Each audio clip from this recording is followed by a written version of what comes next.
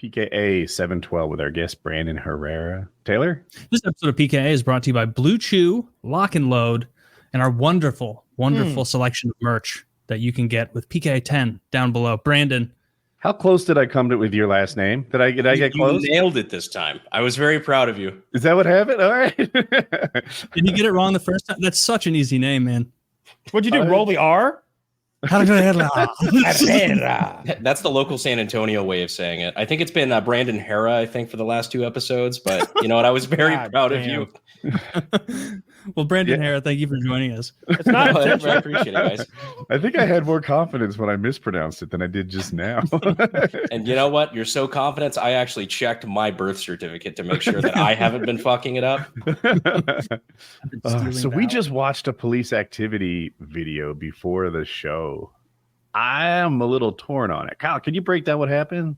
So it looked to me like they're in New York, and a couple NYPD cops are pursuing this guy who doesn't want to stop. He's like running from them, and they all end up on the ground wrestling. 2 cops on one guy, and the guy pulls out a concealed handgun and starts shooting the cops, and he shoots them both. And the cop pulls his gun out, and he can see the bad guy's foot. The bad guy's not wearing any goddamn shoes, and trust me, he should have worn some steel toes, because that cop starts drilling his feet with bullets into the concrete like it's a nail gun. He's going, "Paka, paka, drop that gun. Yeah, drop it, I said. Paka." And it's like, dude, you're gonna blow his whole foot off eventually. I can see black marks, like sooty black marks from the tip of the barrel. Like he's touching the guy's ankle and giving him bullets through his foot into the asphalt. He's shooting him so directly in the. This is how I would shoot someone in the foot to be sure I got it. Like, I mean, barrel pressed, 100% accuracy from the cop. I thought it was a great shoot. Because, like, the guy is shooting the cops. I didn't even catch that. I heard him say drop the gun, but I couldn't see the perp's gun. Did you see it? You see it at the very end. They get it away from him. It looked, black semi-automatic gun. I don't know what the fuck it was. I got a question. You guys are going to know the answer to this. But if you hold your pistol against something, like a bale of hay or a chest or whatever, does it cycle still? Oh, you could actually fuck up the cycle if you were pushing into him, right? Yeah. Actually, it may not ever even fire because it's something that's called out of battery. I was looking to see the nearest Glock, but if it's out of battery and the slide is pushed back ever so slightly, you could pull the trigger and it won't go off. Right, that's what those ninjutsu guys are teaching you when they're grabbing the gun. Has anybody ever done that? Like demonstrated that to you? Like tried to grab the pistol out of your hand? I've seen a lot of people demonstrate it. I don't think I've ever seen somebody do it in a practical, real world environment. All right, I was at those Tech machine gun shoots in Tennessee somewhere, and there was an Israeli guy. He was the bodyguard for a firearm company owner, and he was doing the technique on people. And I was like, please take this pistol from me. And what he's doing is slapping the inside of your wrist so hard that like the tendons or whatever kind of like automatically release the gun. He took that fucking gun from me. How close were you? Oh, point blank. You have to get within arm's reach and be like, all right, grab it. Would you ever allow that to happen when you were holding a gun? No. You have to count on the guy being melee distance with a ranged weapon. And I got to stick it out for him and say, take it now. But I probably wouldn't be doing that in real life. I think that maybe it works for someone who doesn't really want to shoot. Right? Oh, for sure. Like you have to almost talk me into pulling this trigger and the guy doesn't. Like, I mean, if someone doesn't want to shoot that bad, I feel like I could just cry. Please don't kill me. This is solid technique. It's my UFC. All right, everyone, gather around for my technique. You're gonna want to poop and pee all over yourself. Make yourself an unappealing target. Yeah. I get up like eyes absolutely red from weeping, like covered in piss, and I'm like, and that's how you survive. That's how you survive on the streets. That's how I won the Silver Star. That's how sorry. And that's just it's like the Jerry Smith. Yeah. It's like I just kept crawling and it just kept working. Just so pathetic. They don't want to waste a bullet on you. No, I thought that was a good shoot because the guy had a gun, and in the wrestling situation they were in, it didn't seem like the cop we were on board with really had much else to get a hold of and shoot safely while he was being all octopused with his partner and everything. So Yeah, pump some in his ankle, I guess. Why not? I misinterpreted the video. If people, no, we can't show you the video. I wish we could. We get struck. But in the confusion of the body cam, we've all seen shaky, too close body cam footage. I thought the guy was just resisting. He was not letting them put cuffs on. And as a response, the cop did like probably non-lethal shots to the leg and the foot. That was how I interpreted the video. That guy's crippled for life, dude. He hit the ankle bone with the first one. Yeah, the first one was like on the ankle bone, and the second one was like also on the ankle bone.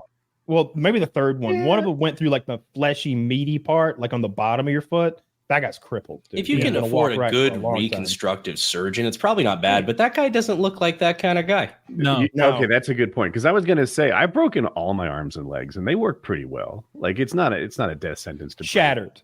It's like a fucking light bulb inside his ankle. There are 4 bones holding your foot to your leg. I broke 3 of them at one time once. But broken half, right? They didn't explode from a bullet.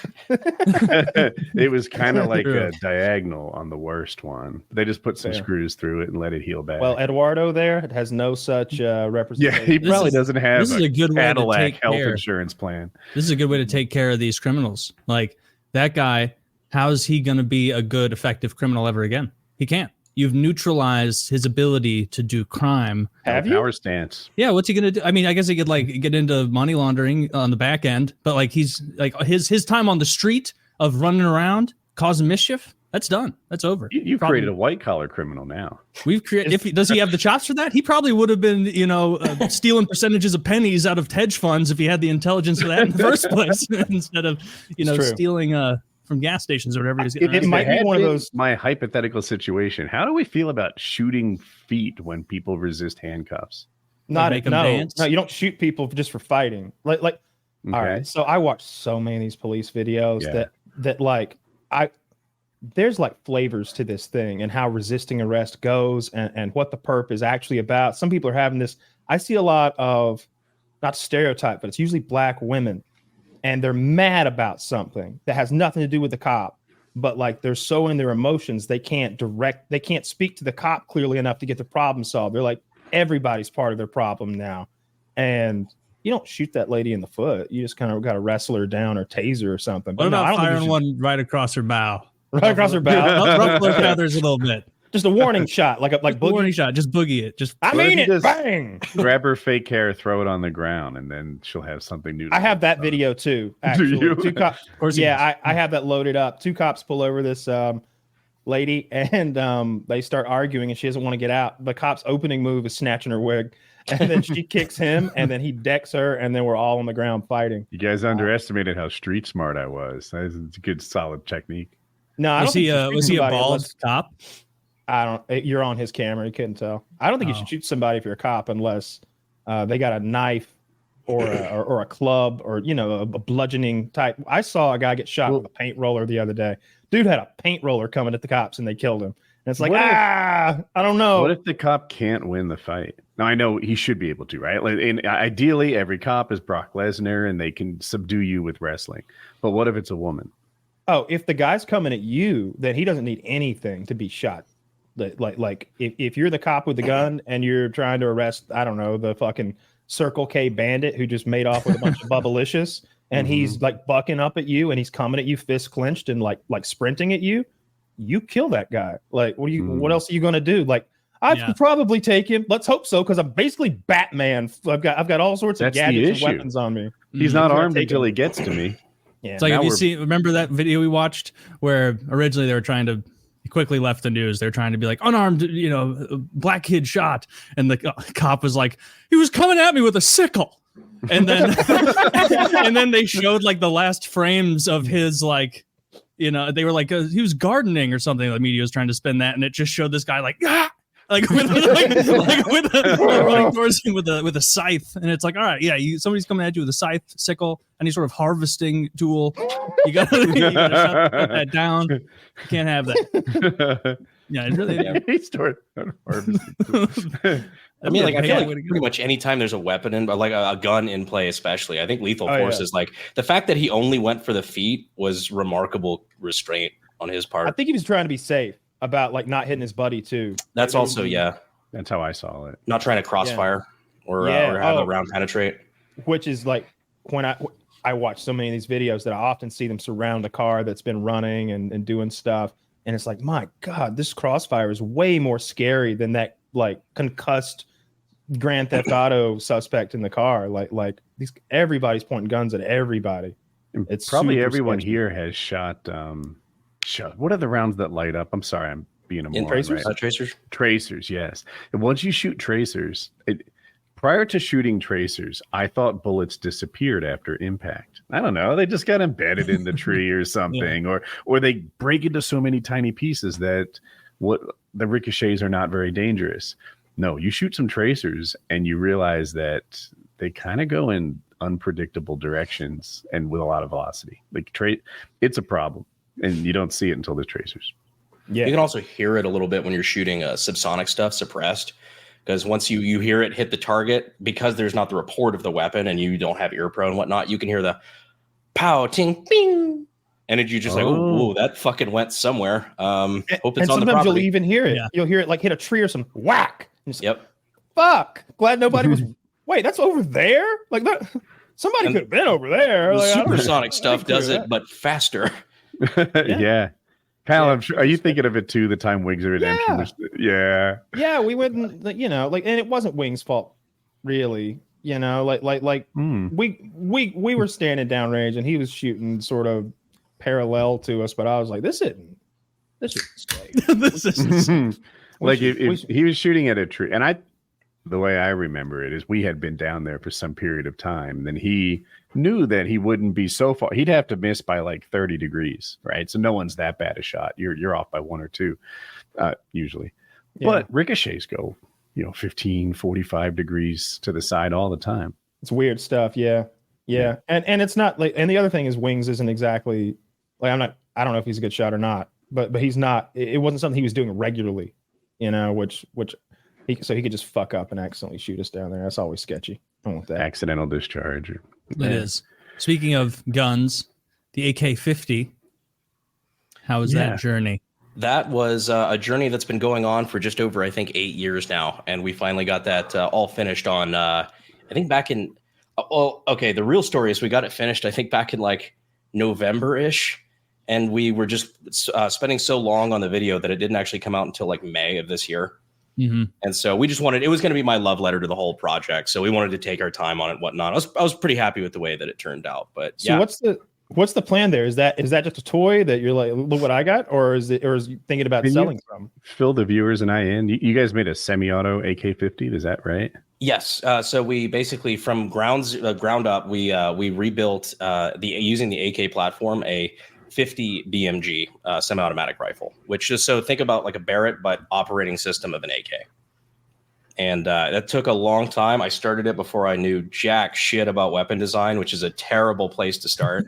Mm-hmm. But after, bringing some employees in and whatnot, and really just learning a lot about, what works, what doesn't work, trying, failing, and just building, 3 real big iterations of it, we finally got, a finished functional gun. And is this a one-off or something that you're selling? So we're not really sure yet. Originally, we were going to do. What's funny is that's entirely 3D printed. that mock-up right there. But we don't really know yet. We're looking into it. We've got a couple manufacturing partners, and I'd love to at least do a small run of these. But who knows? I think a lot of it changed after the Kentucky ballistics situation. So that was what happened there. We had a RPG or a gun blow up. A gun RPG. Someone else had an RPG blow up. Was that also him? So both are friends of mine. One is Scott from Kentucky Ballistics. It was a 50 cal specifically that blew up. And then Adam from Ballistic High Speed was the one who had the RPG explode. Had just a round dent in the tube. And actually, they got airlifted to the same hospital. same room. Frequent flyer miles. With the RPG, did they make that, or was that what was that? So that was a real RPG that was, I believe it was reactivated. But I think it was a problem with the round. Whoever manufactured the round, I'm kind of talking out of my ass on this. They told me, but it was a long time ago. Was it like a new manufacturer or something? Yeah. I would imagine so. That was sketchy. That was sketchy. That's what I always wanted to do, was make RPG rounds. I was like, that's why I got a Type 10 and an explosives. That's why you were so careful, Kyle, when you were doing gun videos, to never do sketchy stuff. No. Honestly, when I see him like blow up like that with the RPG, I'm like, dang, I wish that was me. That's a cool fucking clip. This was pretty close. Like, no, I'd be unconscious on the ground, bleeding or dead. That looked super sketch. That's one of the sketchiest things I've ever seen. You really can't see it, but he had like burns all over his body. Like the next time I saw him was a couple months later, and he had like he looked like a Hot Topic teenage girl, just because he had the long sleeves with the fucking over the thumbs and whatnot. Like it was all wrapped, like it was all from the burns. Is he going to heal just fine, or like a burn victim? He's gonna be pretty fucked up. Like you'll be able to tell that something definitely happened to him. But I mean, for what it was, like he had nerve damage in his face from all sorts of shit. Like it was pretty bad. He's honestly remarkably lucky to be alive. I don't know this person at all. Is he likely to have all the health insurance money that he needs to get better? He'll be fine. I just think that Vanderbilt Hospital's getting fucking tired of YouTubers. So did he burn his face, or just a little damage on the face? Face is mostly fine. He had some nerve damage from I think something that impacted it. But other than that, he's a good injury. A largely arm burn. He could do some workouts, end up looking pretty hardcore with also the arm arm tattoo, right? Yeah, like, that would look cool. It's kind of like, have you seen those people that get struck by lightning, like in their shoulder, and it gives them a lightning tat? Apparently, that's not even permanent, but once you get that, you should tattoo it and make it. Oh, absolutely. Because that's pretty cool. I wish I could. That means God favors you. Tattoo. Yes. Yeah. Yes. Yeah. Did he test put it in a vise and put a trigger on a string on the trigger and test fire one of them bitches before he went hands on? So funny enough, they had been firing it all day. They had been firing it all day. It was, I think, it was the last round of the day, one way or the other. But it was one of their last ones, and it was fucking crazy. Man, that's so scary. One of the things that we always heard about was they maybe Cambodia. They're like, yeah, you can go to Cambodia, you can shoot a water buffalo with an RPG. It costs this much money. And I'm like, where do they get the rounds? Soviets left a bunch there like 40 years ago. Like, wait, they've been sitting in soggy ass Cambodia for 40 years, and you want to go into the jungle in a third world country and shoot them at an animal? No, the Cambodians who are selling rights to hunt their neighbors' cattle are upstanding guys, and they keep all those in the proper warehouse. And I'll be honest, I would shoot a water buffalo with an RPG, but I don't want to go off into a jungle and get hurt. Wasteful and despicable that you would do that to an animal that's not even one of the bad ones.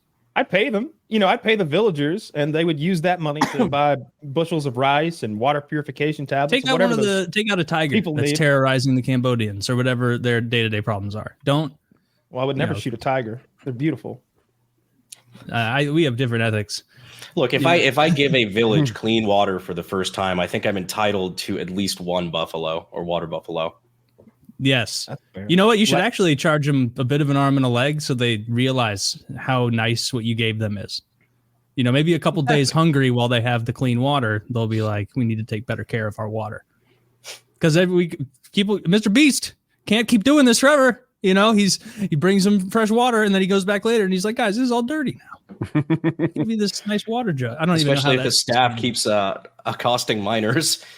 Yeah, when he's got all that going on. That's got to be so stressful for Jimmy when he's running the biggest YouTube channel on earth and he's like, all right, I got this business meeting and this and that and this and that. By the way, I'm Assistant Beast. Jimmy, your right-hand guy has been caught grooming. He's like, oh, this is horrible news.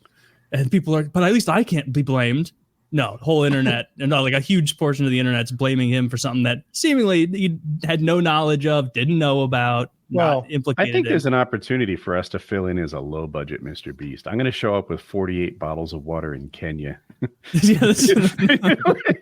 Clean water from PKA. Here you go, boys. You just don't get the spirit of it. You're like, I took 100 Kenyan kids and put them in the octagon. And like, this is horrible. And he's like, I guess I just don't get the algorithm, guys. Like, I just number of people plus location equals views. I don't get it. It's true. What am I doing wrong? And it's you with like the big soy face, open mouth on the thumbnail. with like a hungry, distended belly kid. I think Zach's onto something. I think I would actually switch that. I would rather go to like an uncontacted tribe or something and just do one of those drone shows above them. Just see what happens. Yeah. Then you'd have to show up right afterward. They'd think you were God or the devil. That's the risk, you know? Yeah. No real way to communicate that. I think my old YouTube idea is still like in this modern age, it's coming to the point where our morals have drifted so low that I think it could work. Bums night out, I'm referring to, of course. This is when you go find yourself a real homeless man, preferably with some vices, and you give him $10,000 and he can do whatever he wants with it, but he's got to get it spent tonight. Like you hold the money, he tells you what to do with it. It's got to all get gone tonight. And you just follow him around that night with cameras. And, you know, you could right from the start, I think it would be smart as a production thing. I don't think this is really fakery to be like, and by the way, that limo is $2,000. If you want to hop in there, we can start the night. And like, I just want to put this homeless man in the limo. I want to follow him around while he scores drugs. I guess let him spend the money at that part. Can't we do this for 1,000? 700. I could do this for 700. Why does it got to be 10 grand? Because we want to just a random Uber. Actually, that's kind of funny. Yeah, you can rent this electric bicycle. It's on me. Otis. I just want him to go to the liquor store and just get drunk and just kill himself, though. It would be nice to have 10 grand. Why would, yeah, but that would cost you $10,000 to get a well, hopefully he does some stuff leading up to that. I want to follow him around town. Maybe go to the strip club. You get to keep what he doesn't spend. Oh yeah, we're not. That's true, and you get to sell his organs. So like you're coming out on top. Probably there's probably one good set of organs in there. What if he's got great lungs? You know, stomach's probably not great. Oh God, speaking of great lungs, you sent me that link earlier from that Huffing subreddit. There's a subreddit dedicated to people who huff shit, and the guy was showing that he was like, basically they post pictures of like weird shit they've been huffing, and he's like, yo bros, you tried this yet? And it'll be like PVC pipe glue, and I'm like, yeah, that does smell good actually. Every time I've ever done any PVC work, I'm like, man, that smells nice. Then some guy will have like acetone for auto paint or something like that, some sort of paint thinner stuff. Taylor posts one, and the guy has Black Widow Killer. And he's like, yo, 12 hits of this, and you see the doo-doo man. Yeah, it's all misspelled, but it says every time 11, and it's a picture of Taro Spider Killer, that big orange can. And it do goes, not do this, people. Every time 11 huffs fine, 12 huffs poop man come. And then it didn't write anymore after that. I guess the poop man came. And did you scroll to the other picture, Kyle? No. There's a picture of what he's huffing, and then you hit the right arrow, and it's a picture of a poop-stained mattress. And so this guy is clearly huffing so much spider killer that he's shitting himself. He's like an alcoholic waking up the next morning and being like, oh, why do you always take that 12th puff? Like, it's kind of like that one. It's like after 2,500 milligrams, the Hat Man does not respect gender pronouns. Yeah. Yeah, the Hat Man, he's the Benadryl. Robitussin. Yeah, Benadryl. Yeah. Oh, okay. Yeah, Robitussin is a real drug that people use if they can't get Tussinex. Or I guess Robitussin is not the real drug version of Tussinex, right? Used to be, maybe, I think. I was talking to a friend of mine, like, who was way too deep into codeine and Tussinex and that shit in like his early mid-20s. We were just having a game night the other night, and he was talking. He's like, oh yeah, it got bad. And there were times, you know, I would go in and I'd go to my local clinic and I would say, I had the whole thing rehearsed. I'd say, I have dark green phlegm. I've been coughing so much my throat hurts. And then when the nurse would say, are you allergic to anything? I'd very casually go, oh yeah, my main doctor said I can't have something called codeine. And if you can't give them codeine, that means they have to get Tussinex. And he's like, and it was great, dude. We had a great thing rolling for a while. I'd go and I'd get this giant bottle of Tussinex, and then I'd bounce around to different clinics like a couple of times a week. And then eventually he got banned from one of the clinics because they realized, like, this dude isn't fucking sick.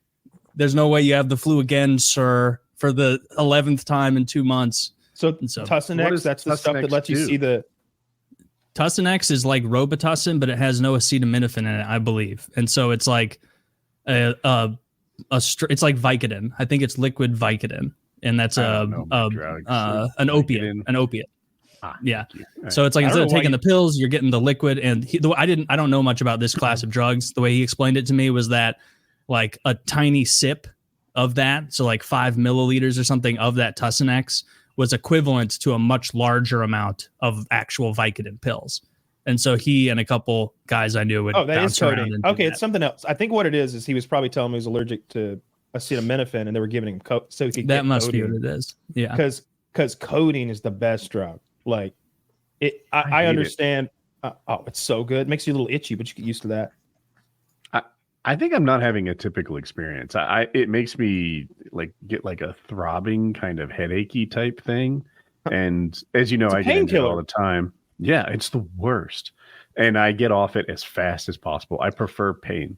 You might be like me because I'm allergic to a lot of painkillers. Like I have a bad reaction every time. Like I just get like headaches. I get nauseous. Like a bunch of stuff. Weird. It's a good thing to be allergic to. Those things are dangerous. Is it? What if you're ever burnt?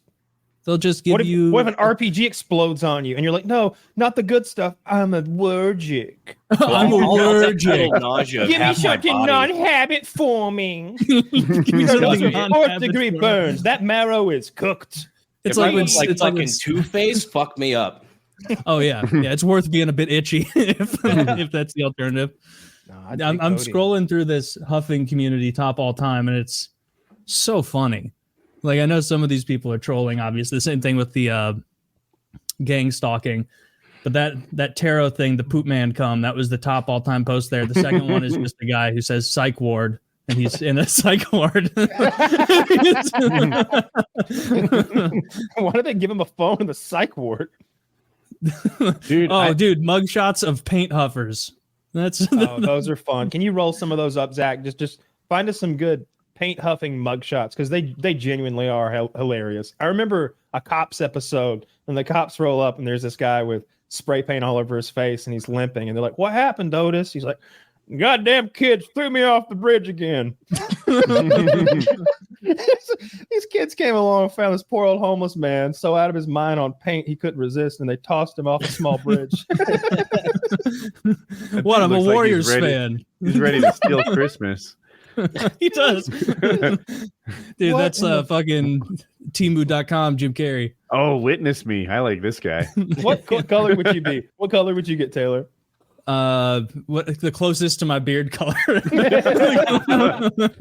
Oh, I bet you could huff real good. I feel like a beard would allow you to like You keep some store it. residual. Yeah. Yeah, you might get overdosed quickly. Flavor The saver black for the huffing. black eye almost like you almost can't tell. You know, Dude, what I that mean? guy's Finish that joke. He's like, that guy's give me Hickory wasteful. Brown. Do y'all have Krylon Hickory Brown? Is there Shit. something about metallic paints that makes it better? Everyone's choosing them. I think it's just because the people that did it with the beard and they did a natural color didn't get caught. That's Yeah. exactly it. That's true. It's that the people who are stupid and awful enough to huff gold sparkle paint are also very much likely to get arrested while huffing Yeah. gold sparkle And paint. you know what else? Don't I do would that not- to the president. I bet genuinely that price is an There you go. object to these people. And so they're probably getting the cheapest spray stuff they can. So like maybe house color or like wall color is less or more expensive than Damn. gold. I You choose know, to believe they sparkles. go to Let Home him Depot. huff some paint. Jesus. They go to Home Depot, huff right in the aisles, and try to walk out unnoticed. I'm sorry. You can't prove anything. Wait, excuse me. Where's plumbing? Like, just fucked up They covered do. paint. They genuinely do that all the time. Mitty, my friend that worked store security for a while, they'd catch a guy and there'd be like 3 or 4 empty cans at his feet, and he'd be trying to kill the fifth. Or that there was one guy that like hid in the bathroom overnight, like stood on the toilet so they didn't notice, and they found him in the morning, passed out in a pile of keyboard dusters. By the way, That's Have what you ever- Steve-O used to do. Yeah. keyboard dusters have this additive in them, as I'm sure many products do, that tastes so horrific. Like there's no high worth that. There's no high worth. You know how if you lick deodorant accidentally, how that weird thing it does to your tongue? It's Yeah. like that plus the bad part of a pecan. And it Yeah. won't go away. Yeah, it's terrible. I've told before. I went to high school with guys. 4 of them got a job working at the grocery store after school, solely to do the whippets. It's when what is it? It's not Cool Whip. What is the Ready Whip? the can one. Well, Whippet is a brand. There's 2 brands. Oh, Whippet is a brand? Yeah. I think that's what they called getting the air out of a ready whip. Sure. Yeah, it is. Yeah. So. Nitrous oxide in general. What do you call it when you've got like the canisters and stuff? Whippets.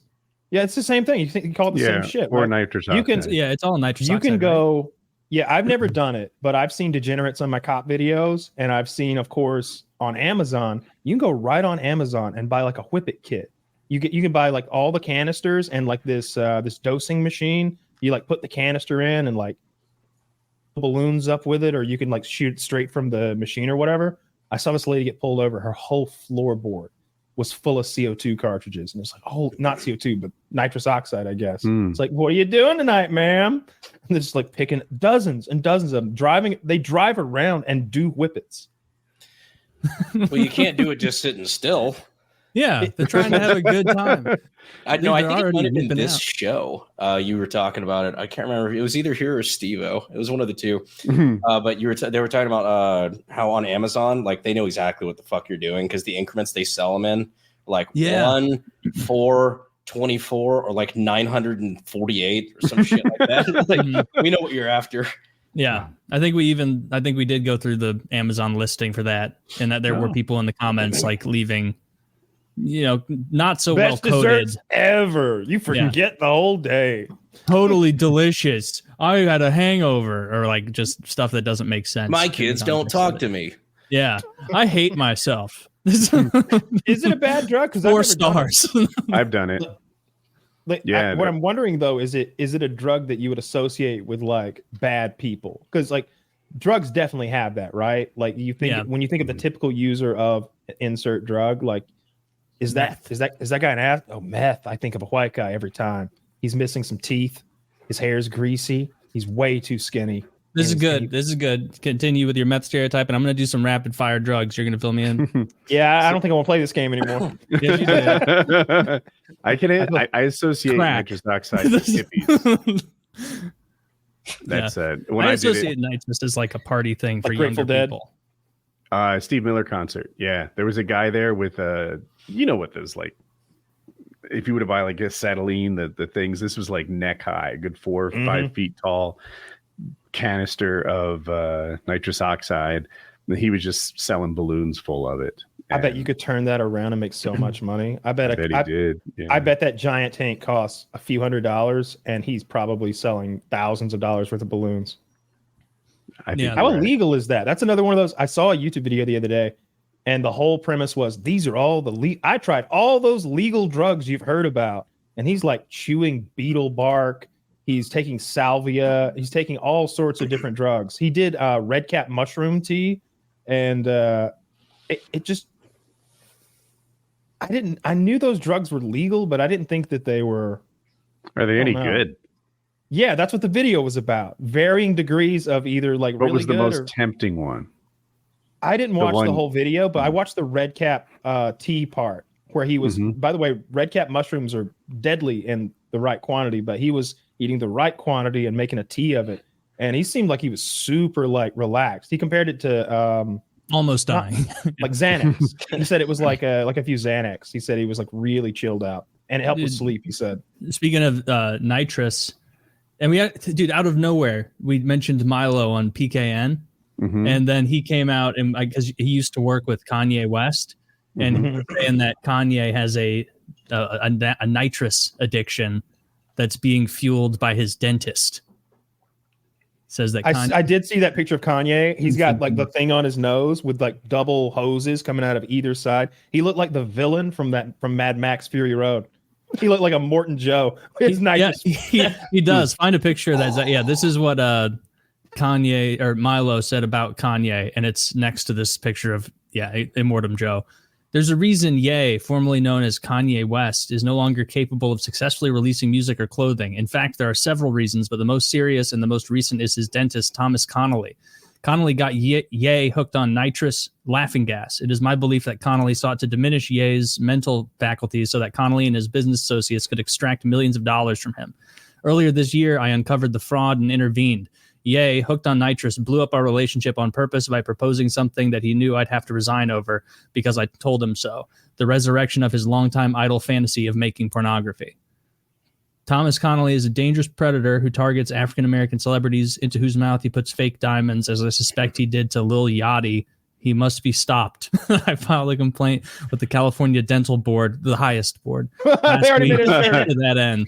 Yeah, the California Dentist Board has assured me that they've investigated themselves and they've found no wrongdoing. You know, I'm looking at that. Zach, will you add that to our shop real quick? Give us one of those with the mask. BPAP users catching strays over here. Oh. This isn't cool.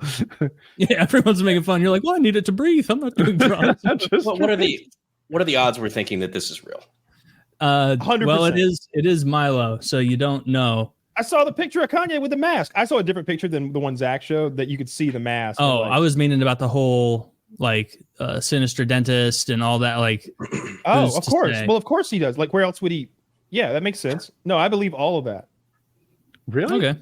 Yeah, I mean, he Kanye was. West. Look, that is a picture of him. There's no way. That's a white. It's a white eye underneath there. That's a woman, or he has the most svelte shoulders I've ever seen on a man. That's look at the normal Kanye. Man behind. Why would they have that picture there if that weren't Kanye? Maybe that's the dentist. All right, if that's the dentist, he's a fucking super villain. Yeah, if that's the dentist, I believe everything. Like, I think he's doing a lot more than what Milo's letting on. If that's the dentist, but yeah, I guess. No, I believe that 100%. Why not? Yeah, Milo Yiannopoulos wouldn't just. Why wouldn't that be true on the internet? He wouldn't just make things up online. But I don't know. Kanye, you know, he's gone out there a few times, and this is an out there drug for a guy in his 40s to pick up. I would like to think everything he said was said in his right mind. 100%. When he was showing 4chan graphs to people like on the news, that was very fun. I wish he would have kept doing that. That was so fun. Just, you know, they're trying to get him to talk about his new album, and he's like, I bet you would want to know you're Jewish, and like just accusing anyone and everyone, like a black guy, of being Jewish. Just that's his idea of who's behind. I'm not gonna say what kind of doctor it was. Yeah, it was a Jewish doctor. It was a Jewish doctor, and the way he says that with like the hammer drop.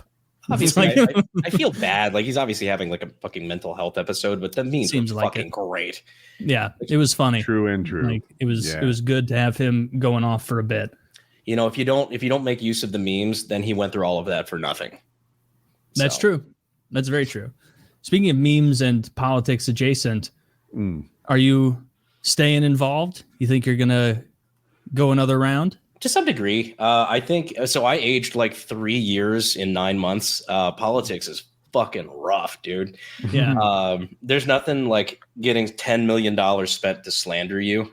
Yeah. Like I grew up on the internet. Like I've been on YouTube and whatnot for years and years now. I'm used to it. I got thick skin. Like it really doesn't bother me that much. But there's something about going to your local Texas Roadhouse and sitting at the bar and seeing 19 ads play back to back about why you're the devil. Mm-hmm. It's like, oh wow, this is gnarly, and people start giving you weird looks. Like, hey, you look like the guy on TV that said he wants veterans to kill himself and kicks puppies. It's like, no, really. It's almost like that was paid for by people who don't want me to get elected. But no, we came really close, man. We were, as a fucking YouTuber who's never done this before, we took one of the best funded Republican incumbents in the state of Texas, and we got outspent $10 million to 1 and lost by 407 votes. Damn. It was wild. It was about 1%. So if it was just an organic campaign battle, you would have won for sure.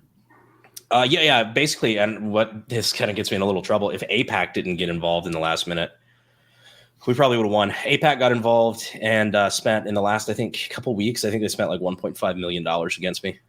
They do like to do that. Yeah. Promote their candidates. When I saw your video about, basically we made a video, you said I lost. This is, some of the things, and I'm pretty proud of how close I came. Part of me was wondering if you were a little relieved. Like, you've got a pretty good gig right now. Did you really want that other one? The way I compared it, and this is a very witty comparison, so I think you'll like this. The way I compared it was, it was like exercise and ice cream, where it's like, all right, if I win, I will not enjoy it. I'm going to be doing 2 years of something I really I think is important, but I don't want to do. Like, I've got a sweet gig now. I make pretty good money. I do what I want. I get to run businesses with my friends and do some cool stuff. But I think it's better for the country, and I think I get to get involved in some things that I really care about. And I think it's, it's stuff that you don't enjoy in the moment, but it has a lasting impact for the better. But if I lose, it's like ice cream, where it's like, okay, I didn't do the thing that I know is better for me in the long run and better for the country and all that, but I get to go back to this. I get to go to do whatever I want to basically just. And so, like, I left it up to the voters. I gave it everything that we had, and I'm really happy with my team and whatnot. But yes, to long answer to a short question, I'm incredibly relieved. Dude, you nailed it. I did love that analogy. I know exactly what you're trying to say. Good. I figured you might. But Yeah. That was it was a wild experience, and not one I think I want to do again, at least anytime soon. Okay. Well, this is a good run then for, maybe 15 years from now. Type You 2 fun. decide you Yeah, want to exactly. go again. That would be cool. Yeah, I learned a lot. I made a lot of good connections, and I learned so much about how politics works. It's not even funny. It's a little scary. But yeah, it was incredible. My opponent did a terrible job of digging into my past and the internet and shit I said online. Because my God, if they had pulled up any of the clips from PKA, I'd be fucked. They never did. They I was thinking about that while you were running, and I was like, I hope nothing comes up that damages my friend Brandon. But that's kind of what I just thought the whole time. Like, you know what? Hey, whatever comes up, I'm an internet comedian for half of my job. Like, do you hold it against Dave Chappelle or Shane Gillis when they say stuff like that? Like, if you're in the guise of comedy, like, I think anything goes. Yeah. Well, they did though, right? They canceled Gillis's career there for a while. They did for a while. Yeah. He got fired from SNL. I know about. Yeah. But that's SNL. It's when you go out on your own and you're Shane Gillis and you're that much funnier than SNL. I think you'll be fine. It was for the best. Schwarzenegger successfully argued that, like, hey, I didn't live my whole life preparing to be a politician, because they had videos of him, talking about how he liked it, how Lifton was like coming and he's smoking pot, and there's a whole host of things in Schwarzenegger's past that he was accosting those women at Carnival. Yeah. But he just said, That's a hey, good video. I wasn't always preparing to be in politics like some of these other guys, but this is the me you get now. And I brought that up a lot too, where it's like, hey, that just proves that I'm serious about the fact that I never wanted to be a politician. If I did, I would have led a lot cleaner life. But it's just stuff that I thought was important. So I'm like, you know what? Hey, I'll throw my hat in the ring. I would like rather have a politician have some like normal person dirt in their past, like a 14-year-old who like aspires to be a politician and like lives and makes every decision based on that eventuality. Like, that's weird. Those are the worst kind of people. Those are the worst kind of politicians in my mind. Are the ones that have just been like grooming themselves to fit whatever molds they think they need to win an office. Yeah. So they can go out there and like make fucking Hillary Clinton hot sauce comments at black people or whatever fucking nonsense they want to do. And like, they're water into whatever, the shape of whatever vessel they currently occupy. Like, it's a creepy kind of person. They've got no virtues. They just ebb and flow to the shape of their container. Yeah. Yeah. It's like there's not an ounce of sincerity in this person. Whereas if it's like, but then there's also too much. Who is that lady who's like, we all shoot dogs? Motherfuckers bark too much. You know what I mean? That's too much sincerity. But you know what? But if it came out, if it came out and they were like, she's actually doing meth, and she was like, no, I'm not, I'd immediately believe her, because I'm like, a woman who bragged borderline about shooting a dog would also probably be like, yeah, I do meth. What of it? Like that. Like they wouldn't have their guard up for that. It was that's such a funny thing to write in your book. She shot a goat too. She said it smelled like a goat. Killed it. Yeah, if I were her opponent politically, I wouldn't let anyone know she ever shot a goat. I would want to make it seem as though only one animal had ever crossed that threshold, and it was a friendly dog. Only dogs. Like, don't get it twisted. Was past his prime. He was 2.5. That's the first time she ever picked up a firearm, and it was to kill a dog and throw its body in a gravel pit. Quote, I had always wanted to do it. I'd always wanted to. I dreamed about it. I started small when I was younger. Dude, I had a revealing thought this week.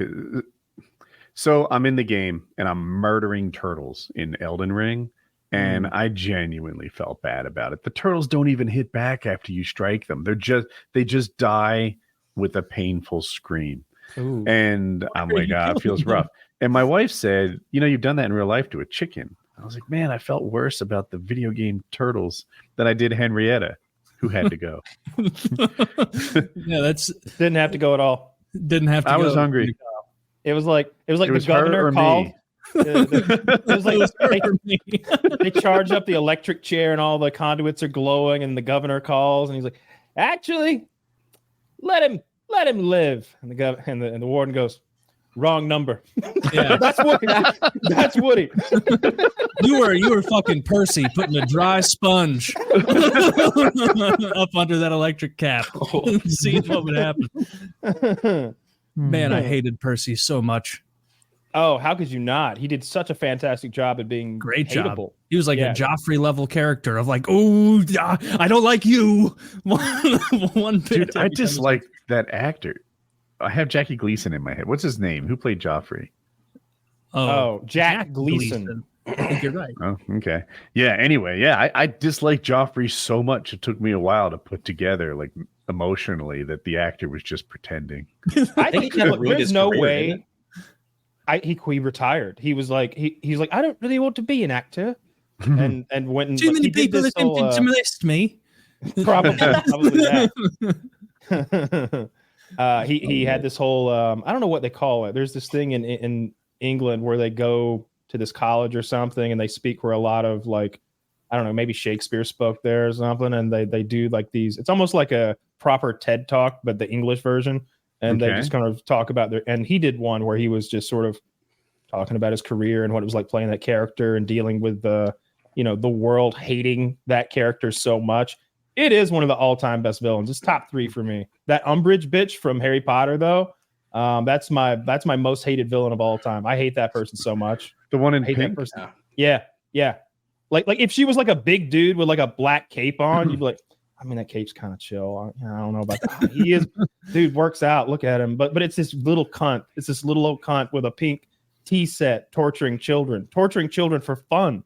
It's just because she likes the power and the thrill of it. Like, just evil, super evil. Yeah. She sounds cool. She's like an evil HR manager, where she's figured Like out how she can abuse kids without getting, Like any Darth, and you might be like, no, Darth Vader. Darth Vader's not evil. Darth Vader's just misguided, right? Like he never like went and tortured somebody for funsies. He's always got a goal, and it's always to make Didn't the he universe. kill all those kids or something? He had to. Oh, okay. Why He did didn't have torture to them kill all though. He those didn't like kids? burn them alive. He just cut all their heads off. Well, he went to the Jedi temple and just killed. And then they're like, everybody. Master, what do we do? And then he goes, bzzz. That's all. And then he just kills them all. that probably was a hard quickly. ass scene when he killed all those little kids. Yeah. That was when Star Wars was. Do you think that was necessary though? For what? For like his goals? Yeah. He had orders to take them all out. They wanted all the Jedis gone so they could consolidate power over the Galactic Empire. With I the would like Galactic that. Empire, I would kidnap the Jedis, make my Sith army more powerful over time. they did. Well, they did that And in the new stuff. They're like, oh, and 5,000 Jedi escaped, so they all get stories now. So because they're making tons and tons of more Star Wars properties. I'm Oh, not good. going to I watch bet any you're more stoked Star on Wars that. stuff. No, I'm not watching any more Star Wars stuff. I'm done with that. But the Game of Thrones shit, I'll admit, it's dragging me back in. I didn't see the finale. Was it good? No, it's bad. I haven't seen it, but everybody's saying it's bad. I don't care that it's bad. I'm more into the universe. I'm trying to view Game of Thrones as a universe where fun stuff can happen and I can just enjoy the little stories and characters. There's another show coming called like Night of the Seven Kingdoms or something like that. I think there's 3 or 4 more in production. They're going to make a fucking universe over there. Is Kit Harington going to get a show? I thought I he hope was. so. and I now wanted to he's so cool. bad. I wanted a show where Kit Harington was with that redheaded wildling guy, and and they were just running around north of the wall doing cool shit. But Can I tell you the about the final episode of season 2 without spoiling it? Yeah, Sure. yeah, I don't mind. Yeah, It is a teaser for season 3. Whatever you know about the universe right now Mm-hmm. is exactly as much as you will know at the end of that episode. Mm. There's like no developments really. There's like Yeah, it's one frustrating. ish, but yeah. I thought Every the once previous in a episode, while. I'll catch a spoiler for a show I'm watching on the internet, and then I watch shows with my wife, and I pretend that I guessed it successfully. Nice. Like, I don't know, Jackie. I think around 43 minutes, this guy's going to be toast. You did it again. How are you time stamping like that? I like the universe. I like the magic, and I like the fucking swords and shit. I really like the end of the last episode when Rhaenyra, is that her name? Is that the blonde queen's name? When Rhaenyra's standing there with like her 3 or 4 giant dragons and her new dragon riders, and she's giving the mean face. Like I was like, yeah, give him the mean face. I was like, that's pretty cool. And then, but I heard that the last episode's not great. That it almost feels like there should be feels like the penultimate episode of a good season. Everybody's saying that the last dragon episode riders was where it should have ended. Like that mean face on the cliff was where the season should have been done. And after watching this last one, I agree. Like so Taylor, I'll spoil a bit of House of Dragons. So they've got this problem. They got a lot of dragons because they've been breeding them forever.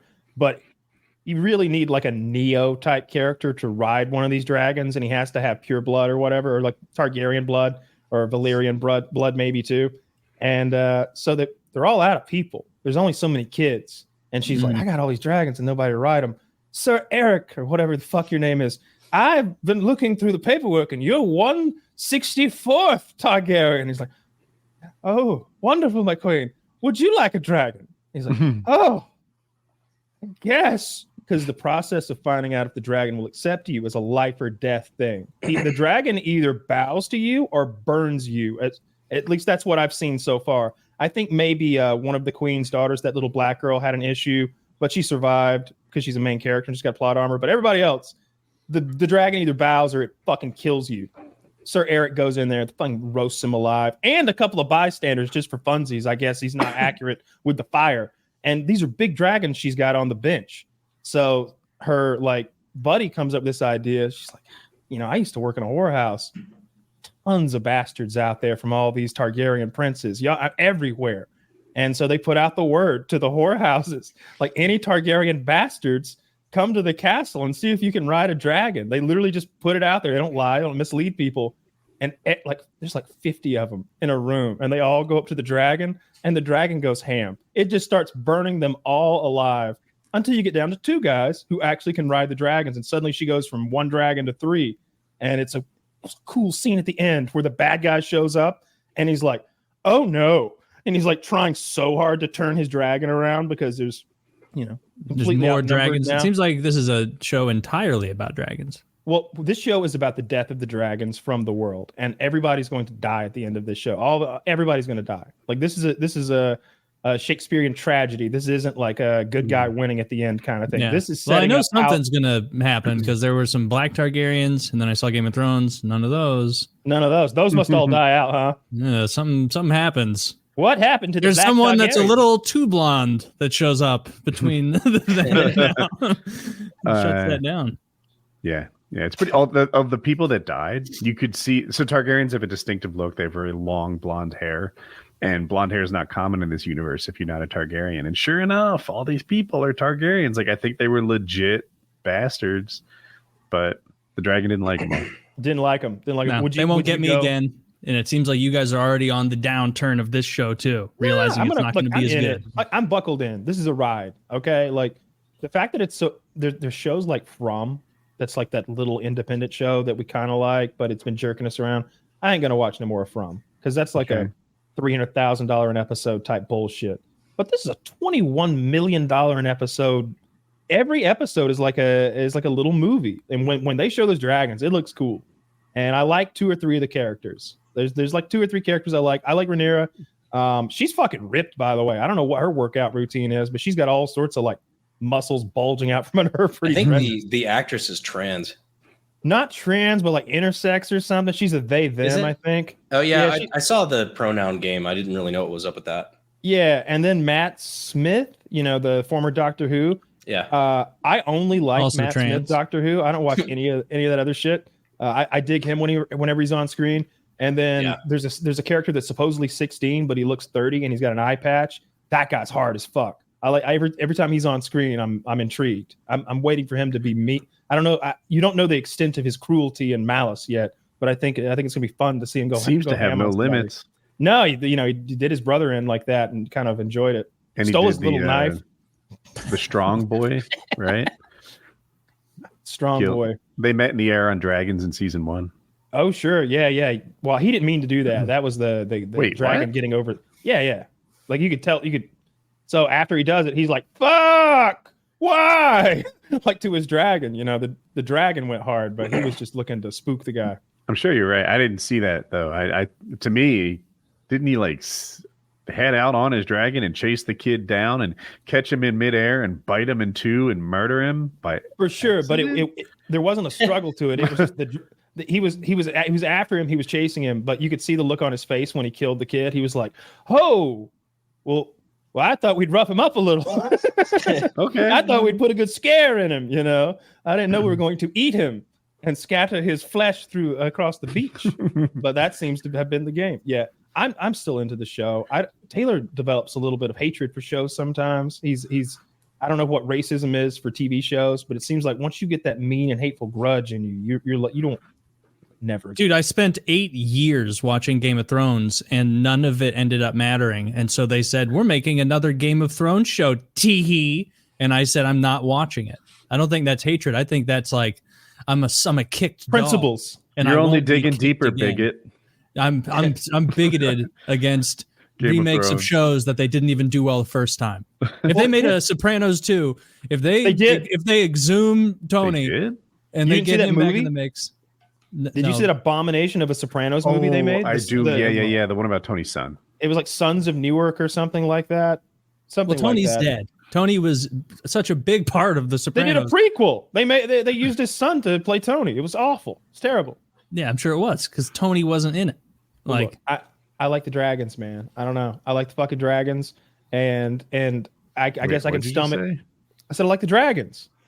He likes the dragons. I heard I like to fuck the dragons. I'd love to fuck the I like the fucking dragons. I like my real complaint about that show has nothing to do with dragon nudity. It's not the wokeness. Oh, there's tons of dragon nudity. It's not the black Targaryens so much, although I just find the black Targaryens confusing. The thing I don't like about is like an ethnic line with mixed race people in the family. That's not confusing and convoluted and difficult. I don't know where they came from. I'd like to read some backstory. I need the clip notes or something to understand where they came from. But what I really miss is all like hilariously inbred. Like it's very odd to have these two lines, but hey, it specifically, Kyle, sense. The female nudity, because they're hitting their targets with the male nudity, but that's hitting not them what right I'm down the middle, for. dude. They're batting like 800. You guys agreed with my edict last episode. Yes. Did you say 10-1 or 100 to 1? For every instance of male nudity in television, it must be balanced out by 8 instances of female nudity. Do you know how many actresses in the original Game of Thrones series were porn stars or nude models? Like I know that Tyrion's bitch, right? Dozens. Like there were Roz was I think also a real prostitute. But anytime they would have like an orgy scene or they would have like a whorehouse scene where there's like 8 girls standing there naked, they would be porn stars or like nude models or like strippers or something. So everybody was fine with getting naked. And I miss all that nudity. I miss those titties. Yeah. I'd rather have Ross titties. flashed her pussy in season 1. Do you remember that? She was like, yeah. Do I remember? Like, I could detail the scene for you. Yeah. Or Theon was afraid that he would miss her. And Theon, yeah. So he flipped her a coin for one last view at that beaver. And she lifted her skirt while riding away on the wagon, pointed backwards. Meanwhile, there's like main character white guys with beards 8 seasons in. Woody's like, now is this Boromir? Like, I couldn't tell you how Ned Stark died, but ask me about her labia. Rain Man, whether he can tell you how her pussy hair was cut in that scene on the cart. He can tell you how many apples were sitting next to her. Oh, that's actually a controversy, by the way. All right, so I don't remember her name, but there was a wildling woman in the later seasons who was like leading Bran around and when he was on his adventures. Remember that? Yeah. She had scraggly hair. Yeah, she was kind of pretty. She wanted to grow her. She had to do a nude scene, and she was like, "I should grow my bush out, right? Because I'm a wildling woman, so we should either grow it out or put on a merkin." And they're like, No, actually trim it a little more. Trim it a little more. You're a savage, but you're not a beast. You know. She was like D giving us the hookup. They literally did that, and that was. I felt like that was kind of an example of a little bullshit, right? Because I'm always preaching that I want things to be like the characters should be and whatever. So like, yeah, she should have a big old beaver if she's a wildling woman. Yeah. I can imagine a wildling woman with like a landing strip. It doesn't make any fucking sense. Armpit hair, like she should be hairy. She's a wildling savage. She's shaved down there, I think, if I remember correctly. She's definitely not. Merkin is one of my favorite vocabulary words, by the way. Merkin is a pussy wig. Is it just a pussy wig, or is it any kind of pubic wig? It was originally a pussy wig because it came from a time when whorehouses had to shave their pubic hair because of like the pubic lice issue. But that was but you wanted to. It was a bad look to have it shaved because they knew you'd had pubic lice. So you'd throw on a fake bush, you know. Doesn't that just defeat the purpose of not having a place for lice to live, or am I mistaken? I don't think the lice enjoy the merkin. I don't know what it was. A show bush. It was a show bush. It's definitely a cover up for like stage and film. Oftentimes whenever there's going to be bottomless ladies, they'll throw on a. Although Demi Moore, it's cheating. They make you think that you're seeing it, but really you're just seeing a big old wig. I see that as well. It's a little bit of a lie, and we hate liars here. Just show you. If we become president, we'll put a stop to that. You're gonna hate when you find out about CGI.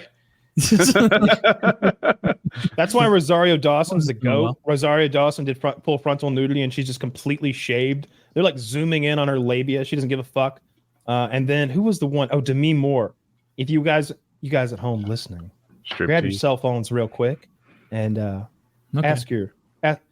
ahead and Google Demi Moore Playboy full frontal, and maybe throw beaver in. Because you've literally sent me this picture before. I know. Yeah. It's historic pussy to me. Demi Moore is like one of the most beautiful movie stars of all time. I like tall women. She's very tall. She's like very hot. Striptease came out at a time when I was a young man, but I think I saw it somehow anyway. And then G.I. Jane, where their big old knockers are swinging around trying to get into that seal boat, is fucking hot. Always thought Demi Moore was sexy, but then so at some point I went down the rabbit hole of Demi Moore nudes, and my God, that is the hairiest vagina I've ever seen on a white woman. Thank you for the qualifier.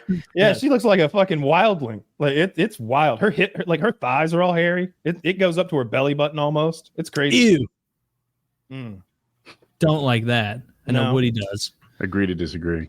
He loves. Oh God. He loves Merc. Actually, no. Woody would hate Merkins more than anyone. Oh, because it is just a lie to him. Yeah, for the wrong reason. It doesn't fit the qualifications. He's got a belly button Merkin. Kyle's like, where are the pussy lips? And Woody's like, that hair's not even real. It's not even real. I don't mind not being able to see it. Yeah, it's a weird thing to like. I like that peach fuzz on the lower back, like that action. The whole thing. You can't stop me. I have never noticed that on a woman. No, not that it's not there, but it's never been a thing I've like looked at and like paid attention to. Like feet, like the feet are kind of just there. What is it? Like every morning I wake up and I thank God that I'm not one of those people attracted to feet. Yeah, I'm almost the other way. I like. You wish you could enjoy them. Yeah, I feel like not that necessarily me right now, but like teenaged me who couldn't get action, like being into boobs and pussy is a challenge, right? Yeah. But I feel like 16-year-old me could be like, I really want to see those feet, and she'd be like, all right. Yeah, right. You lived on a beach town. You could just go and live your dream. Oh, imagine what a dream that was. 2 blocks from my house, there were hundreds, if not 1,000 feet to lurk it. To what is the word of lure? Leer. That's what thank you. That's what I'm going for. Leer. To leer it. That would be that. I like how even in your own view, you'd be leering. Like, even those AOC eyes right at some. What if foot fetishism is just like an epigenetic holdover from like the old fashioned like fucking Amish days, just way back when like, oh, she's showing some ankle. Oh, it could be. We'd have to analyze the Amish likelihood of foot fetishism versus the general population. I know Amish is not a time period, but you know what I'm getting at. Yeah, this is where that Ukraine money could be going. They use a hard year for the Amish, don't they? Don't they say like 1699 or something? Like no tech after some. There's like a That's year. just There's like Amish Paradise from Weird Al Yankovic. yeah, but I think it's based on. First of all, yes, it is. But I think it's factual. I think it's based on reality. I think they cut themselves off on a year, like pre-86 machine guns. They're like, oh, is that a pre? I think you are right. Spinning wheel you've got there? Okay, it's grandfather did then. Good. How did Amish people decide that mid 1800s technology was just the right amount? Let's see what this guy on Quora says. Around 1850. Well, they never did make that decision. It is largely a myth that the Amish froze time around 1850 and refuses to acknowledge anything newer. I say largely because, oh my God, dude, just say a fucking year. There's so much bullshit here. This guy's answering questions on Quora all day, and he's this verbose. Like, what else is this retard answering? I think he might like to hear himself talk. Yeah. What other questions? You've seen the documentary about the Amish family, right, Taylor? Where they're doing that something Springa or something. When the Rumspringa. Yeah. Rumspringa. There's like this old, almost like DVD documentary about that and about the Amish sort of like pouring over into the local community and the bars and the drug life and sort of getting mixed up in that and then not knowing if they're going to stay in the Amish community or not. It's so weird. Aren't you glad that that's not where you're from? Can you imagine like being born into that? It could be kind of fun, actually. No, it couldn't, Taylor. You'd be crippled like in every way.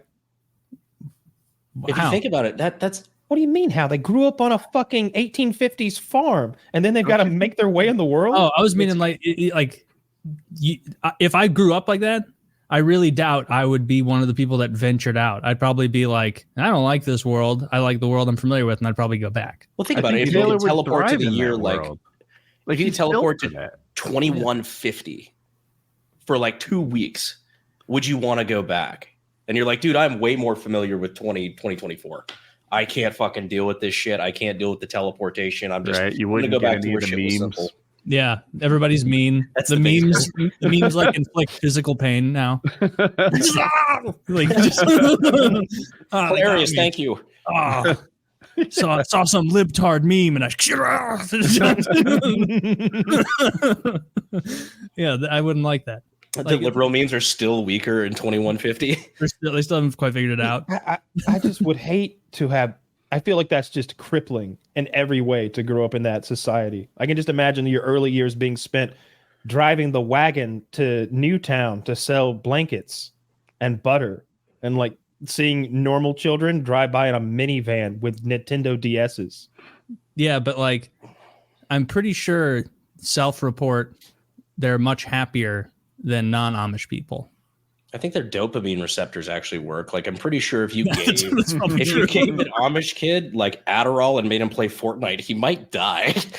Oh yeah. Can you imagine seeing a child smile when they're handed an apple? Like a kid who's like, oh, thank you. I don't know why I sound like this, but I'm happy for an apple. You know, more likely to speak German or something, some old German or something, like Dwight Schrute style. Yeah, they are doing German like or Dwight Dutch.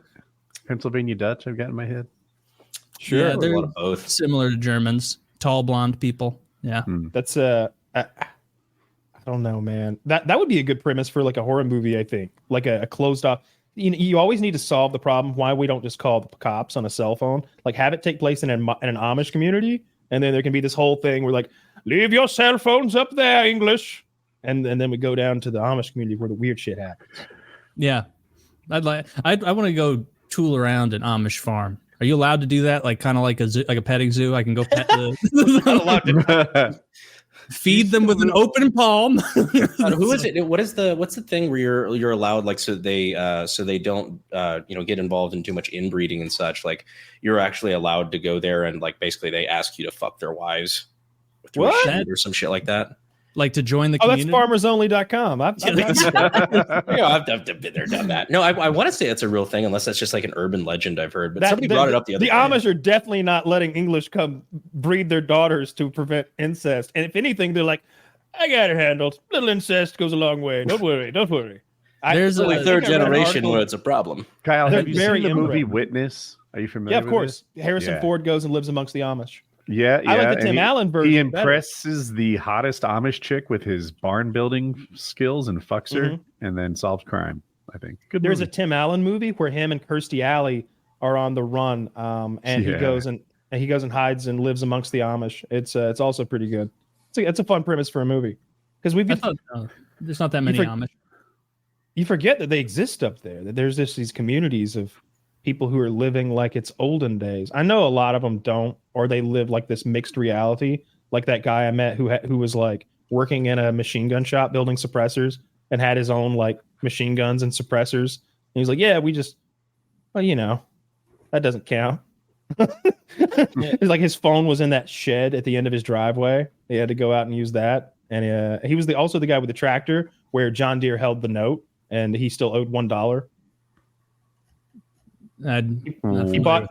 Oh, so he didn't own the tractor, John. Yeah, you can drive a tractor. Nothing wrong with that. You can't be owning one. That's crazy talk. That is, see that feels like like these workarounds where you're like, okay, if you genuinely believe this as your religious belief, don't you think God would know you're fucking him? Like it's like the Old Testament is just a long story of the Jews technically not sinning and God technically not smiting them. Yeah. Yeah, you'll see like clips, like religious clips of like a rabbi in New York be like, our holy book says never to leave the house on Friday, on Shabbos. So we honor that by tying string around the light posts so that it's technically all indoors in our city block. And I'm like, there's no way that they're like walking outside and they're thinking God's looking down like, perfect. Every like time this is so what I meant. This is so every time I hear shit like that, I think it like we called it. We brought it up on Unsubscribe recently, but we called it the Jew wire. Yeah, it's like every time I hear something like that, I immediately think like, damn, that is the most anti-Semitic bullshit I've ever heard. And I look it up. I'm like, God damn, they did it. All right, that's actually real. You hear some of that stuff, and you're like, oh, okay, Nazi, like actual Nazi. Then you look it up, and you're like, oh, damn, that's the New York Jew wire, the New York Jew tunnels. It's like, oh wow, fuck, that's they're doing what after circumcisions? What? No one loves the Jewish people more than me. No, I always say maybe Donald J. No one, not even him. Second to Donald J. Trump, of course. Many people are saying it, not me, but many people. A lot of good Jews out there. He said he was the best president for black people since maybe Abraham Lincoln. Maybe Abraham Lincoln. He said he was better. He said that he's better than Abraham Lincoln for black people too. To be fair, by the time the slaves actually got freed, if he means it, it's insanity, but it's a great joke.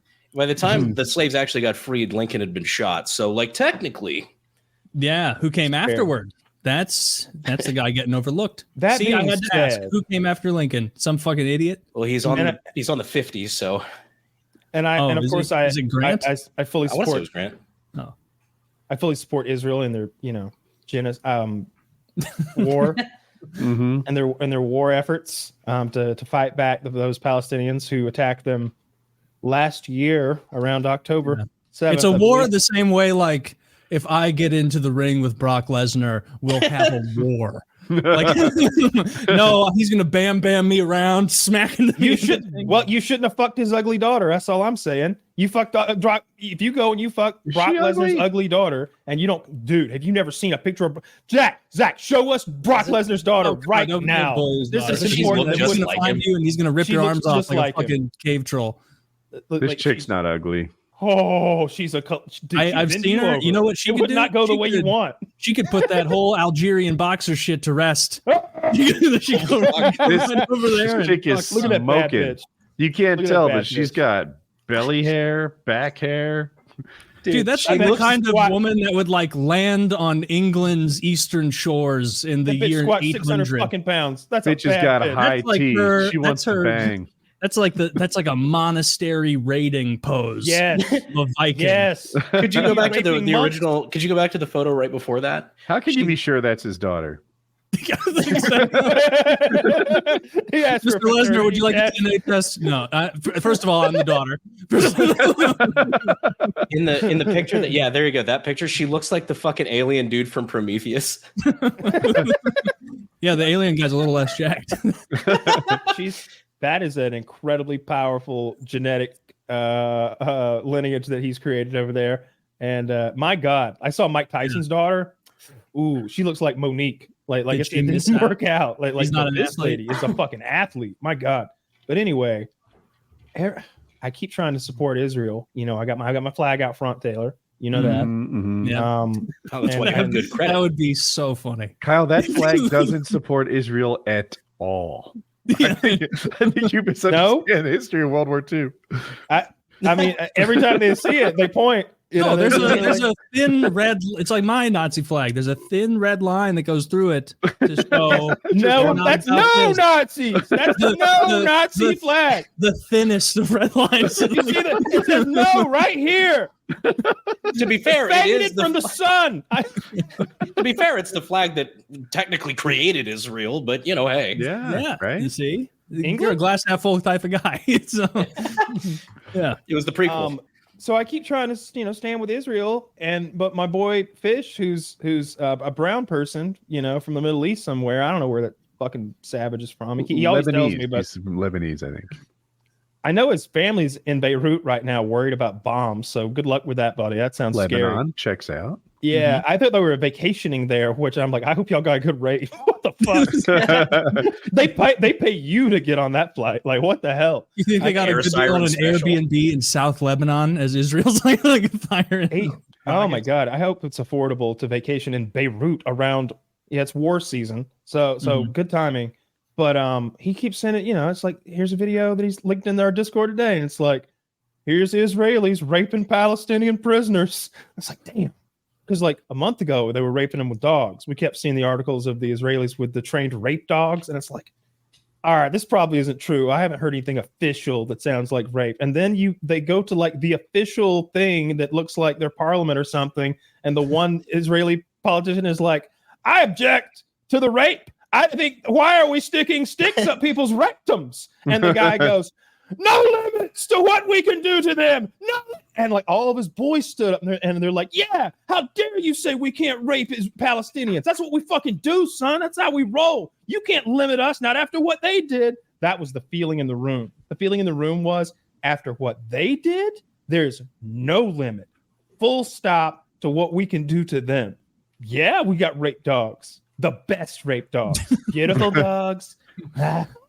Beautiful dogs. They've got rape dogs. And look, I'm just saying, there are some ghastly stories. Now I know Israel is the good guys, but just from an optics standpoint, if I were like their social media manager, I would probably step in and say, hey, the good guys usually don't have rape dogs. Like maybe you could say they're rescues that are and maybe Palestinians perverted them and they're reverting back to their old ways.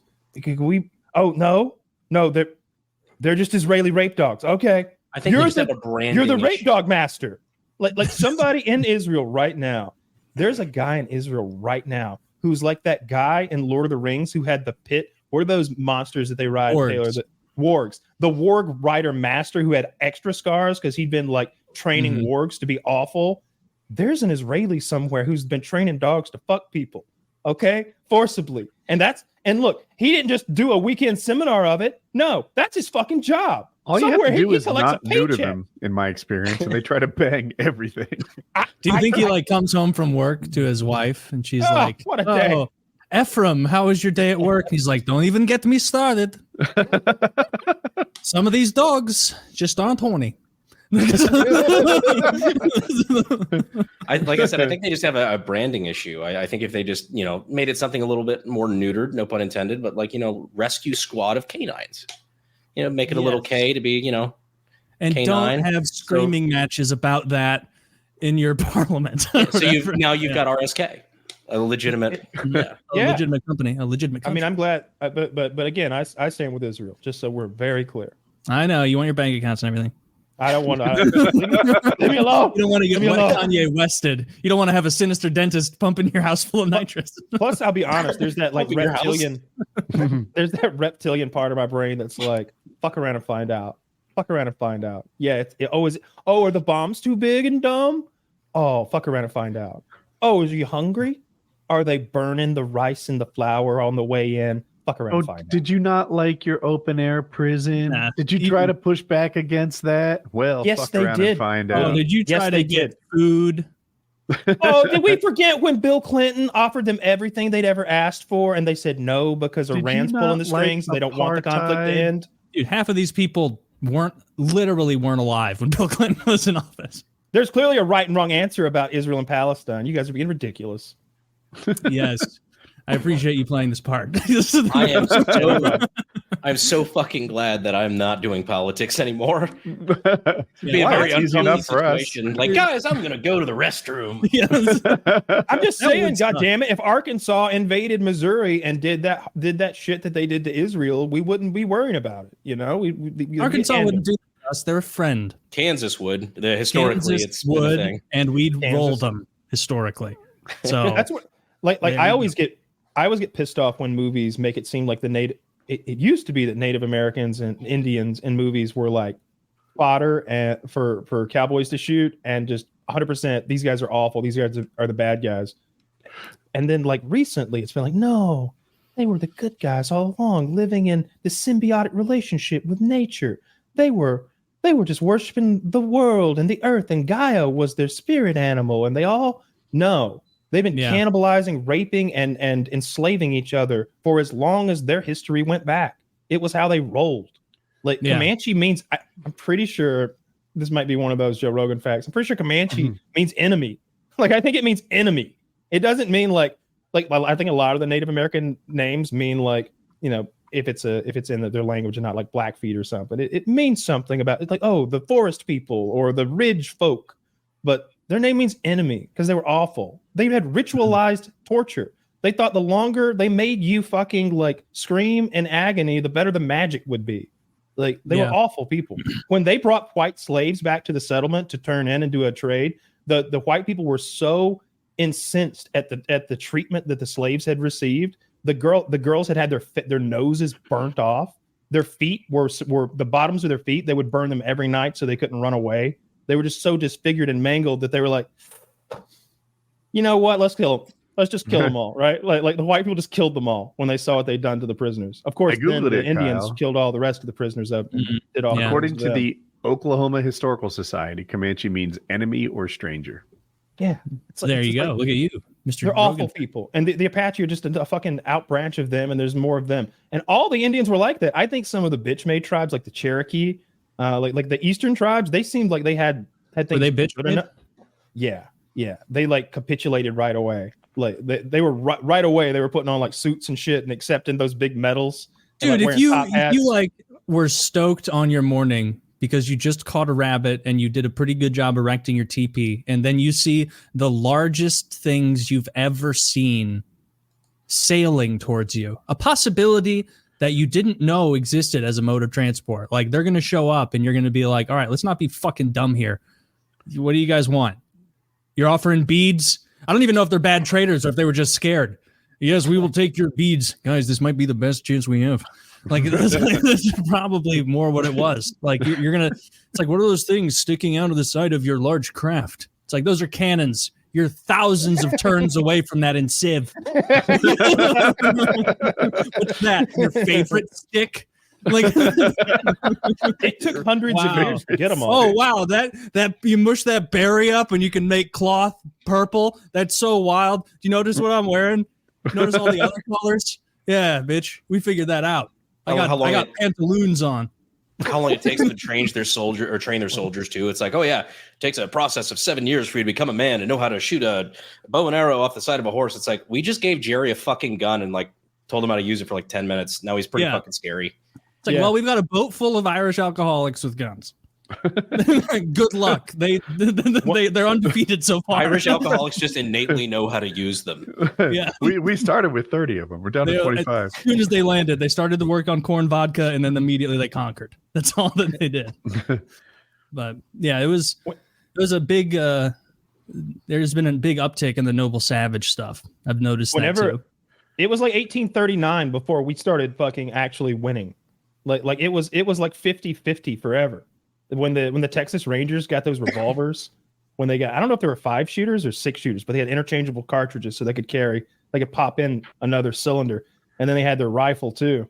That changed everything because you could carry 2 fucking guns and switch, but you wouldn't 2-gun it. You'd switch back and forth. Did they have lever action? Rifles? Not yet. That was later. Not yet. They had these Civil War, roughly. They would have probably carried like a buffalo gun, like a 50 caliber, like 1 shooter that would, they could shoot. Yeah, I was gonna really pretty far. it was a little eye-opening for me when I first learned about, like, I thought bow and arrow versus rifle. Rifle's clearly much better, right? Depends on the scenario, you know. Yeah.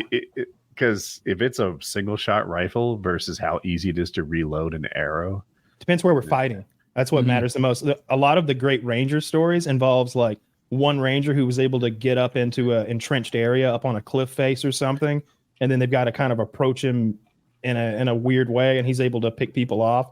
But the way that they would fight on the open plain, they would have a couple dozen guys on horses riding in a circle. Like they create a tornado of warriors riding in a circle. And when the warrior gets to your side of this tornado, he shoots at you with his bow. And then but he's shooting you from the backside of his horse. He's hanging off the fucking horse sideways. So he's covered up, except for he's head glitching on a horse that's moving. And you're a cowboy on foot that maybe you've made your horse lay down, and you're like popping at this guy with a revolver or a rifle, and he's way over there, but he's circling, and the arrows keep coming because by the time they get around, the circle makes a revolution. He's reloaded even if he's slow, so the arrows are just, and it's a moving target constantly. My skeet shooting experience kicks in. Like, sir, can I have you come straight away or towards me? It's so much easier. I was gonna say, what's Comanche for? Check out this rad pixel peak. It's fucking terrifying. And then the worst part was, you might not want to fight. You might be like a settler or a pilgrim or some shit, or a family man. You don't want to be there. They want to be there so bad. It's all they want. It's their favorite fucking thing. It's their sport. They want to beat you to death and cut the top of your head off. That's the worst part. You definitely want to die there. Loved that. Loved it so much. But we loved it too. Like the problem was I think Mexico, I know, would pay bounties for scalps. But how do you determine whose scalp that was? That's a child scalp, a woman's scalp, a man's You don't think scalp? it was a rigorous process? I know it wasn't. That's like the entire plot of Blood Meridian. Yeah. Blood Meridian is the book that they failed to make into a movie time and time again because the subject matter and the character is so extremely gory, controversial, dark, glooming, and horrific. Like it's full of rape and murder and I should watch hatred. it. There's no movie. They couldn't make it. Like I wish they would, but I mean, you're right. The subject matter is like, it's rapey, it's gory, it's like the final scene is rape. Overtones are racist, and like you could never. You might pull it off in 1980 when or 1970s before the before the CGI was that good, but nowadays, Jesus Christ. Yeah. Child murder, pedophilia, like all the awful things. Runs the gamut. Rough. Yeah. The movie ends with a rape. That's a terrible way to end a movie. And murder. Unless it was like a really bad guy. No. And even then, that wouldn't make me feel like justice was served. I'd be like, oh, my hero's a rapist. No, yeah, that's what. Oh, your hero is a rapist. The main character, the judge, is like he's the guy who he rapes. He rapes, but he saves. I think he's the literal stand-in for Satan. The actual stand-in for Satan, or just like evil incarnate, or like the evil of man. Maybe like the worst parts of humanity. Like he's just as bad as it gets. Yeah, it's a very good book. What would be? I mean, you made a good point about the engines, being sneaky. Fuck them. They got fight. what they had coming. I don't like that they get those casinos. I think I really don't. I don't like they get those. We should give those to like the other Indians. The other Indians. They run that. They take care of the things. All right. It'd be a little dirtier in there. My name is Cheap Shitting Street, and I really didn't rob you of your money. We really didn't do it on purpose, but last episode was obviously 7-Eleven, and we spent an hour shitting on how filthy India and Indians are. No pun intended. That works perfectly. Yeah, I thought about it after the show. Damn it! Like, how do we all miss that? That's right. I don't know. I thought about it after the show. I was, we missed that joke. Yeah, we don't.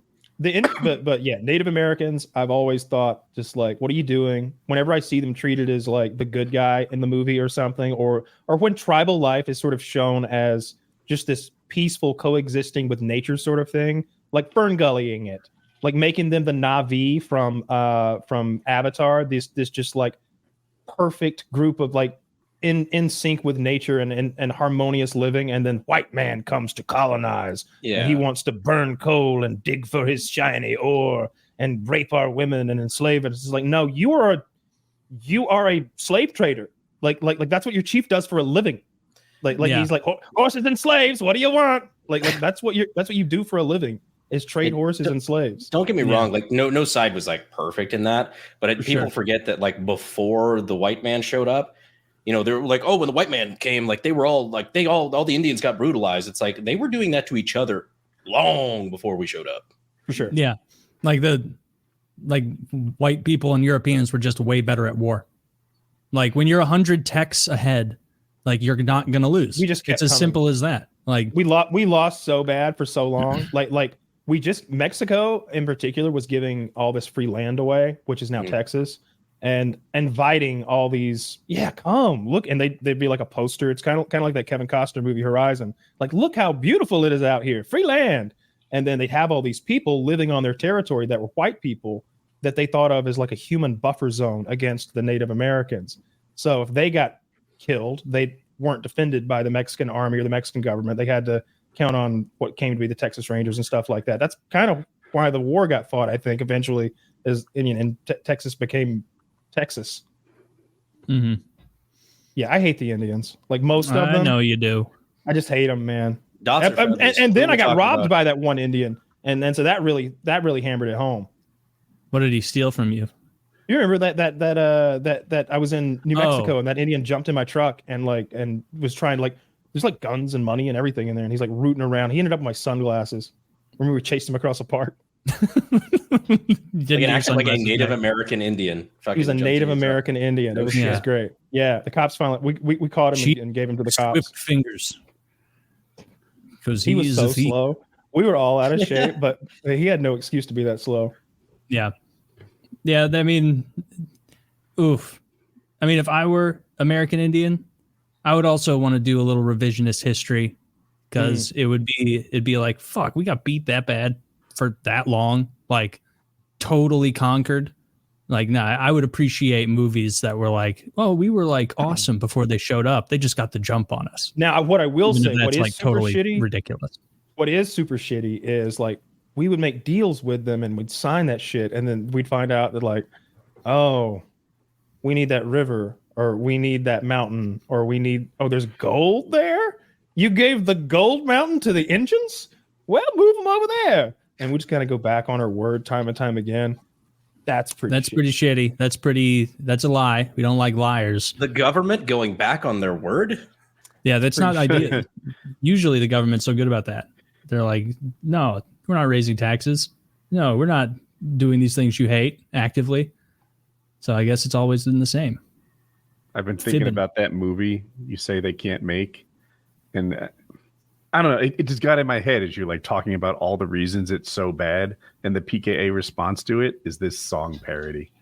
Rapey and gory and child abuse, evil and murder, savages gone loose, brown hairy scalps tied up with strings. These are a few of our favorite things.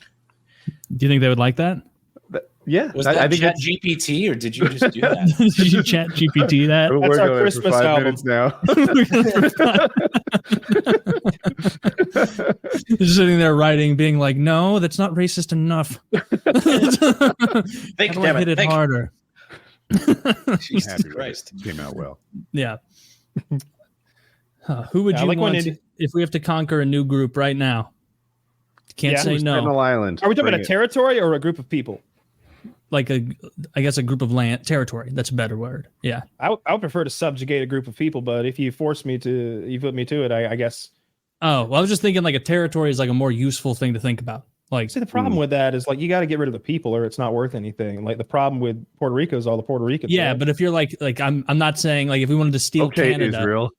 Like if we wanted to steal Canada, like you would take the territory of Canada. You wouldn't be like, all right, we're gonna round up all these French Canadians and throw them in a fucking camp or something. I think you could Genghis Kong it and make it better than it was before you got there, right?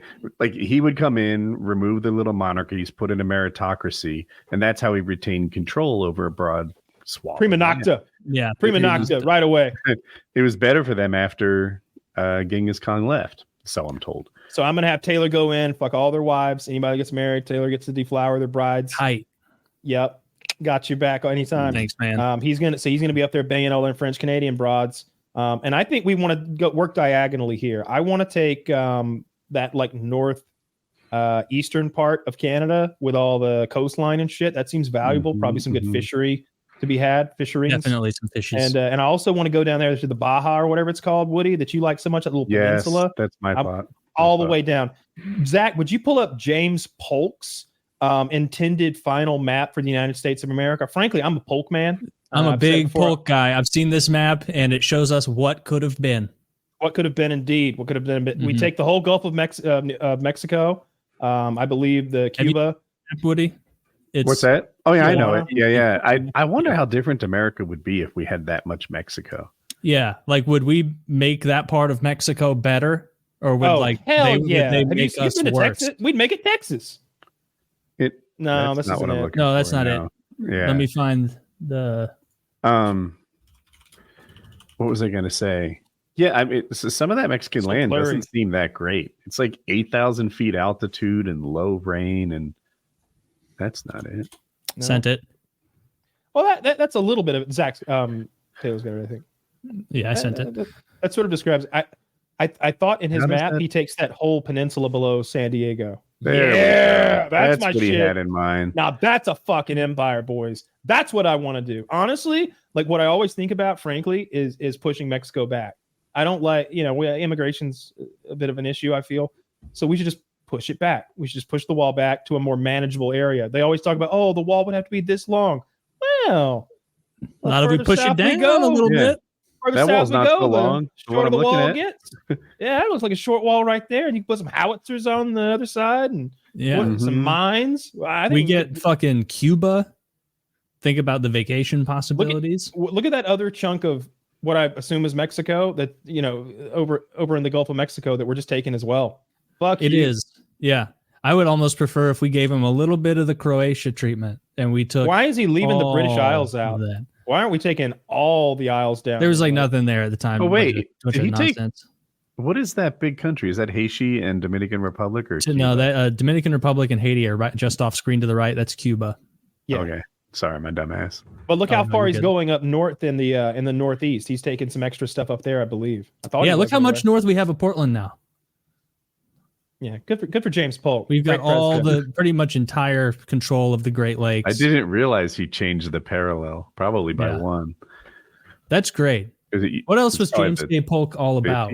What did he get done? He was a cheese man. Was he a cheeseman? Kept a wheel of cheese in the White House. It weighed 800 pounds, and anyone who came in could have a bit. There's no fucking way. For how long? How long do you think like a cheese wheel? Actually, it depends on the kind of cheese. If you get 800 pounds of cheese, it goes a long way. In those days, you see, the White House was open to visitors. You could just walk right in and take your business straight to the big man. And my business was. I'm only making up 80% of this.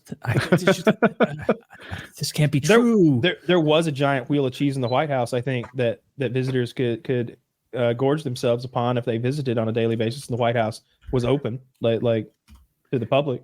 James Polk was known for pooping once a week. What the fuck? Why would he be known for that? Because of the cheese. He just had the map and the poop. That's his only thing. If that's on his Wikipedia. Yeah. He was known for pooping once a week because his diet was mostly cheese. Andrew Jackson in the main foyer of the White House had a 2-ton block of cheese. It was there for any and all who were hungry. It was there for the voiceless. There you go. What? To be honest, the one thing that hasn't changed is that cheese is still a flex. Oh, this is from the fucking West Wing. That's not even. What are you talking about? Oh, what I just read was a quote from the fictitious White House Chief of Staff Leo McGarry in season 2 of the West Wing. But it does say Andrew Jackson did in fact keep an enormous block of cheese in the White House. But that seems to be where the similarities with the West Wing end. He kept the block of cheese for the people that walked in. That's a fact. Now, I think. Here it is. According to Benjamin Perley-Poore in his 1886 book, Perley's Reminiscences of 60 Years in the National Metropolis. Dude, book titles back then rocked. Thomas Jefferson received an awe-inspiring 1,600-pound cheese behemoth from a Western Massachusetts man, and Jackson's admirers thought that every honor which Jefferson ever had received should be paid to him. So some of them resided in the rural district of New York, got up a mammoth cheese for Old Hickory. Dibs on the indie band name Cheese Behemoth. Yes, that's a good one. Man, what a fun guy. Andrew Jackson. You go to his White House, he hands out cheese. He's taking care of that Indian problem. He's on the $20 bill. On the $20 bill. It's on the 20. I remember one of the most useful bills. When I was in middle school, this they brought in this Savage American. I don't know what he was. He was all dressed up with beads in his hair and shit. And he had moccasins on. And he brought all this. he brought all this bullshit artwork that his Savage family had made, I guess. And then he gave us some like bullshit speech about how he won't even carry a $20 bill because Andrew Jackson's on it. That's all I carry. And it's nothing to do with the president on it. It's just the right currency. Hundreds, I don't roll that deep. Tens and fives, I just put them in the glove compartment or something. I have brought for you today this ancient art from my forefathers. It is a buffalo in macaroni.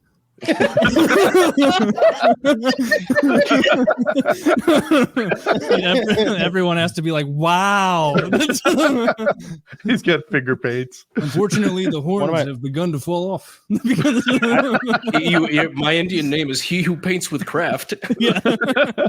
I genuinely enjoy that their culture is being slowly erased by the hands of time, and their own like inbreeding and alcoholism and drug use. I love that that's happening. I watch those documentaries and they're like, this is like Grace Littlefeet. She's the last Shoshone fucking dream talker. No one else knows the secret words and she has dementia. So every day she knows fewer of them. And I'm like, nice one. Fucking got her. Oh, right where it hurts. Well, I was the original dream talker. And then the white man showed up and quickly called me on my shit. He said, why did you not see this in the stars? And I said, you got me.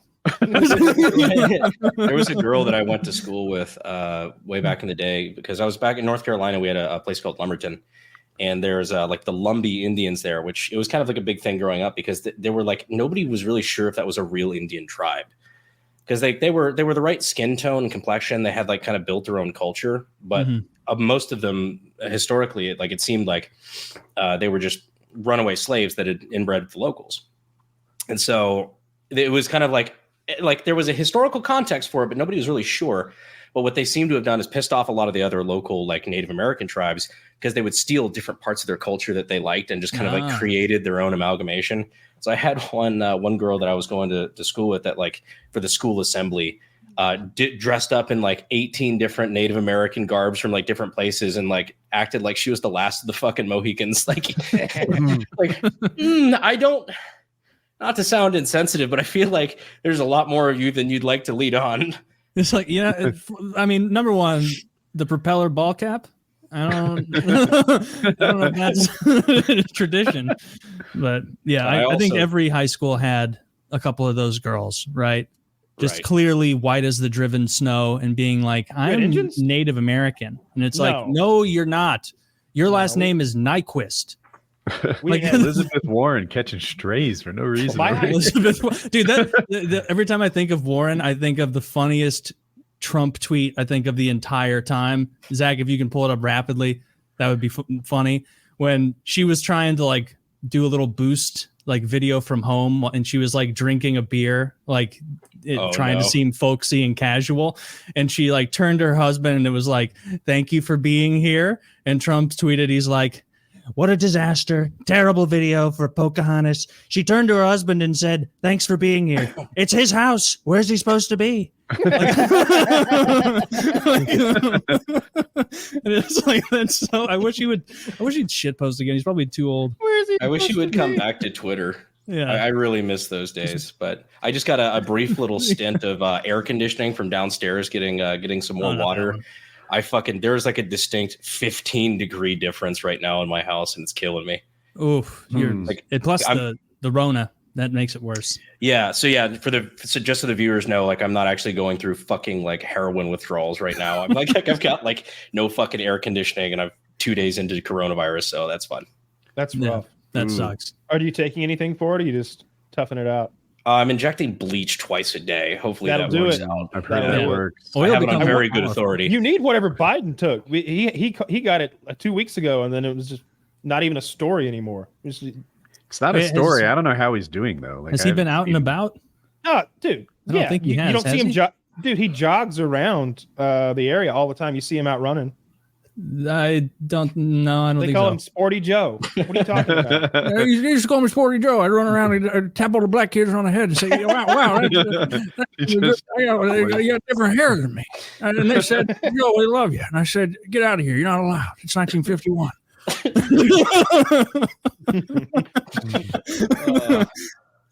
Man, I would love a senile Joe hard R slip.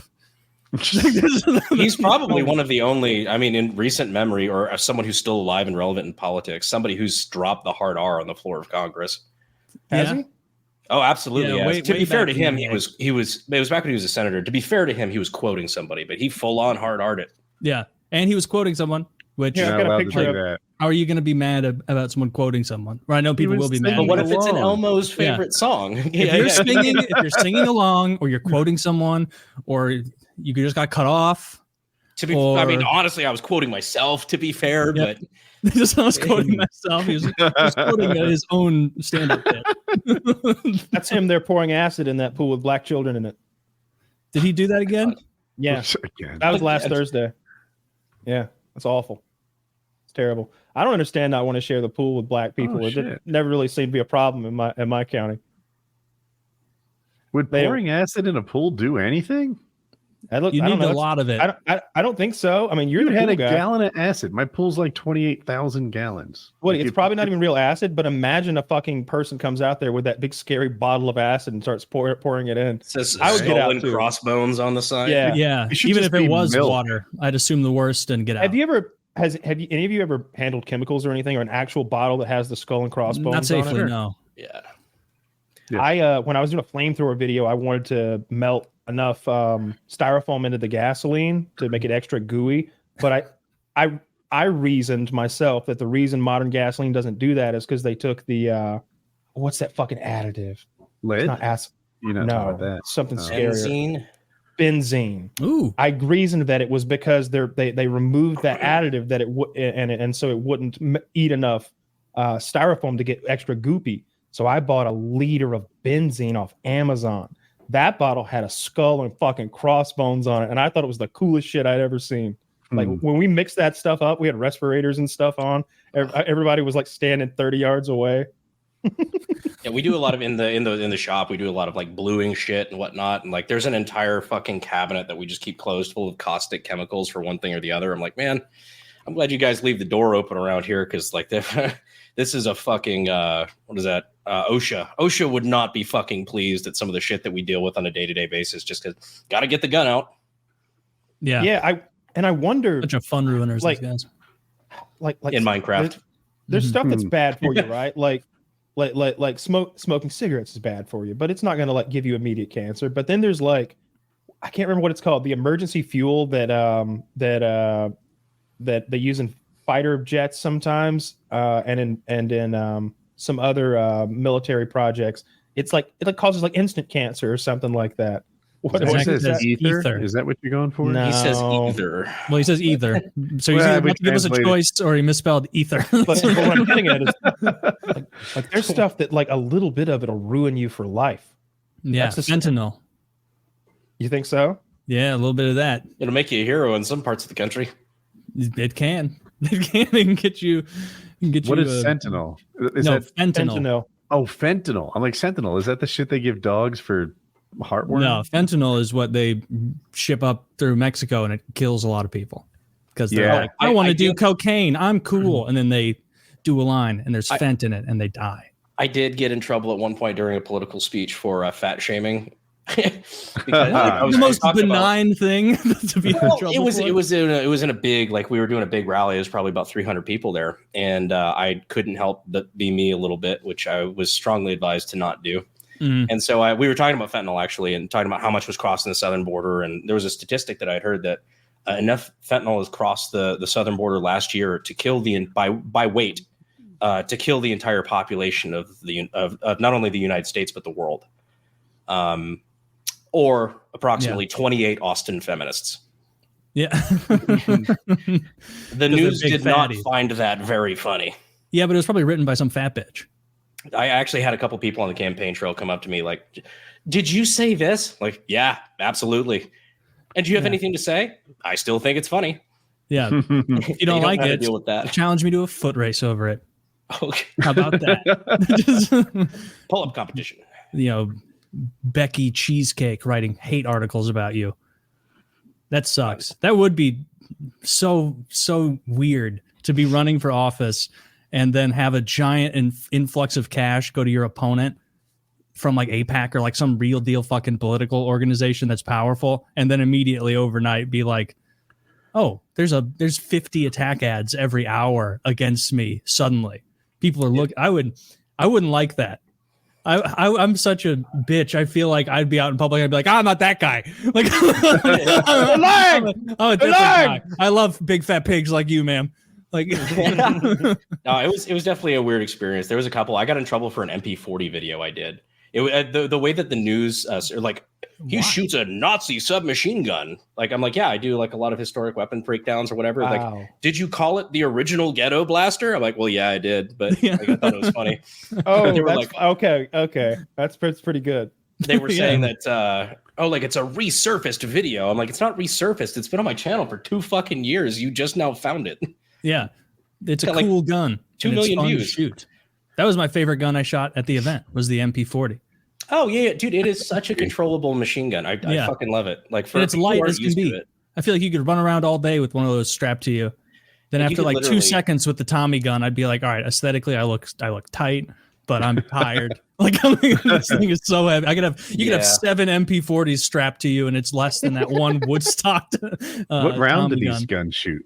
The MP40 is 9mm and the Thompson's 45. Oh, okay. Yeah. The MP40 you could like one hand. It is so light. Mm-hmm. I bet if the Tommy gun probably wouldn't have been so heavy if it wasn't like all wood everywhere. I think that and the ergonomics are not very good, like the stock placement and whatnot. They're just a great looking gun, but if you ever shoulder it, what's the old joke? It's like, yeah, it was made by somebody who has never met a human being but would love to someday. Yeah. Yeah, those were cool. I liked both of those. But if I were defending my home, I'd want the MP40 so I could roll behind my couch and be agile and stuff. Speaking of guns that look cool but are kind of overrated, Kyle, you remember this bad boy? Oh my god! Oh my god! Is that the one you chopped the tree down with? Shit. Fuck no! That is the biggest piece of shit. What is it? Is it USAS 12 or something or something weird like that? Yep, it's the USAS. It's the UTAS or it's the UTS 15. That's it. Yep. Yeah. Yep. And it is such a piece of shit. I actually was telling people to be careful while we were filming with it because we were doing a Helldivers 2, like because it's basically the shotgun from Helldivers 2, and we were telling them to be careful because I was showing them your video. You had like 3 break on you. 3 or 4 maybe. Like they sent me 4 or 5, and they just kept breaking and falling apart. I can remember there were ball bearings. Like I was shucking it and like trying to clear it, and there's like ball bearings and springs popping and jumping around inside the weapon. And we didn't beat these up.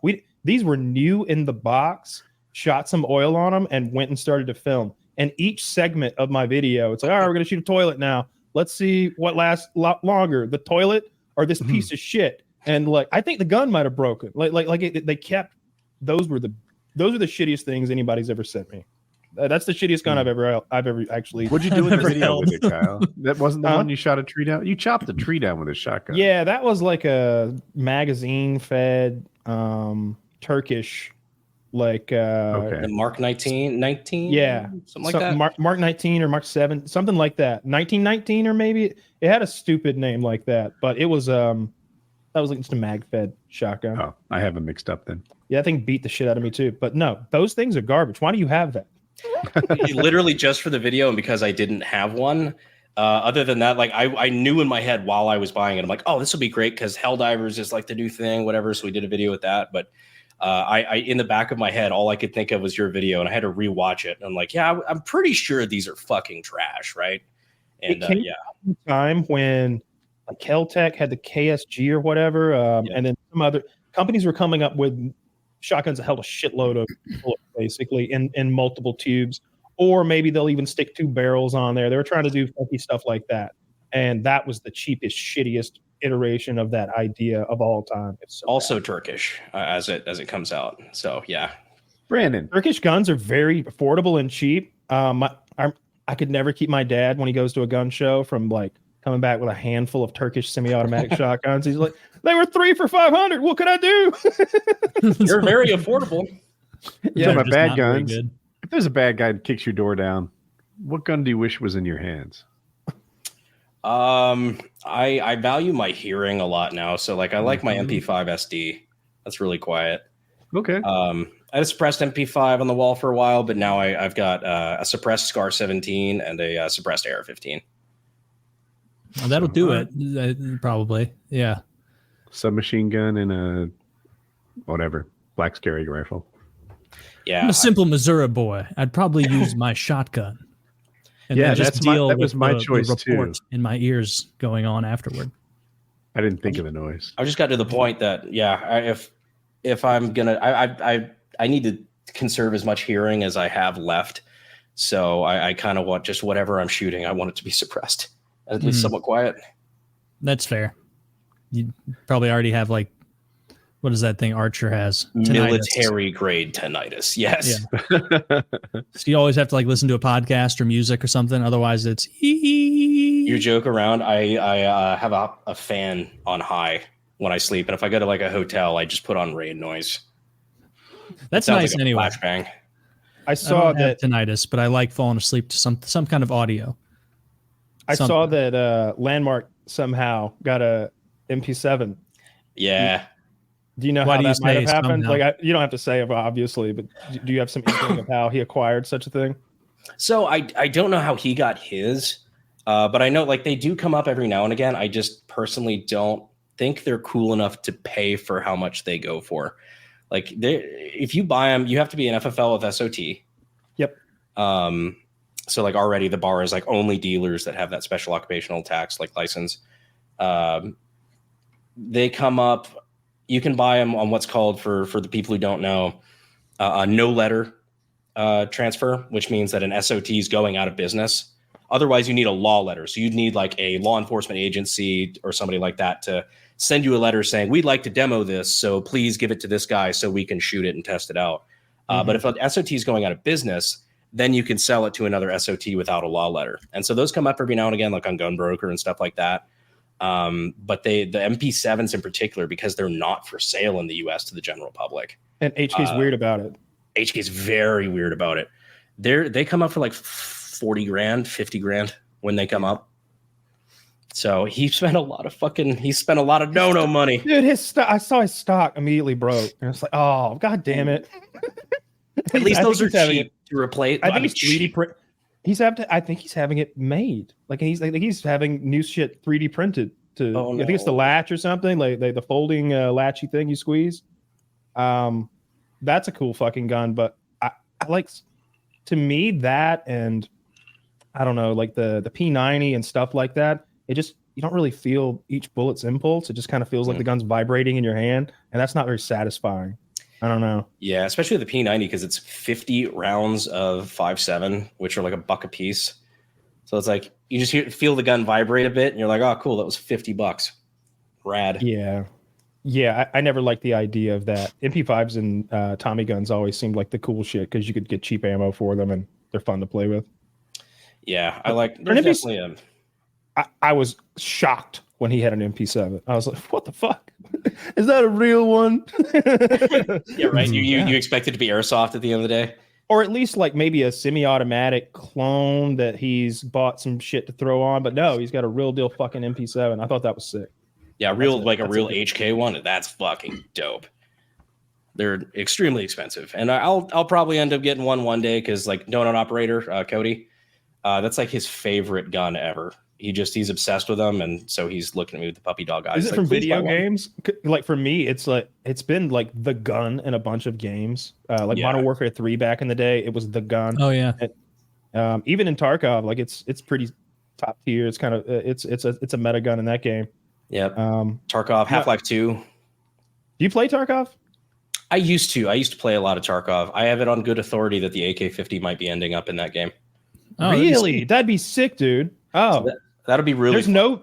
There isn't a 50 BMG in the game yet. So there is a 12-7, I think. Oh yeah, but it's the Ash 12. It's that. No, so yeah, that's like the 12-7 by 55. Yeah, it's almost like a shotgun round more than anything. It's I think it might be subsonic.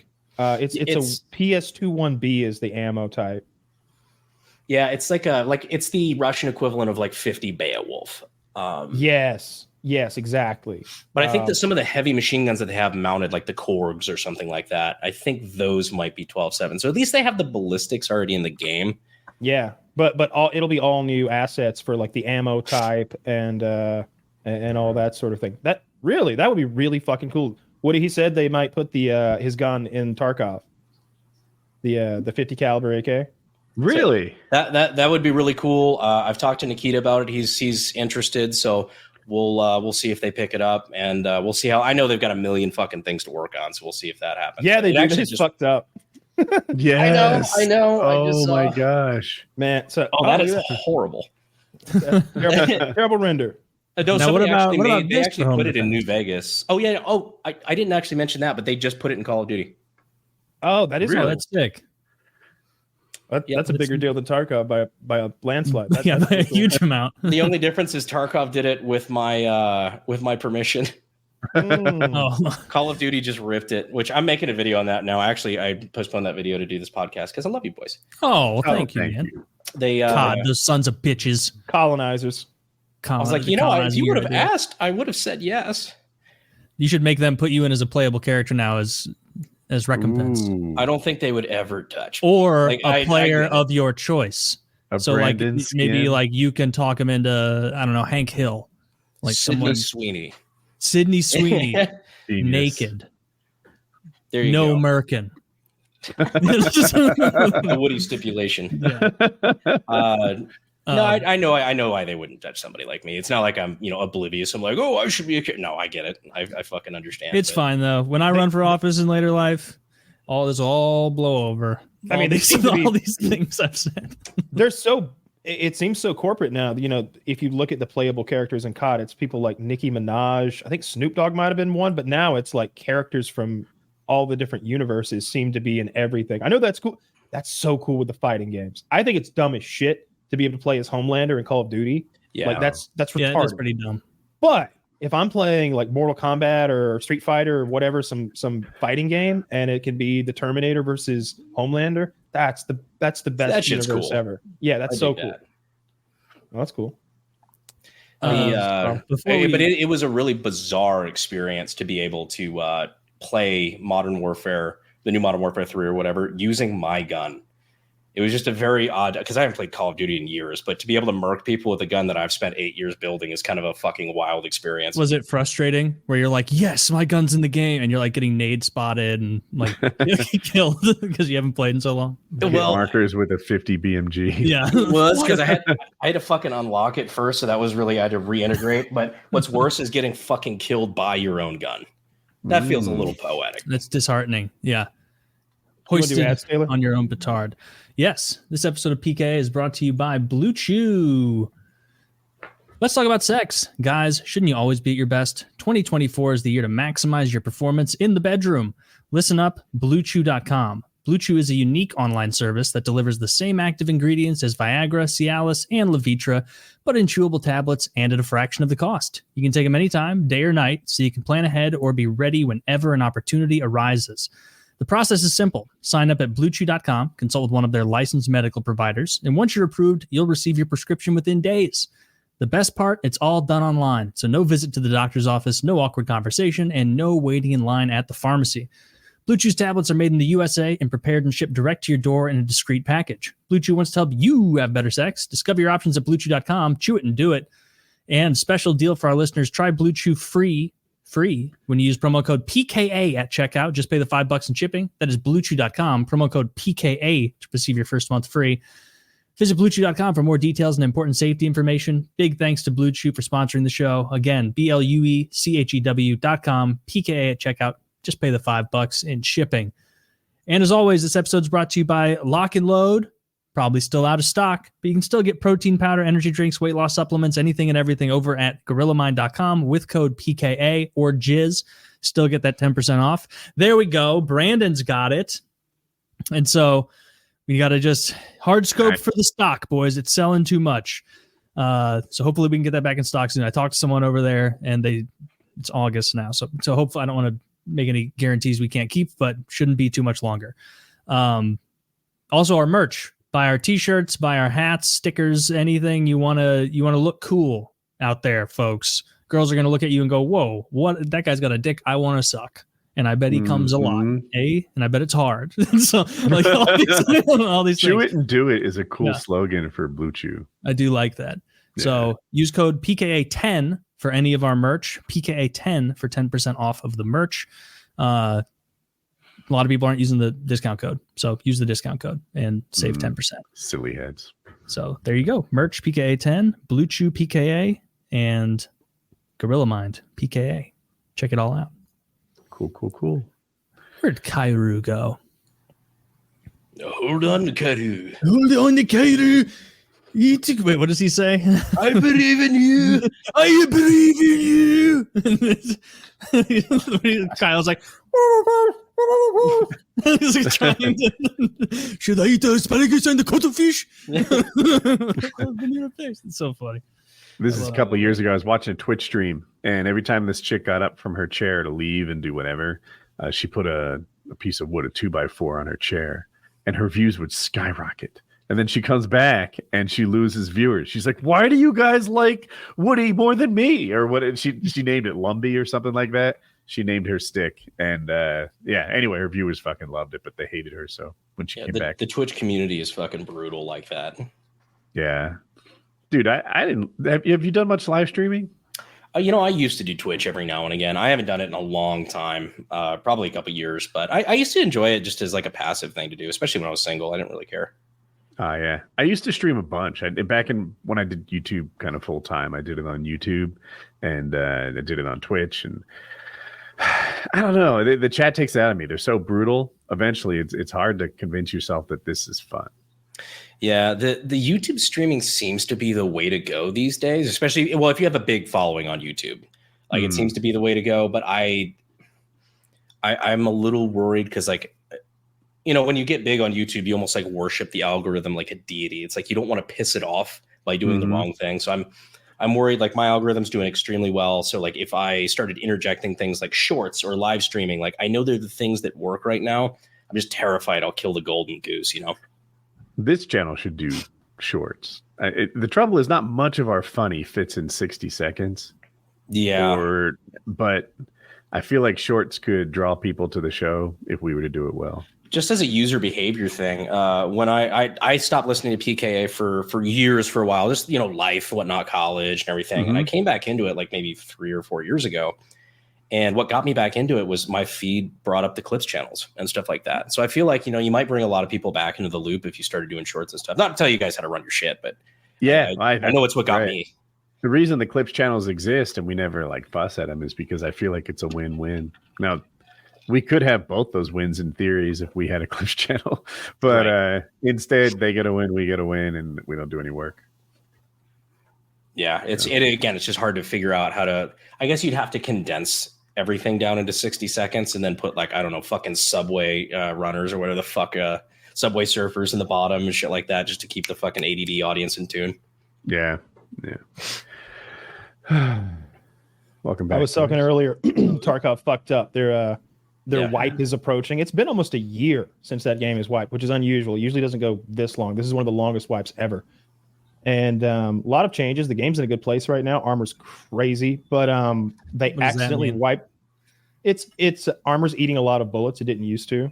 And because the game has been going for a year, everyone has enough money and levels that they can kind of have the best armor all the time. And they eat tons and tons of bullets because you can't always get the best ammo all the time. Even if you are, max level or whatever, it's hard to find. You have to find it in the game.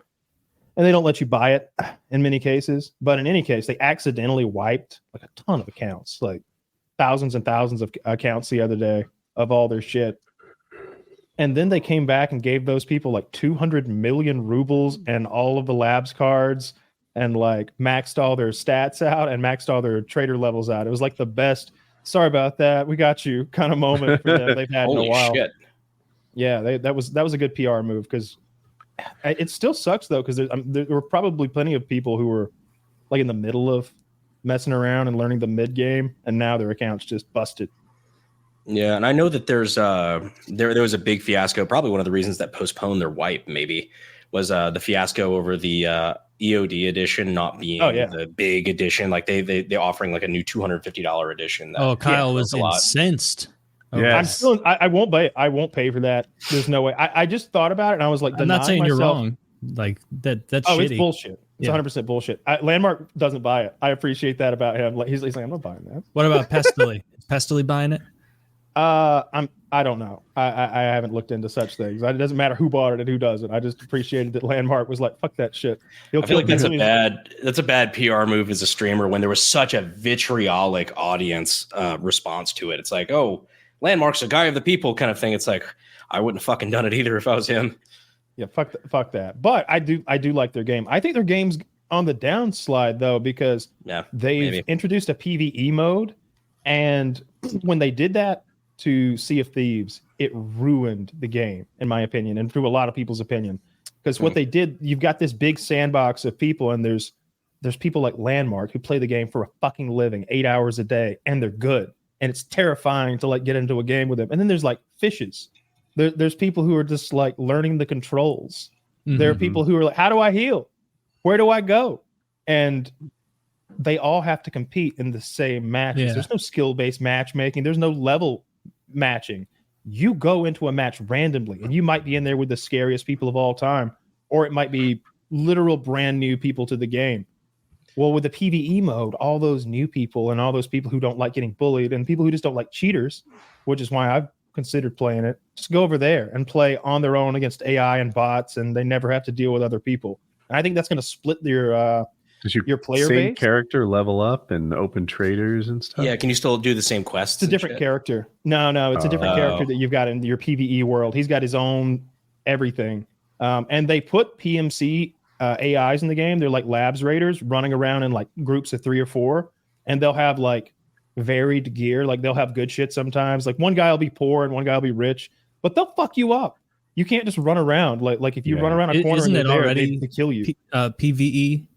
Or wait, what PvE? That's player versus PvE everyone. Only. PvP is when it's other people. Right? Environment is the word you're looking for. Yeah. So traditional Tarkov, there are bots in the world, but there are also players in the world, and that you have to contend with. And the players. I didn't know PvE was even that different from PvP. I'd never. The PvE only mode, it's just you. You're playing an RPG. So Skyrim is PvE. Yes. Okay. Yeah. Well, I like that. Yeah. But I can see in a game like Tarkov, you don't want your player base split that way. No, because if you're not big enough to split. If you're a hype, well, yeah, number one, not a big enough player base to split. Number two, like it's just going to be a bunch of head honcho guys in that server of PvP. It'll get much sweatier. Yeah, everyone who's like, you know what, this is a fun game. I play it a few hours a week. Like they're going to be the PvE people. It almost makes it like the ranked servers, right? Ranked versus pubs. Mm-hmm. Yeah, that's a good comparison. It's eliminating all of the worst players. The people who just want to goof around, or the people who just want to like try the system. They're over there now, and you need those in your world, just like Sea of Thieves did. Like I never understood the controversy. There was a huge controversy in that game. Every season there's something, but basically, some people wanted to sail around and pretend like they were pirates and dig up treasure and fight AI skeletons. Some people wanted to pretend like they were real pirates, not Disney pirates, and rape and pillage and steal other people's shit and like ruin other people's fun and like sink them over and over and over. Dude, and the kind of people who are still into that game, Sea of Thieves, like they've been playing forever, because I played once for 2, maybe 3 hours with Kyle and a couple other guys, and they showed me the ropes. And it was like, all right, I kind of feel like I know what I'm doing. I can go help in these different stations around the ship. If I see Kyle doing this and this is open, I can go help. And then after maybe 2 hours, I'm like, all right, what next? And Kyle's like, that's it. And I'm like, well, what do we work towards? What do we build? What do we buy? And then Scum, he was with us. He's like, well, we can go to this like trading island and buy stuff. And then we get there, and I'm expecting it to be like a new saber that does a +2 damage, or a new blunderbuss. And it's all cosmetic. 100% of it. You can make yourself look like the most fucking Liberace pirate of all time, but you can't actually do anything more that makes you more efficacious than just like a dirty snaggletooth guy with a rusty blade. So most people, yeah, I agree with you. Everything's about the cosmetics. There is no better gun. There's better looking guns, but that's what turns me off from it too, is that there's no real progression. It took 2 hours for me to get an outfit that I thought was pretty cool. The cosmetics are fine. Yeah, anyway. which is like not that good. Like you want There's more content now. There's a lot of like monsters in the ocean to slay. You can fish. There's all these rare fish to catch. Whoa. You can there's lots of AI forts and multi-part puzzles. It's like an Indiana Jones platforming game where you're bouncing around, like solving like Lara Croft Tomb Raider type shit. But in the end, you're right. You just get better chests, which you sell for gold, which you can only spend on new cannons and sails and boat skins and hats and shit like that. So there is no real progression, which is a bit of a bummer. But it is a fun game. I like games where the remaining be player base is crazy sweaty and they're just amazingly good. Like CSGO is that to me. I don't think CSGO is picking up a lot of new players. I'm probably wrong, but who knows? Yeah. If I were to jump into CSGO now, I'd be against people who've been honing their skills for 15 years. The only game I'm into is like that. Yeah, dude. Fall Guys. Do you remember that game that was popular for like 2 months? Yeah. Colin is still playing it, and he is my son. He is so good. He wins every third game. It's outrageous. He used to winning was this big deal. There's 100 people for the listener. Yeah, there's like 100 people in it. He wins every third game. He used to take a selfie of himself next to the monitor with his little that's cool crown on. But yeah, it's not that big a thrill anymore. He wins every third game. Nice. That is wild. How old is Colin now? 21. God, that's fucking crazy. Right? Did you ever drink alcohol with him? No, I don't think he's had it yet. I had this plan. I was going to get him out. I didn't want him to drink. I don't want Colin drinking. Sure. So I was like, you know what? You might like vodka. Jack Daniels. Try Jack Daniels. He'll take one sip of it and never drink again. What is? Because I think you'd mentioned doing that, but I didn't know if you ever did. Yeah, I wanted an update if you ever gave him some Guinness Stout. See, Woody, this is the grossest alcohol that exists. No, I'm serious. The spirit of it, yes. Yeah, I know exactly what you're trying to do, and I'm going to try and help my friend to solve the problem here. So, parenting right here. There's something I just linked it. It's called Malort. Okay. And it is like a regional Chicago thing that takes pride in how disgusting it is. Their tagline is, "It's not a drink for most people." But we're not most people. What? It's a traditional wormwood-based digestive that has been thought of as a rite of passage or a hangover cure. For many Chicagoans, Malort is a drink that has defined the Chicago bar experience. But it's literally a drink that is now almost meme popular in the Chicago area because of how unabashedly bad it is. You don't need to poison him. You won't poison it. It's still just regular. Or what is it? A beer? No, it's like a liquor or a digestive. Okay. That's usually like, isn't Jägermeister? Don't they have something like? Isn't that what that is? I have no idea what kind of evil. I don't actually know, but I know it's not like beer or wine. It's like a harder alcohol. I know when I was 21 and my roommates were trying to get me to drink that awful Lithuanian beer, I could just barely get through a bottle, and I wanted to because I thought it looked cool, and it was just awful. It's so bitter. It's so dark. It's awful. Guinness is the worst. My second or third year at SHOT Show, I was hanging out with a bunch of like machine gun dealers, and I was a young kid at the time, and I thought that they were super cool. They've been in the industry a while, and they just only wanted to drink fucking Jaeger. So I had the worst Jaeger hangover of my fucking life. Like it was just awful. I have never had a sip of Jaeger since. Did they buy you drinks? Yeah, we went back to their hotel room. We're talking industry shit and whatnot too, but they're just like constantly doing Jaeger shots all together, and I wanted to join in too. And that's what was an awful mistake. That's what Only Using Blades like too. When you're with him, it's just constant Jaeger shots. I don't know why people have that fixation with just Jaeger. Like that shit's like cough medicine. I started to like it. It's so not good. Like I liked it back then. Strike one. Is that the one like licorice. Yes, licorice is among candies. It's bad when they're doing their best to sell me black licorice. They can't do it, and then they add alcohol into that, and so it's just booze, but with all the sugar of a candy bar. By the way, is Only Use Me Blade still alive? Yeah. He is. Yep. I thought he was on like a good sobriety kick, but I don't know Is if he that. good? I haven't plugged in. I don't know what he's up to. He's I know he's sober. Actually, he's sober, so good for him. Good for him. He's been sober like 18 times, and at this point, I just been waiting for a headline. Yeah, it He doesn't swore usually off the stick. booze. He swore off the pills. It's nothing but PVC glue now. Nothing but airplane glue and gasoline for me. That's what they call California sober. Let's count. It's Alabama sober. When you Didn't somebody fuck like literally fucking die on his stream? Yes. I don't know if it was his or that one of those other like leeches who was kind of like leeching off of Blade's popularity, but yeah, this dude like fell down and died, but he didn't die on the stream. He like passed out on the stream, and then they don't know when he died. He was laying there dying for some time. No, he died in the hospital. I'd like to have Blade on the show. You guys would have him back? He needs a microphone. Last time he showed up with no mic, and it's a podcast. I'd need to see how he's doing. Yeah, maybe. You know, I got to get Israeli tank commander. I keep spacing and forgetting to message the tank commander. Maybe that'd be a good duo. Only Use Me Blade and the Israeli tank commander. Wow, that would dovetail so perfectly. I want them to debate the Israel-Palestinian conflict. Blade can speak for Palestine. That would be pretty funny. Only use me slingshot. Only use me rock.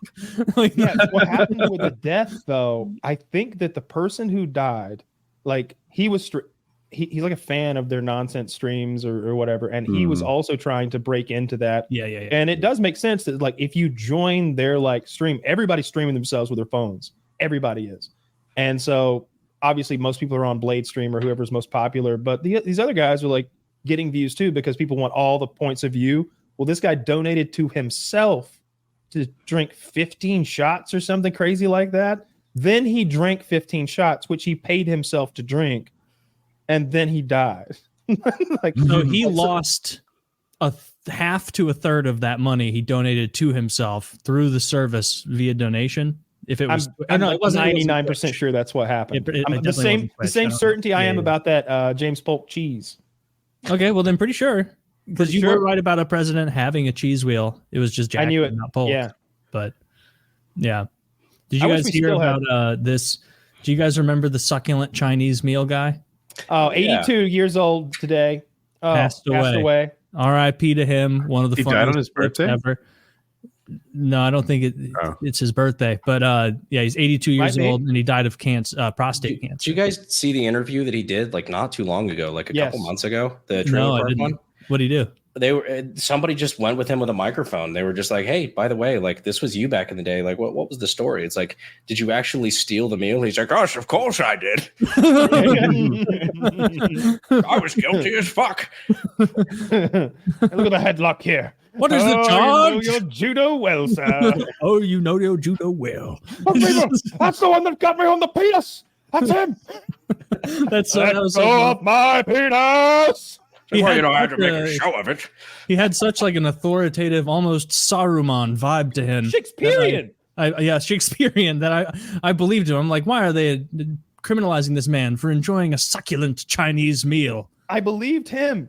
I was like, there's no way this is a meal thief. They're clearly accosting. Australia is so funny. Like, just what a silly country. I love them. Like, never change, Australia. Even the way they talk, like it's so. You know, silly. I think if there is like a global nuclear war, it really affects mostly the northern hemisphere. I think there's an alternate reality where us and the Russians like do each other and Europe in. And those Aussies are left to carry the flag. I think that's called Mad Max. Well, they got nuked too in that, and that was also the Guzzling Wars were a big part of that. And clearly there was some kind of a plague. Everybody's radiated. They've got those what's the V8 boys called? Boys in the show. They all had like leukemia or some shit or I haven't seen blood cancer. You haven't seen fucking Mad Max either? No, like none of them? No, none of it.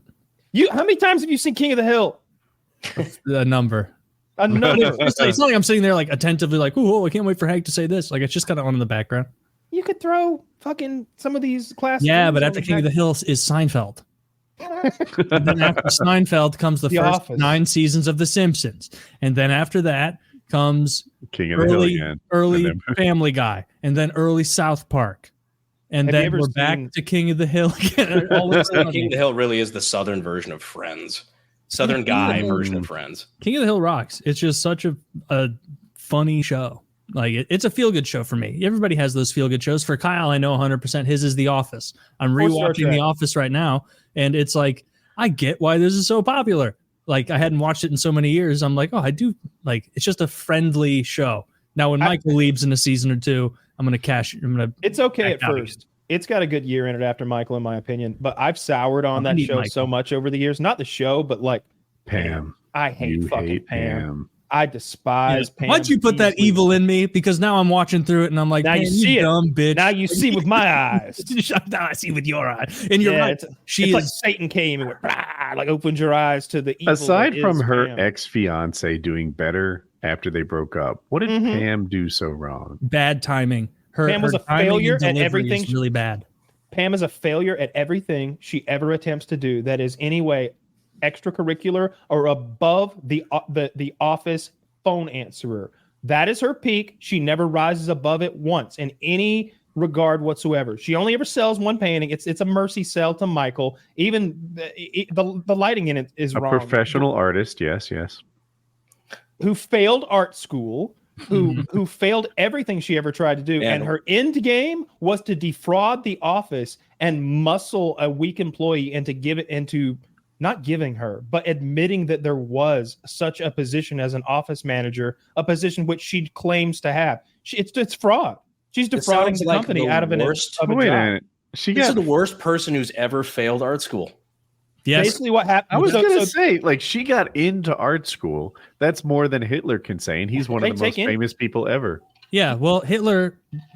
I mean, he probably standards would were have been higher in Can you- Austria. I promise you.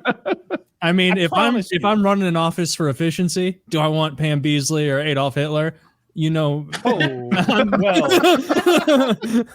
Pam Beasley's going to be like, oh, is in ever, accounting, boys. Did you guys notice the printer isn't working correctly? Oh, can someone fix that? Hitler would be in there Has anyone seen Oscar? waterboarding some guy. Has anyone seen Oscar?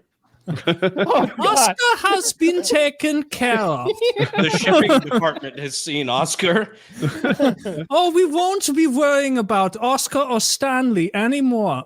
they keep Stanley. Mindy Kaling. Okay, so that's one thing I've always been curious about Hitler's feelings about black people, because I don't think he had any issue with black people. I don't think so either. He was really My fixated on the Jews. Didn't he shake Jesse Owens' hand when Owens like ran shop on them at those Olympics? Not sure. I've heard some kind of story like that. Yeah. Zach, proof check me on that. This isn't like cheese. I want to know for real. Have you seen the video of him like tweaking at the Olympics? It was like the 1934. Yeah, he was. That's he, the frame rate. They propaganda. just That's how the loved West. running. He Yeah. just loved it. He That's couldn't how the stop West- watching distance running. Victor's. He was just so full of good ideas. He just couldn't stop rocking. Couldn't back stop and it, dude. He was Hitler did that not guy was meet or juiced shake up. hands with Jesse Owens. Didn't do it. forth. Really? He didn't meet Jesse Owens. Who met Jesse Owens? That it was a story because I've heard something like. Well, that. he won like the gold at the Olympics that year, and I think he beat the two Germans. And the famous photo, I believe, is them saluting on either side of him at bronze and silver, and Hitler's there watching. And he's got the whole master race sort of thing coming into those Olympics, so I'm sure it looked bad that his boys didn't sweep. Yeah, but like it's running. What did he think was going to happen? Well, I mean, they did take second and third. Okay, that's fine. I guess you're right. Yeah, third is that is. I mean, the first they're one. quick. They're speedy. They're known for it. Germans. Oh man, I'm Yeah. trying to- No, I don't think Germans are known for being that quick. I think of them more as like a Tell that to Poland.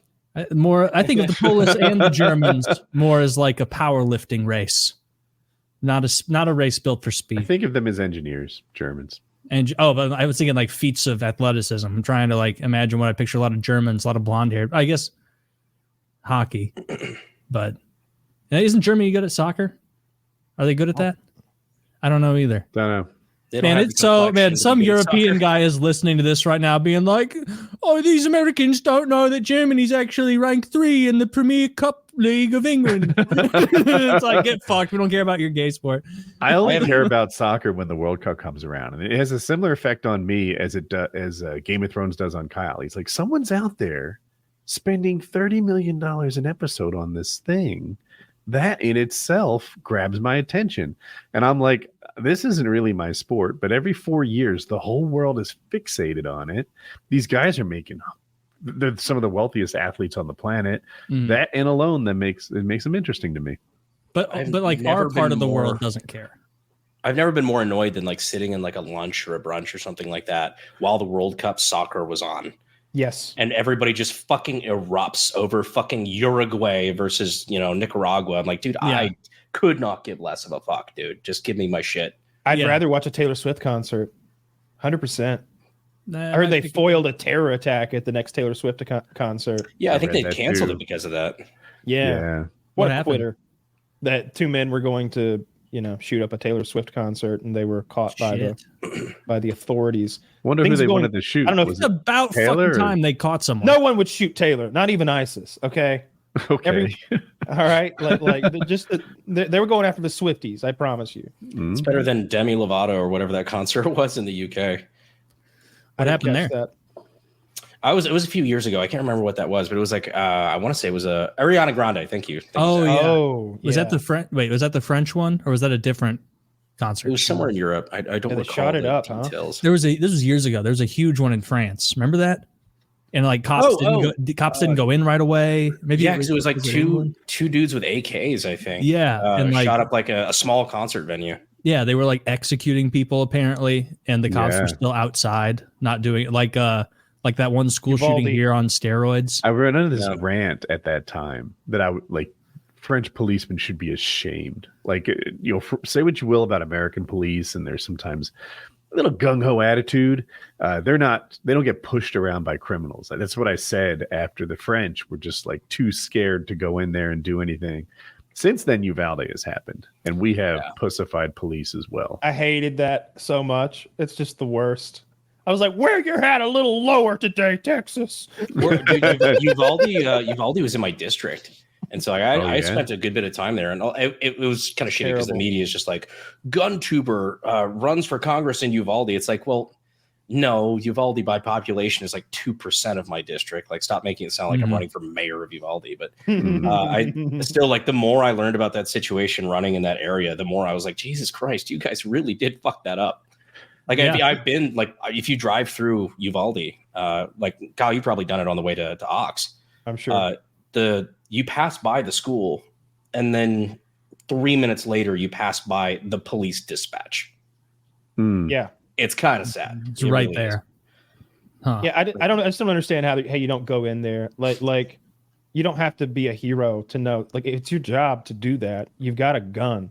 They're killing kids in there. You gotta go. You gotta go. You gotta go now. Like now. We saw that good shoot like a few weeks after, where there was a trans person shooting Talking up about Nashville. It may have been. I just remember being on board with the cop with his POV and him being like, "Go, go, go! Give me the keys! Give me the keys! I need 2 on me. We're breaching left. You get that back door." He took command. It was Taylor. Yeah. Both of those cops came to the range day. Oh, sick. Really? It was Rex and Colazzo. They both came. Those guys are fucking rad. That's cool. I bet they're pretty good. He did exactly what you would want. Like They he did what you'd exactly hope what a you would policeman would do. Mhm. Yeah, That You was gotta the go one now. where the trans shooter, but it was like she was laying in like the corner on a second story over a railed balcony, or is that a different I one? mean, she Sort of was like at the end. By the end, she was. Yeah. There you go. But that was like her last stand, right? Correct. That's what I'm Yeah. picturing. They went up a flight and then they step over like a 6-year-old or something, like on Ugh. the way there. It's so fucking awful. Yeah. Yeah. But yeah, she had, I forget like which way that was going, but she was using like Keltec sub 2000 of all things. Yep. Too. It's like, I'm Jesus, very familiar. you too, then it's like, that is one of the choices of all time. It's a real piece of shit. That's the gun that I like let Scott pepper spray me, and then I tried to shoot 2-liter bottles, and I was immediately realized that pepper spray blinds you. That's when you were like, okay, maybe we take short break. Yeah, literally. That was god awful. Have you ever been full on pepper sprayed? No. You have, Brandon? Oh yeah. Yeah, it's not fun. It's awful. Yeah. How long did it bug you? Like, how long were you All right. So in my case, I was prepared for it, right? Because it wasn't like usual where you're attacking some lady and she gets the drop on you with the pepper spray. Like usual, like your casual Friday night. Yeah, that's how most people get pepper sprayed. Usually you pop her on the side of the dumpster and then she's just, I thought she she's wanted got it. you dead to rights. I just went to the gun store and I was like, do you have pepper spray? And they're like, yeah, that's the stuff that prison guards use over there. It's saber red with OC spray. I was like, give me a can. And I had milk. I had a jug of milk on the tailgate, and I had the hose ready. So right away afterwards, I was able to start getting clean. So that helped a lot. But still, there was so much burning that I couldn't really do much or see for like 20 minutes of like continuous cleaning and the snot, the amount of mucus that you produce from the OC. It's ungodly. You become a mucus machine. It's like the worst cold you've ever had, but it's all loose and it won't stop. And after a while, you're like, you blow so much out, but you're still not clear. So your next breath in is sucking mucus in, and you're just like pulling it out of you. It's bad. Isn't there like it's like Malaysians or somebody like that? I can't remember what ethnicity it is, but they're completely immune to pepper spray. That's crazy. Really? It's probably Indians. Now, Kyle, you did such a good job describing pepper spray. Remember we goofed around with that stun gun thing. I might have my term. Yeah. I had a stun gun that I got at an army surplus store. Right, and that thing's kind of fun. But if I was really motivated, I think in the video we just pushed right through it. Like it was not that big a deal. It's just painful. It's shocking, but it's a little pain. It's not too much bad than if you pinched me as hard as you could. Could I ignore it if I wanted to? Sure. Have you been tasered like the real deal? I've been dry stunned, which is very different. And then obviously I shot Jeremy with the police taser, that X26 or whatever. The stunning thing, the real ones, especially if you put it on a big muscle group like your thigh, like quad or something, it will arrest it and make it start doing this thing that makes you not able to use it anymore. And if you're trying to get someone's hand to handcuff them, you could apply it, I'm sure, to like, I don't know, their forearm, their bicep, their shoulder, something like that. And they'd sort of like, and not be able to do that thing where you just sort of lock up like this on your stomach and sort of turtle and won't give them to your hands. You can force them to give you a leg or an arm by making it wobbly from the dry stun. But the taser, when it shoots those barbs that stick into your skin, that's a whole different ride. That's a whole different ride. We did it to our buddy Houston Jones. Do you guys know who that is? I do not. It's like a bodybuilder. His entire YouTube channel is like getting hurt, essentially. So it's like all the different pain he'll inflict on himself, like weed eater to the shins, like that sort of thing. Like I honestly don't know how his channel's still on YouTube. Right. But he's got a few million subs, and he's honestly like the nicest fucking guy in the world. He's like really, really nice dude. But we did it to him in Michigan. We actually had Chuck Liddell taser him, and everybody there is just like, or one of the guys there, I think it was Grand Thumb, was saying that like, oh hey, yeah, if you get stunned, like, or if you get tasered like that, you're gonna fall forward. So we put this big pile of leaves. We didn't have we were out in the woods. We put a big pile of leaves in front of him, and so we had Chuck shoot the tasers. The prong hit his back. He locked up and fell backward, not onto the leaves, but onto the barbs. Oh, nice. So the barbs went into his. That was real fun. I'm sure he enjoyed that. Yeah, the best way to do that is get on your knees already, because I've never been shot by it. I always said if we can find someone who will pay me to get shot with that thing, then I will do it. But I'm not doing it for funsies. You know what I mean? If like a new taser company came out and they wanted to push their taser and they're going to give me 10 grand if I take a shot, oh yeah, line me up. I'm going to hate it, but I wouldn't do it for free. So Taser the company sent me out, like one of their CX, whatever, like the ones that shoot the prongs. They sent me out to do a video, and I thought back. This was right when the whole like the chick who shot the guy in the head, like taser. I was gonna do a video talking about that and kind of recreate it and whatnot, but to be honest, I really didn't fucking want to get tased.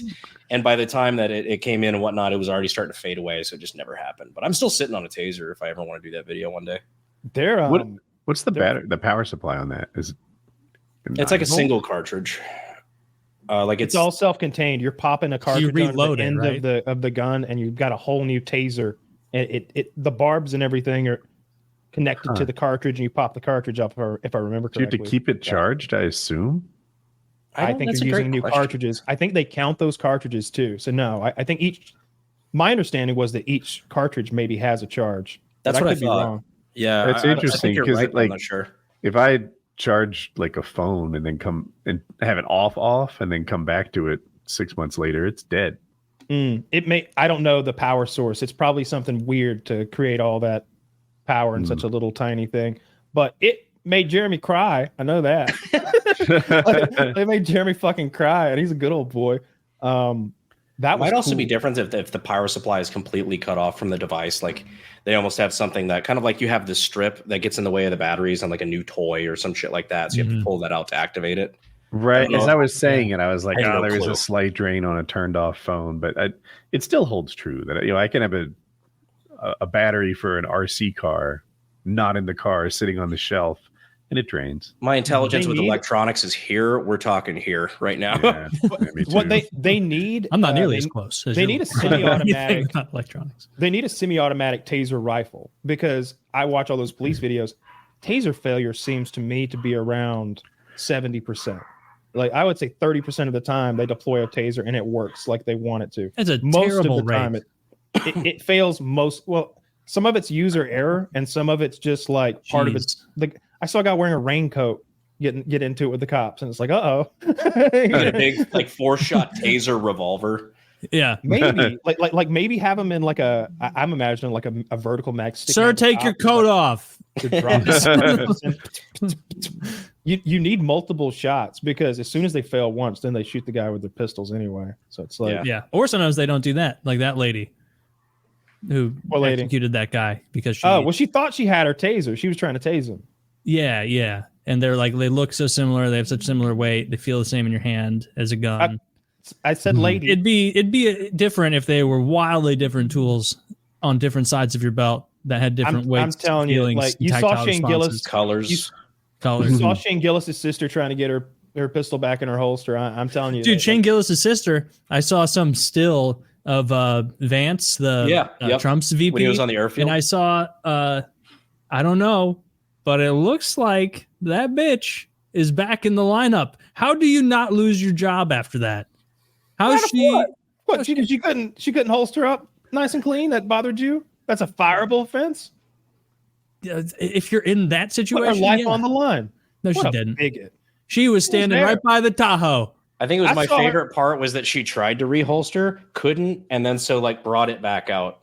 Yeah. Nobody saw that. Did anybody notice? Okay, I'm probably fine. This probably won't be a global thing. I bet nobody's looking. Nobody's looking. It's worse than that. There's a second video. All right, so when they left there, they all got in the same convoy and took Trump to the local medical center, wherever that was. She gets out and gets her gun out there and has the same shit happen. Like there's a whole other video of her in front of, at the emergency room, how you pull under that awning and there's like a brick little everything. Yeah. They're there. I'm sure they just took Trump into the emergency room. I wish there was footage of that. That's what I wanted to see. I wanted to see the ER receive Donald Trump. That would have been fun. And I got to say, why did he heal like the Terminator?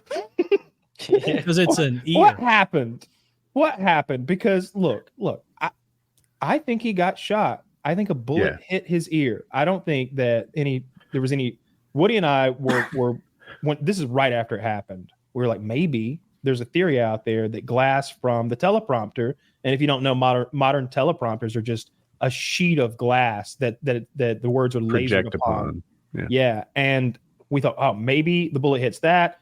Glass sprays his face a little bit. Maybe that was it. Maybe it wasn't a direct impact. But then you see the Times photo where you see the vapor trail of the bullet going past his head. That's pretty undeniable. I don't know if that's the bullet that struck his ear or just a different bullet that went by his head. But, the way he bled, you could see his ear was mangled a little bit. But then, like, FBI director said that it was a ricochet, not that it was fragment. Which to me makes zero sense. Okay, I'm listening. It got really political. A lot of people felt that was kind of stealing valor in some way from a gunshot victim. So yeah, I don't understand what it would be ricocheting off of, considering he was on an elevated platform. You'd have to miss by like 30 degrees and then bounce perfectly toward the target. You might have been that's a very odd thing, considering he was the thing that was foremost. The thing that it hit first would be discovered, right? Like, I assume they looked at this crime scene very carefully. I mean, former president got shot, presidential candidate got shot.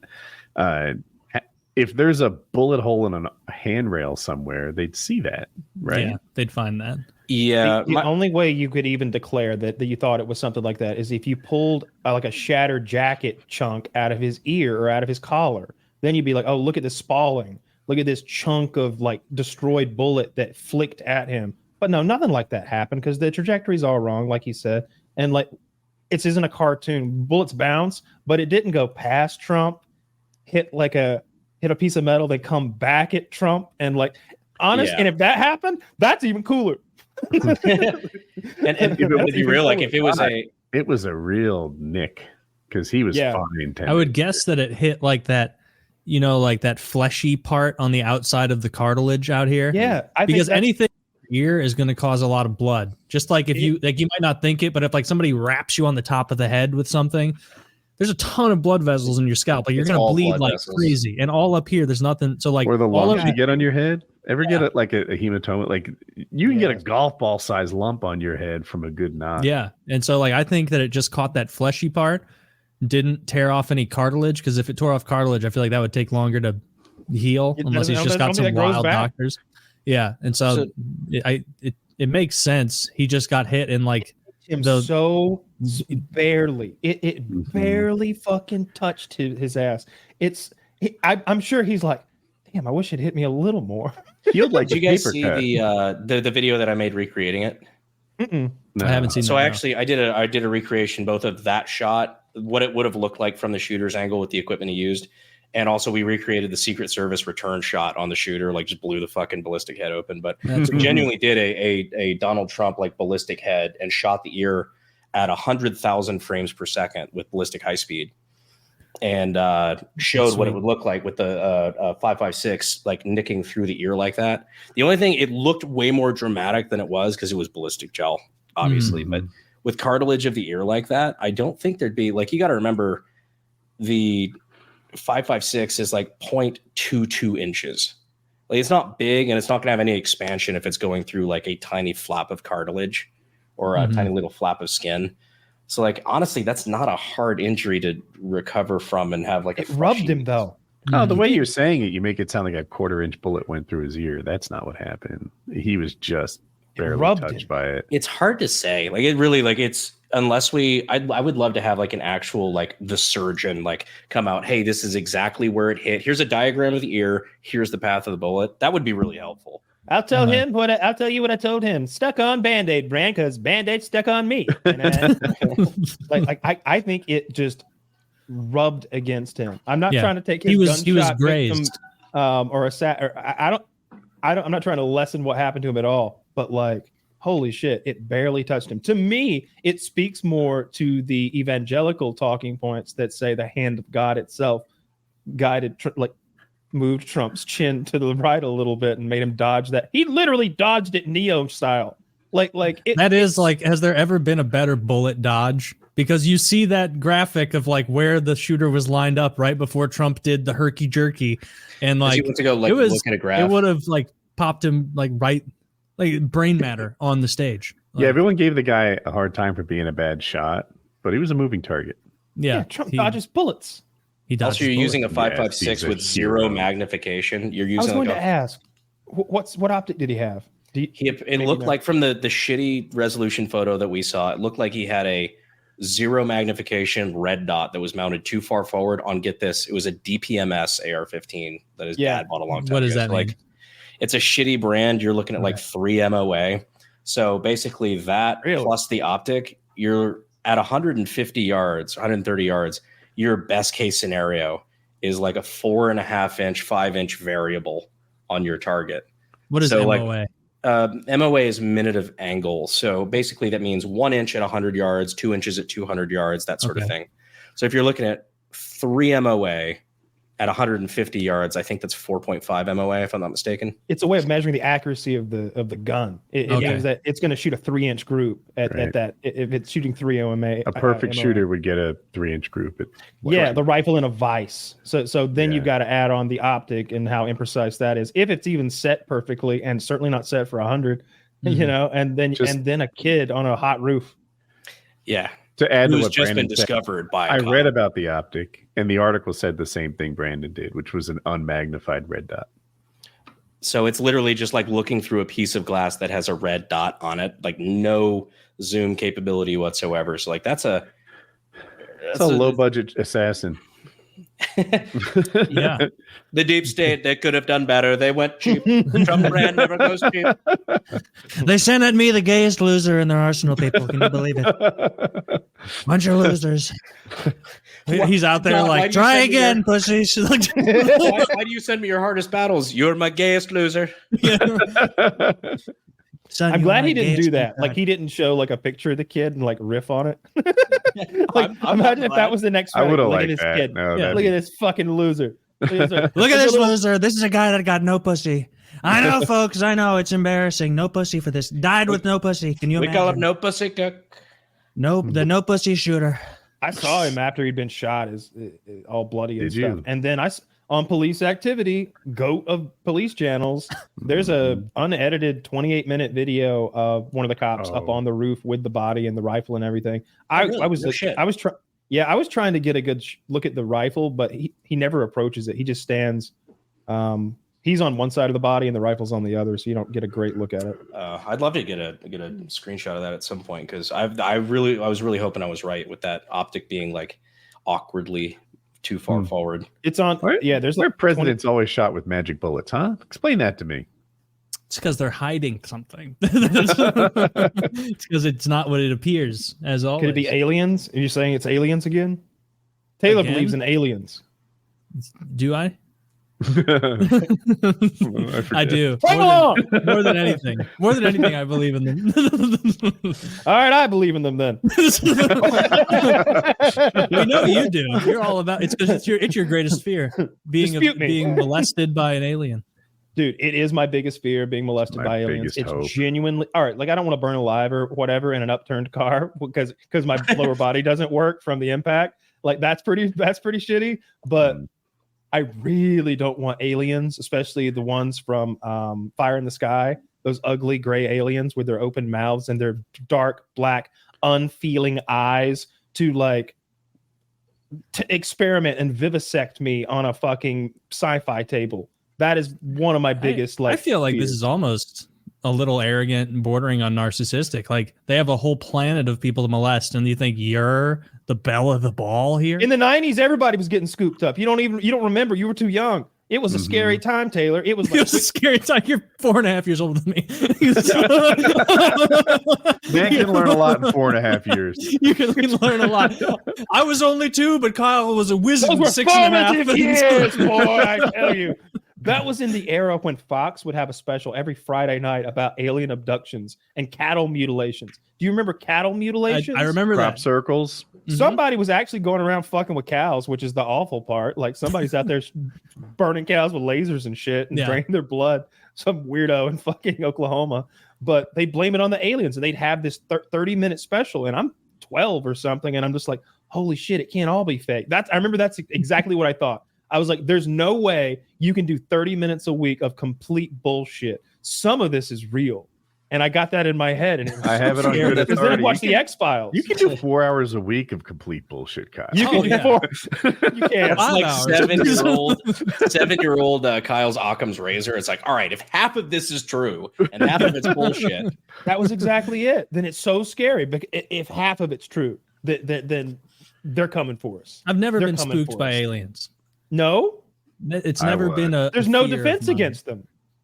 Yeah, but I just feel like I am so not interesting enough to be taken by an alien. All right, so a good movie, an okay movie came out like last year, the year before, and it's an alien is in this lady's house. It's like a home intruder, but it's an alien, and she's fighting the alien Home Alone style. Oh yeah, I saw that one. I can't remember the name. It was pretty fucking good.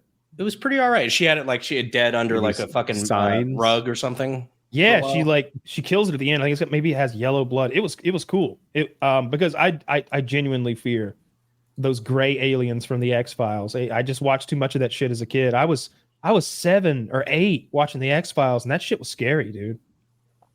I'm still a little afraid they'll come get me. They won't get you. They're not fine. real. They just abduct you like, Kyle, might be. stay the line. Hello, my friends. I'll say whatever the fuck they want. I'll say whatever they want. We have the. If you get abducted by illegals, it's going to be Pedro and Enrique. Oh my god! Is it that Tim Allen movie where the aliens have been watching my YouTube videos? They just got to him, and they think I'm a warlord, and they need me to fight their battles for them. Could we do that? That'd be a fun alien abduction. Yeah, well, I mean, they'd be better than a vivisected experiment, right? Fair. Yeah. Let's see what happens when we cut his butthole in half. He hates it. And the other guy looks at him and goes, "They always hate it." I'm gonna be shitting like an elite from Halo. They always hate it. Sir, I don't mean to be a drag, but we're not learning anything. Shut up. Put him on the table. Your asshole's next up. So fucking scary. Yeah, as if they couldn't just give us a little remote scan with their space age technology and immediately know all our info. Is that what we do to dogs at the veterinarian clinic? We just immediately give them a $5,000 I tell you, MRI. if we had the technology up their asses. If we had the technology to fly trillions of space years to go to another planet and then just pick people up on a lark. Because imagine these aliens that would be coming here and doing this slapshod job. These are hobbyists. They're not even part of the alien government. Taylor, they're just futzing around. Like if we did that, we'd put a dog in a scanner. We already have scanners you can put animals in. See, here's the problem. You're imagining that they sent their best. That this is like their equivalent of a fucking astronaut. No. This is like a hillbilly alien. This is like a hillbilly alien. That's the complete opposite of what I just said. I said that they were their hobbyist retards who are like, let's go on down to Earth and look at someone's ass. Taylor, like, you keep saying these are their scientists. It's not like that. You're just wrong. You're just wrong. Yeah, Trump would be out there being like, they're not scientists. They're the worst. They're not sending the best. They're not sending their best from Zyklon 6. They're if I went to some other planet and discovered another life. What am I looking for? Another life, and there were like certain holes in it, holes on the blowholes on the top or whatever. I definitely spend special attention on those holes. See what's in there. What do they do with that hole? What can I do with that hole? It seems like the least invasive way to see what's inside them. You probe it. See, but that's the maybe thing. This is what we would do. Is the analog of us in this alien society their highest ranking scientists, or is it the retards? It's Taylor, these people are enlightened enough to legalize. I think they see it as bestiality, maybe, and they're very enlightened, so it's legal on their planet. And, boo! What? They're not bigots against goat fuckers. That's a good point. Woody and I were talking about this just the other day. He agreed with me. I was like, it doesn't make sense. You can enslave them. You can breed them. You can force one to fuck the other. Like you decide which ones fuck. Okay. You can chop them up for meat. You can cut a hole in the side of their digestive system and put a porthole in them so that your children can reach into their innards anytime they want, just to see how you digest cud. We can do all that. We can do all that. We have cooking channel about melting them in various ways. We cook other things in their melted fat. We cook their babies in their fat and then stuff that into their meat. Yeah. But you can't fuck them. I think the difference is all of those other things. All of those other things serve a purpose that isn't to come. Yeah, that's true. You act like coming's not a good reason to do something. Yeah, but you could go. You just checkmated yourself, sir. You can either go get sex or jack off like an adult. We're probably like 3 cycles from some guy running for president who's like, yeah, we should be able to fuck him. Why not? 2032, 2036. So it's President gonna be like Catboy, what do you think? Showing pictures of like human and goat vaginas and their similarities. Will we finally see VP Fido's real face? or will he be in his his fursona? What is that new thing about the Democratic VP and like having to get his stomach pumped from horse cum? What? Well, I mean, I've just seen that. it. Now, if that were the latest dig true, against I would him. have heard about it. It's popped up on Twitter the last 2 days, and I can't tell if it's a troll or not. I would imagine so, wouldn't you? Yeah, I would imagine there's no way this guy drank because semen to get. here's How the much thing. of anything do you have to drink to get your stomach pumped? Well, how much horse cum can a man have? I mostly want to More that's than a interesting. liter, What is I'll the tell you lethal- that. More than a little, what is like? It's not in The between. liter think doesn't we- do it; it just gives you a heartburn. I think if we stay within the realm of reality, there is a story that I think he dressed his dog up in some sort of like flamboyantly gay outfit and took it to the pride parade. Well, I mostly want to know where it Walls, came Maybe the from. dog's gay. It was a gay dog. It's fine. Yeah, that that's makes fair. sense. Yeah, I don't know much Do you about. believe animals are gay, Taylor? No. They're clearly gay, Taylor. They have sex with the same sex. In the Oh well, then animal those ones are. Yeah. Yeah. Or but sometimes they'll be. You're a real flip flopper, aren't you? I'm a flip flopper. Call me a Holy Democrat. shit, that was easy. Sometimes I'll see stuff where they're like, actually, homosexuality exists in the dolphin culture. And then you actually read what they're doing, and it's like, no, that's a dominant male raping a subordinate into submission. They're not like, Okay. Oh, okay. trying to- Just because there's, Oh my god! you're talking about BDSM now. I think if you're Yeah. just proving our case. You act as if like human rape isn't about dominating and violence. Sometimes That's a little CNC play, Taylor. You know what that is? isn't that a kind of printing? Well, it is kind of wrong. no, that's It- cutting, but It's consensual non-consent, Taylor. A little rape play. Oh, well, then, you've never heard of That's all the- CNC? That's no. what those animals are doing. They're doing a little CNC play, and you're over there instilling your own Judging. dark human judgments upon them. And their And I'm sex going to keep life. doing it. If they're raping in the bottom of the sea, I'm proud enough to stand on land and say, not for this guy. I think it's what is it that dolphins fuck? Like they use some sort of poor sea creature. SeaWorld like puffer? trainers. People. Yeah, trainers, people, Okay, they'll dolphins drown fuck you. people. All right, like Puffer there's- fish, they put their prehensile dolphin dicks in their mouth and they make they them do suck two it. different things. I think they might take the puffer fish and get high on them. They do this thing where they like fuck with them and they release this chemical and the dolphins all like to like get high off of it. They don't kill the thing. They just like beat it up to make it give off its whatever defense pheromones and they get high as shit off that. But then they also fuck something. I can't remember what it was that they were sticking their dolphin dicks in. Dolphins are fucking wild. I think They're rough customers. There's something to be said about a level of intelligence it takes as a species to be so intelligent that you want to get high and get dumber. Yeah. There's some monkeys that do we it. I could can't test remember what they do. They like eat ants that have done something or something. I remember Lots of watching things eat fermented animals and stuff. Or I'm sorry, fermented apples that Fruit. fall off the Yeah, tree. yeah. I've fruit, seen those, yeah. like the monkeys that get. But I think they're doing it drunk on the accidentally fermented most of the apples. time. No, because they keep doing it. It tastes The different. monkey. Okay, monkeys, I believe. Yeah. Monkeys for sure are getting drunk on purpose because there's like you've seen those videos of tourists in like Costa Rica or whatever, and a little fucking monkey comes by and will drink someone's drink. They'll just Yeah. like. I saw Sip a out of monkey it. scalp a man. There's no how big of a monkey. It was one of those scary like Indian monkeys with the fangs. It like a baboon maybe, like not a full size like blue assed one like Rafiki, not Rafiki from fucking Lion So King. not a baboon. Not maybe it was like a mini baboon. It was all like tan, like a lion. Like It was that color. Asia. It's not a baboon. Well, in any case, the motherfucker jumped on this dude and bit his head and like jerked and like scalped him, like pulled up, like went full Comanche on him, scalped him. It was awful. Ooh, I would And those kind of injuries, like Where are you finding these videos? the fucking internet, bro. Where what do you Monkey do? activity. It's on YouTube. Monkey activity.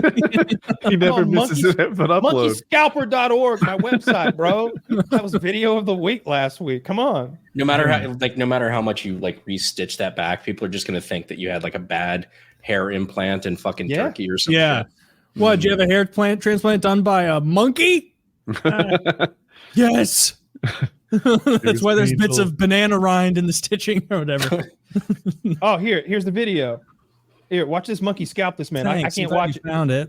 I need really to see this because I think monkey combat is wildly I overrated. haven't. So I'm not going to watch it, nor have I seen it in like a year because it really This bothers is a short me. But video. let me know. I'll just watch for your guys' reactions. No. Oh, Okay. He was quick. It's not the scalping I expected. So the monkey, would you say that weighs? It's like a 65-pound monkey, Taylor? That? Yeah. I mean, that's probably a 25, 30-pound monkey. Oh, okay. I would say not very big. Huh. And he's sitting on some guy's lap, and the man just looking up at the monkey, and just like, I don't know, he sort of crawls to his back and then just rips like a 2.5 inch wide strip of scalp off. Fucked up. Guy's gonna look hard as fuck from now on, though. Yeah, I don't know, man. He's gonna have to part his hair there forever. That's fucked. Looks like he didn't have much to part, so he'd be all right. He didn't, but you don't want to get scalped no matter what. I hated that. I hated that video. Thanks for sharing. Really? I thought it was cool. Yeah, I couldn't watch it. I couldn't watch it myself. I could take that Watching monkey. myself a second time. The only reason that monkey had the success he did is the guy wasn't Genuinely, prepared. I didn't watch it. That dude could beat up that monkey. That monkey's nothing. Oh, for sure. Honestly, It's not it a wasn't big monkey. Like you can tell it's not a big monkey because he's an Indian guy who are already small, and so like that And smelly. monkey on top of him isn't that big, like that.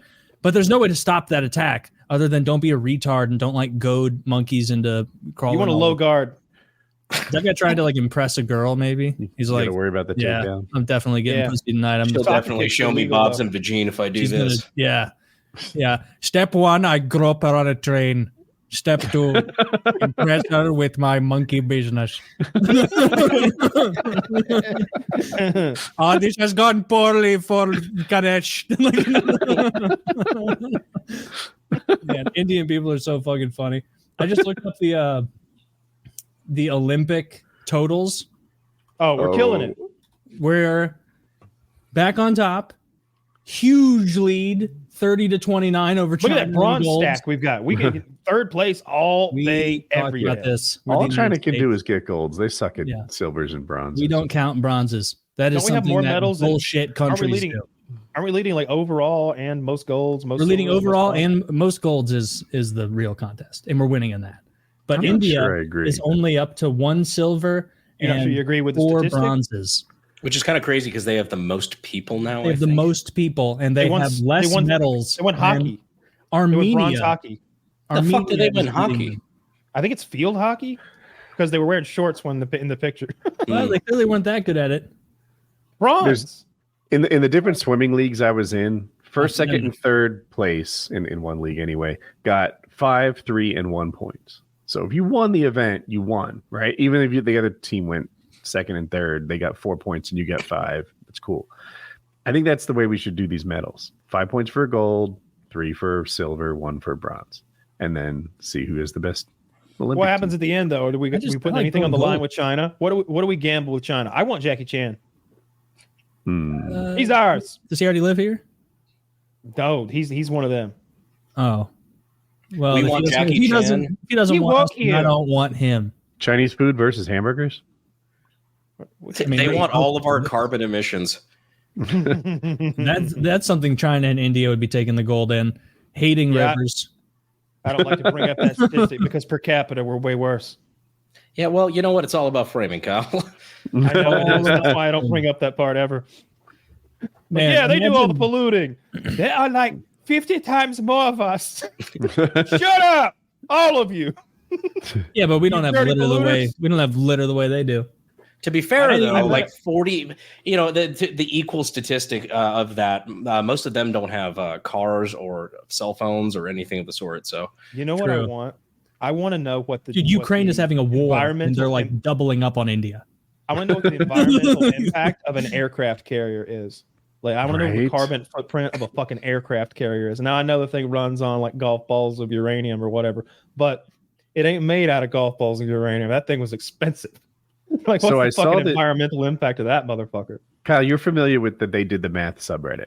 Love So it. there was a post on there that said that one of Taylor Swift's I think it was Taylor Swift took a flight to France to have like lunch or something. Like she wanted a Sick. baguette or something. So she flew a private jet over to France. And the tweet was that she had more carbon emissions on that sort of trip for funsies Yeah. then you will create an entire life of driving. So they're like, hey, somebody do the math on this. And it turned out to be untrue, but only by a little bit. The amount of CO2 she made on that flight is almost as much as I'll A lot of make in my kerosene she entire burns. life. Yeah, that's a lot of fuel. But that's she burns going fine. back and forth. CO2, it's what plants crave. That's yes. actually true. I know. The I saw- idiocracy. Yeah, It has but I don't. electrolytes. That's Yeah, what it has- plants crave. I Mm. mean, need 'em. CO2 is what plants crave in a literal sense. So That is she actually- really was just feeding trees.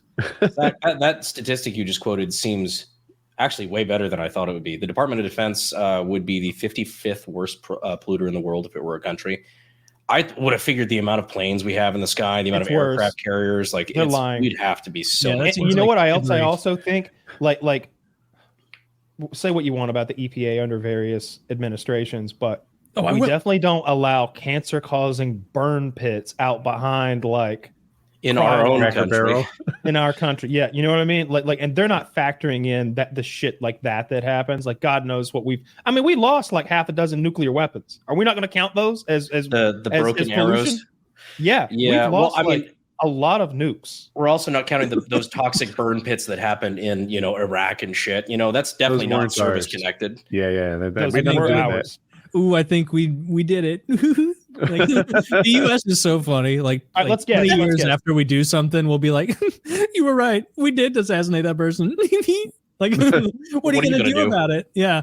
All Like, right, that- here's what we do. how many nukes do you think the United States has misplaced or lost over the years and Six. Not recovered. Teen. not recovered? Yeah, 5 minutes ago, I would have said 0, but given the conversation we I'm just saying had, 9. 6. got a 16. 9. I got 16. Okay, then And you're 12. saying 6, Woody? Yes. Pick a number. 16. 16. All right, I'm gonna say 7. Zach, I'm not prepared. Oh, I thought you had. I wanted to play I too. was like, hold on, wait, you're guessing? 6. And you had It's the fucking 6. answer? Exactly. It's 6. six. least God damn it. 6. Oh wow, okay. I Oh, wanted well, to play then too. any of us could be right. I love that you just posited a hypothetical with this air of like, I know the answer. And then Well, I knew we'd lost like several. I knew it wasn't one. It was like, yeah, that one time we lost a nuke, that was wild, right? It's like, yeah, every 10 years or so, just whoops. I did a Where'd that video. go? I did a video at one point of there was a B-52 or something that went down over North Oh. Carolina. We lost 2 nukes in Greensboro or Greenville, and they basically just gave up on one. They recovered like the bomb, the part that would make it explode, essentially. Mhm. But then they basically just left the rest of it. It was like in a fucking sinkhole, and they were like, "All right, well, this is like if the U.S. government can't excavate it, it's fine. We'll just fucking buy this plot of land and seal it off." Yeah, Yeah. it's wild that we just lost a few. I think it's mostly, I think a lot of it anyway was because at the height of the Cold War and before ICBM technology became quite so prevalent, where we just had fleets of them or missile silos everywhere, they kept those planes in the air all the time, loaded with nukes. It was There's just- it was called Operation Chrome Dome. We had stratofortresses or whatever doing hot laps around basically the northern hemisphere just to keep nukes in the air at all time. So badass. And then we lost them. Yes, few of quite them. a lot. That's so But- embarrassing. It's not a big deal for us. Though. That's We got- such a we got big thing shitloads to of them. lose. Don't worry, Taylor. We have more. I think we We got lost so so many. many. Spain, Fucking- Greenland, like we Yeah. lost a lot. What if I want a what if sci-fi one bad movie guy where finds the nuke? the sci-fi movie that I crave, or even if it was an anime or anything, just let me see this story. I want the aliens to show up and be like blown away by how well armed we are. I want them to be like, "Holy shit! There's 50,000 warheads." Yes, sir. They're on the way now. What? Well, there's nothing we can do then. That's it. And then they just all die, and then we harvest their technology. I just want that. I want the beginning of the story to be us just wiping the floor with an alien Even in invasion. sci-fi, that would be The far fetched. end of the story is a Is it? nuclear winter. Yeah. And I we think it'd and be our own like kind of the- population We shoot them into dies. space. We It would don't have shoot to them be down set. here. It would have to be set in the far future, where we're at least somewhat imagine peers to All right, aliens. here's the scenario because I just realized. Like, there's a would you second ever part to show it. up at the if you went to the most vast and impressive termite mound in all of Africa? It's a silly Would comparison. you be like, wow, billions of these live here? Unbelievable I technology. don't know if that's- like, I think it would be more like if we're like on, on our a planet, hipster tour group shows up to like a warring race in the Amazon. Like, oh, holy fuck! Wait That's a probably minute. what it would actually be. We'd be like a TV What if show. they're More li- than, What if they're little? And I've always said, what if they're little ant people? Like they came from one gigantic ant colony where there was no war. Everybody's in a hive mind scenario, so they've never had combat. They never had France and Britain warring with each other for centuries and after centuries, driving the production of firearms technology and all sorts of weaponry. They don't need a lot of guns in space because it's not too crowded. They show up completely unprepared, not even understanding the concept of interspecies war or conflict in general. Perhaps maybe they've never even had disagreements because of the hive mind. So the idea of having to solve a disagreement with violence is that's a step beyond where their minds could even go. But then they show up fucking here wanting all our sugar, and we got so much. And where do they come? USA, baby. They come for the sugar, and we take them down. We take them down. They don't even understand our technology. And the whole planet, Russia too, we launch all of our nukes at their ant spaceships, all of them. We send all the nukes into space at the ant ships, and we completely destroy them. But and in the next day, we realize we just completely got rid of all the nukes. Nobody has nukes anymore. It's a new world. And so we get to live in that future where we've got ant technology, and there's a race. I would not watch this movie. You'd watch a season of it. You'd watch 6 episodes. Watch a season of it. The ant people have arrived, and they somehow have the most advanced technology ever, and slingshots. They've got ant drive. That's it. They've got space travel. But then you get season 2 where we figure out how to weaponize the ant technology, and we have the super termites nukes. show up. The termites were chasing the ants. You're too fixated on on warrior bugs, species, man. You're so fixated on bugs. You want them to be monkey people like us? So I want them to be insects. Yeah, I would like them to be monkey people. The insect life cycle is really neat too. Like imagine if it's a hierarchy of bugs where they kind of like Starship Troopers. A praying mantis, but more top, diverse. I need more diversity. I need like millipedes, like running around getting intel and shit. And I need like flying, like fluttery stuff. Like I need a worm boss, like Jabba the Hutt, but he's a big brain worm. We could defeat their society by teaching them racism. Get all the the queen would be sexy though. You do like a sexy ant queen. Like she'd have human titties inexplicably. I would want like some sort of insect pope, but he's a mantis, one of the mantis family. That's a very regal. Ooh, you guys are getting very close to just describing the plot of Halo. Large mantises are terrifying. Yeah, a big mantis, and he's the only one that can speak English. Actually, now, why am I encouraging this? I don't like this idea. I don't like. Okay. All right. Well, I mean, like, what if there were multiple alien species and you had like a prophet of truth or something like that? That was just like an alien bishop. See, now this seems like it has legs. They could make a 3-game, 5-game series about it.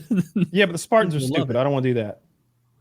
I want some little space marine guys. Like they'd have to all be the same kind of insect, because I've watched enough of those Japanese videos that if you put like different insects together, they make no bones and waste no time about but they've going to the throat.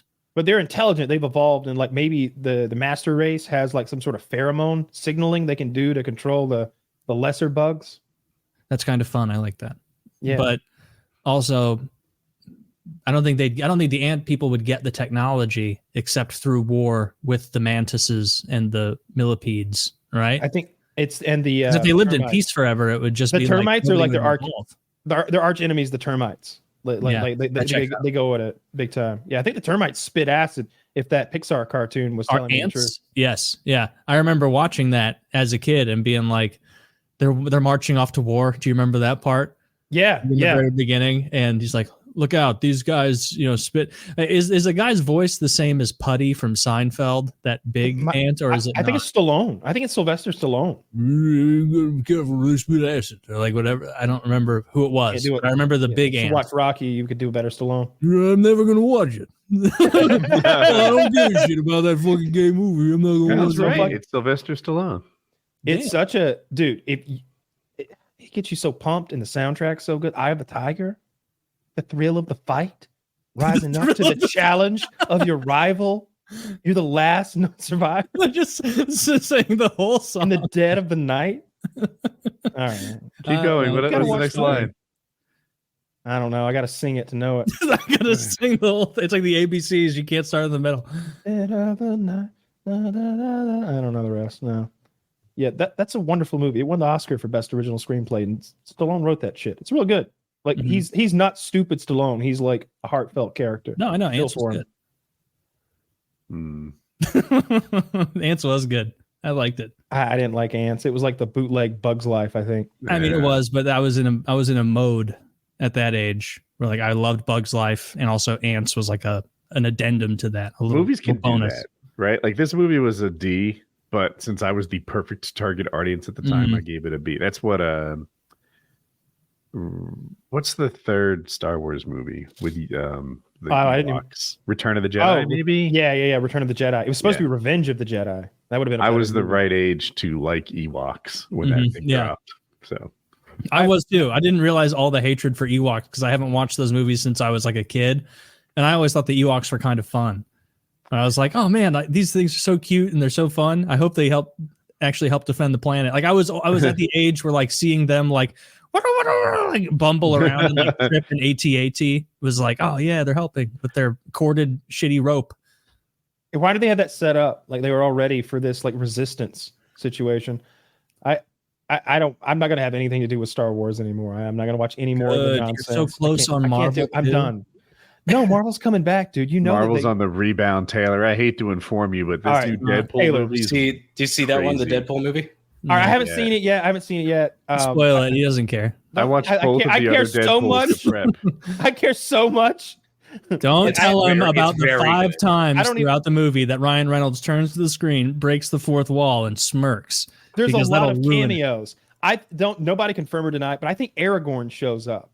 I think they bring Aragorn from Viggo Morgenstein as don't confirm or deny though, because I don't want any spoilers. They bring like a bunch of people from a bunch of different universes. It's gonna be fucking sick. I want to see. My favorite part is where Ryan Reynolds looks to the camera and says, "I'm the Deadpool baby," and then Deadpool's all over the place. It's my favorite part.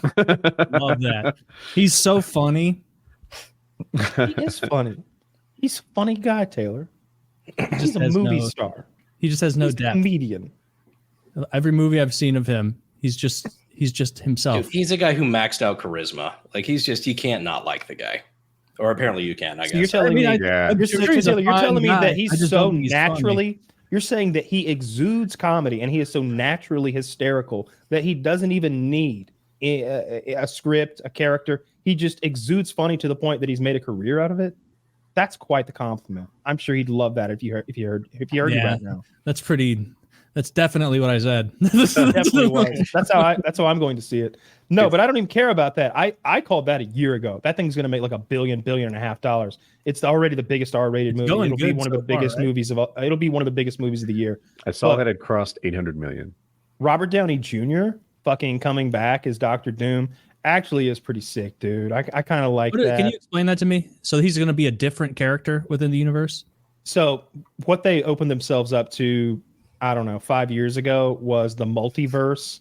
So, and it is part of the comics. The comics do it a lot because it allows you to rewrite stories in various ways. Like, what if Peter Parker's girl, Mary Jane, had been bitten instead? And they do a whole universe where Mary Jane is Spider-Woman. Yeah, what if Tony Stark had Down syndrome? Like all the different realities. All the different realities. So that'd be a good they're one. just going to go so good. I'm thinking about where that goes. So they're going to go to a reality where they're just going to go to a universe where he's Dr. Tony, you have to stop robbing candy stores. He takes a bed sheet and jumps off the roof. It's a small price to pay.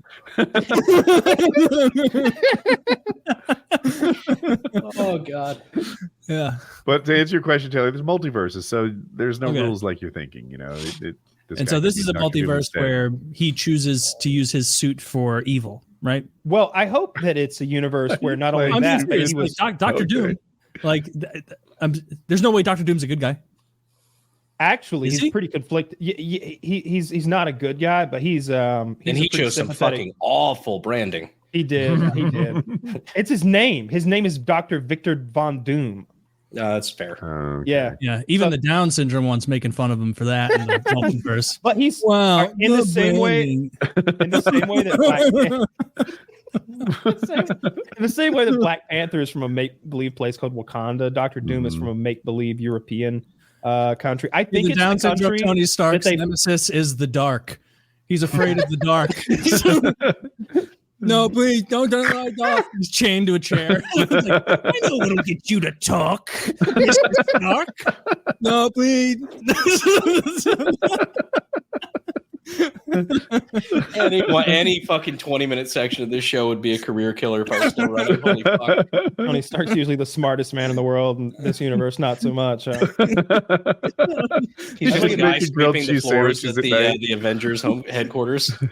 He's still the leader of the Avengers, inexplicably, though. It doesn't make any sense at all. Hulk! Hulk smash again! By God, it keeps working. He's like, I don't know if I want to go having to a problem. universe. He keeps groping Scarlett Johansson. That would be a problem. That'd be an issue. But no, he's gonna be Victor Von Doom. I hope the way they do it is like he's born there and it's a completely different character. I just like Robert Downey Jr. as an actor, and what I really believe is if they're casting him in this movie, then it'll be a good movie. Like they'll bring in the A-team around him as far as everything. Like I don't think lighting matters because these are just green screen most of the time. But like every little tidbit of this, I would imagine will be done well, and they'll spend a ton of money because they're betting the farm on Robert Downey Jr. I bet. What did they pay him? Do we know? I have no clue. Here's what I've heard: $80 million, but the benefits that go around it, like the private jets and stuff, make it cross 9 digits. Crazy. Yeah, I would have imagined something like that because I remember he did Rogan, and he was like, "Were you gonna come back? Could you come back and do Tony Stark again?" And he's like, "You never know. You never know. I'm open to it." And what I heard was, "Money talks." Yeah. I work for a living, motherfucker. I don't give a shit about none of that make-believe nonsense. When you write the check and I'll be there. That's what I heard. What I really hope that symbolizes is not just that Marvel's desperate, but they're desperate enough to drop trying to make us care about shit we don't care about. It's like, stop with the She-Hulks, stop with the Marvels, stop with all the shit that's failing. Go back to the shit we liked. The Captain Americas, the Iron Mans, the like shit like that, the shit that the people actually care about. It's like, stop trying to push stuff. Just give us what we want. That's really all we're asking for. I'm paying money to go see it. Yeah, they're not like some corporations and some industries or some companies are so big that they're like, we've got a message to spread, whether you like it or not. Oh, what? You're gonna go somewhere else? Oh, get out of here. We don't want you then. But I don't know if Marvel's there because the movies are. It's not like they're not making a lot of money, but is Marvel Disney? Yeah. I think it had enough failures. But it feels different. It like they do have a little bit of that air where it's like you're gonna fucking eat what we feed you and have a good time with it. But they've also had enough like actual failures where it's like, oh, every time we greenlight another one of these projects, we like know we're committing to a $50 million loss. And after a while, that takes a toll on a career. I agree. I've heard that. I think it was the CEO in reaction to the new Star Wars with the lesbian witches or something. Is it still like Bob that. Iger? Acolyte. I believe it's Iger. Yeah. And he was like, you know what? Maybe we can back off a little bit of the social justice stuff and make a better show. Yeah, I don't care. I'm done with the Star Wars stuff because it's just. Yeah. There was a time when I had hope that they were going to resurrect something that, look, I don't think it was ever very good. I think it had the bones of something really cool, and for its time, it was great. But to a modern audience, to me, I remember watching the Clone Wars or whatever. No, the first one, the Phantom Menace, when you get baby Anakin. I watched that in theaters with my lame ass friend who also wanted to see it, and even then, I was like, this is some kiddie shit. I was probably 12 or 13. There's that section where all the Gundams have this battle against a droid army, which is like the foot soldiers of the Galactic Empire. And they have like these big, weird, glowy marbles that they're launching with catapults at them. They're like flicking things at them and like, and they win. You're going to hate to hear about the Indian Wars. So I'm with you, Kyle. I had the same problem. I saw they had laser rifles. The middle three came out, and for me it was the pod racing scene. They were doing like a Howard Cosell narration of some sort of they did racing. Lots of little jokes like that. And I'm in my mid-20s at this point, and I like, man, this is some kiddie shit. And in my conspiracy head was like, this part of the movie was inserted to make a video game about this movie. And toys and shit like that. Good thing they never did a pod racing game. They didn't, not that I know of. But then I looked back and I was like, man, I guess the other Star Treks also had a lot of young fan service too. C-3PO was goofy as fuck. He's the first Jar Jar Binks. Yeah, but he was the first LGBT representation in Star Wars. It's true. Yeah, it's true. He was gay, right? You've seen his outlets. Where his outlets? In his ass? In his belly. I don't know. He's got that little arm that comes out and does cool stuff. He's got like a little torch lighter. That's the best. What I'd use him for. I'd be light me up, little man. Wait, that's R2D2. We're talking about C-3PO. Yeah. Oh, is he the gay British one who's like walking around? Yes. Yeah. My hands don't work. I say, don't fuck me. Have you ever seen the picture of somebody? That was really good. Shut up. Go. And I'm gonna, just so you guys know, I'm gonna take Down syndrome, Iron Man to the drawing board and bring him back next week. He's gonna be even more fleshed out, more thorough. Oh god, that's a fun character. If you want some like help with Pepper Potts is his girlfriend. That's his main squeeze. Also his secretary. What's Jarvis is normally his like AI assistant. TARDIS. Who's like TARDIS, where is the closest ice cream store? TARDIS, I need 42 grilled cheese.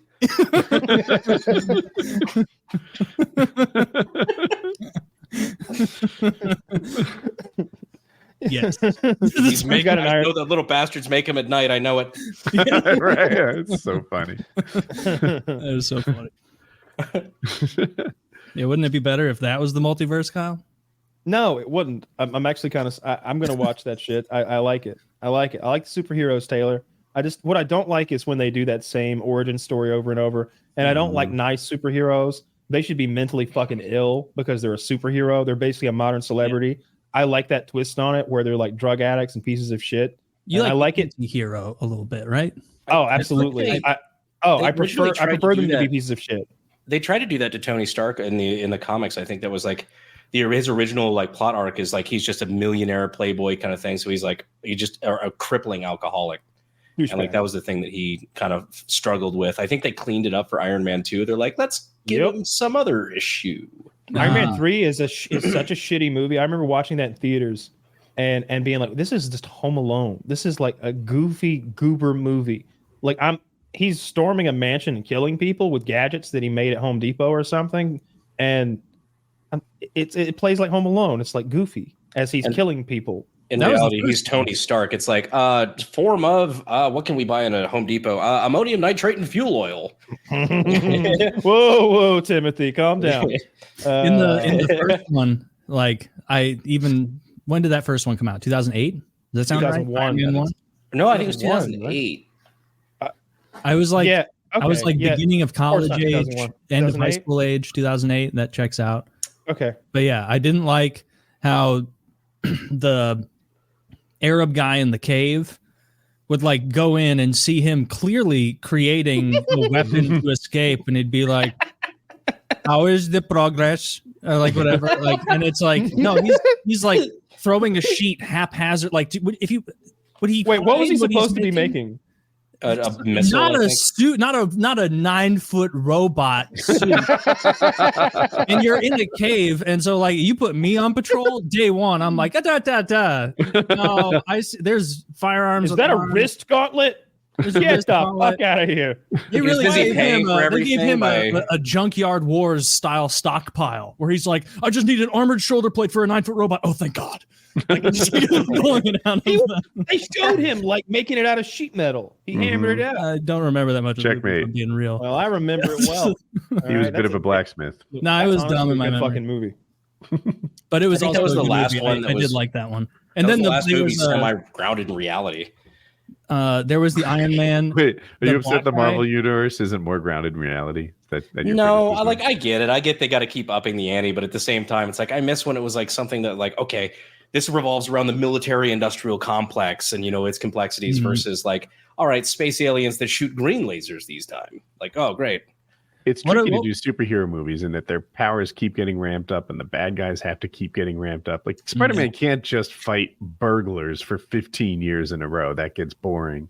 But then Spider-Man becomes a space traveling, crazy suited whatever leader of the Avengers. And you could still shoot Spider-Man to death, correct? Yeah. Yeah. Lately he's been wearing, in the Marvel movies lately, he's been wearing this Tony Stark suit that's bullshit.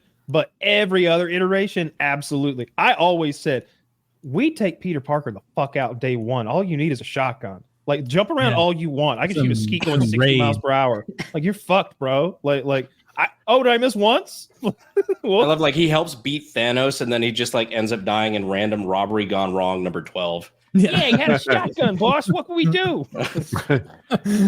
Well, we can shoot the Spider-Man. Oh, he's just wearing a outfit. Boss, I wasn't expecting that to kill him. He's in an Iron Man outfit now, but his Spidey sense knows which way the gun's pointed and dodges it before you pull the trigger. I don't care. I'm gonna shoot twice, three. Dude, spiders have horrible sense. I've murdered them.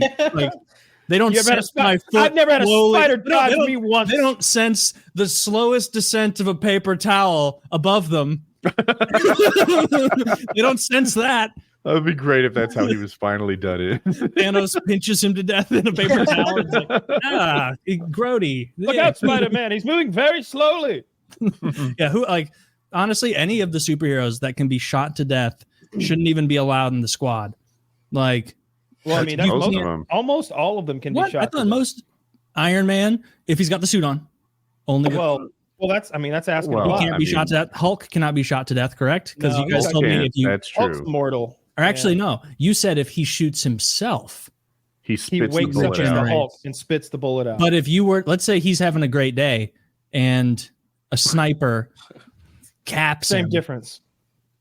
How would he become angry or like emotionally upset enough? He tried to kill himself as Bruce Banner, the regular man. Yeah. And he woke up as the Hulk and spit the bullet out. Like, it doesn't matter. He just I promise you, he's magically immortal. There is a storyline with the Hulk where the entire Earth has no life left on it except the Hulk. Yeah, he lives a lonely existence on a burned out planet. Poor guy. Doesn't seem like a lot of plots to go. So there. Immortal to the. That's the end. As immortal as it gets. Yeah, okay, so Thor cannot be shot to death, right? No, I don't think he'd not shoot by a bullet. No, he'd be all right. No. Mr. Strange. Doctor Strange. I think you could shoot him. He can go to 4 years of evil magic school. Thank you very much. Can he be shot to death? I think he can. Yeah, I think he's just a regular dude. But the thing is, he can stop the bullet, though. That's the difference, right? But only if he sees it coming, right? I don't know. If he wrecks his Lamborghini, you could fuck him up. I just shoot twice. Well, no, you have to get the drop. Spider-Man, all Spider-Man can do is jump again, right? At some point, he's moving through air.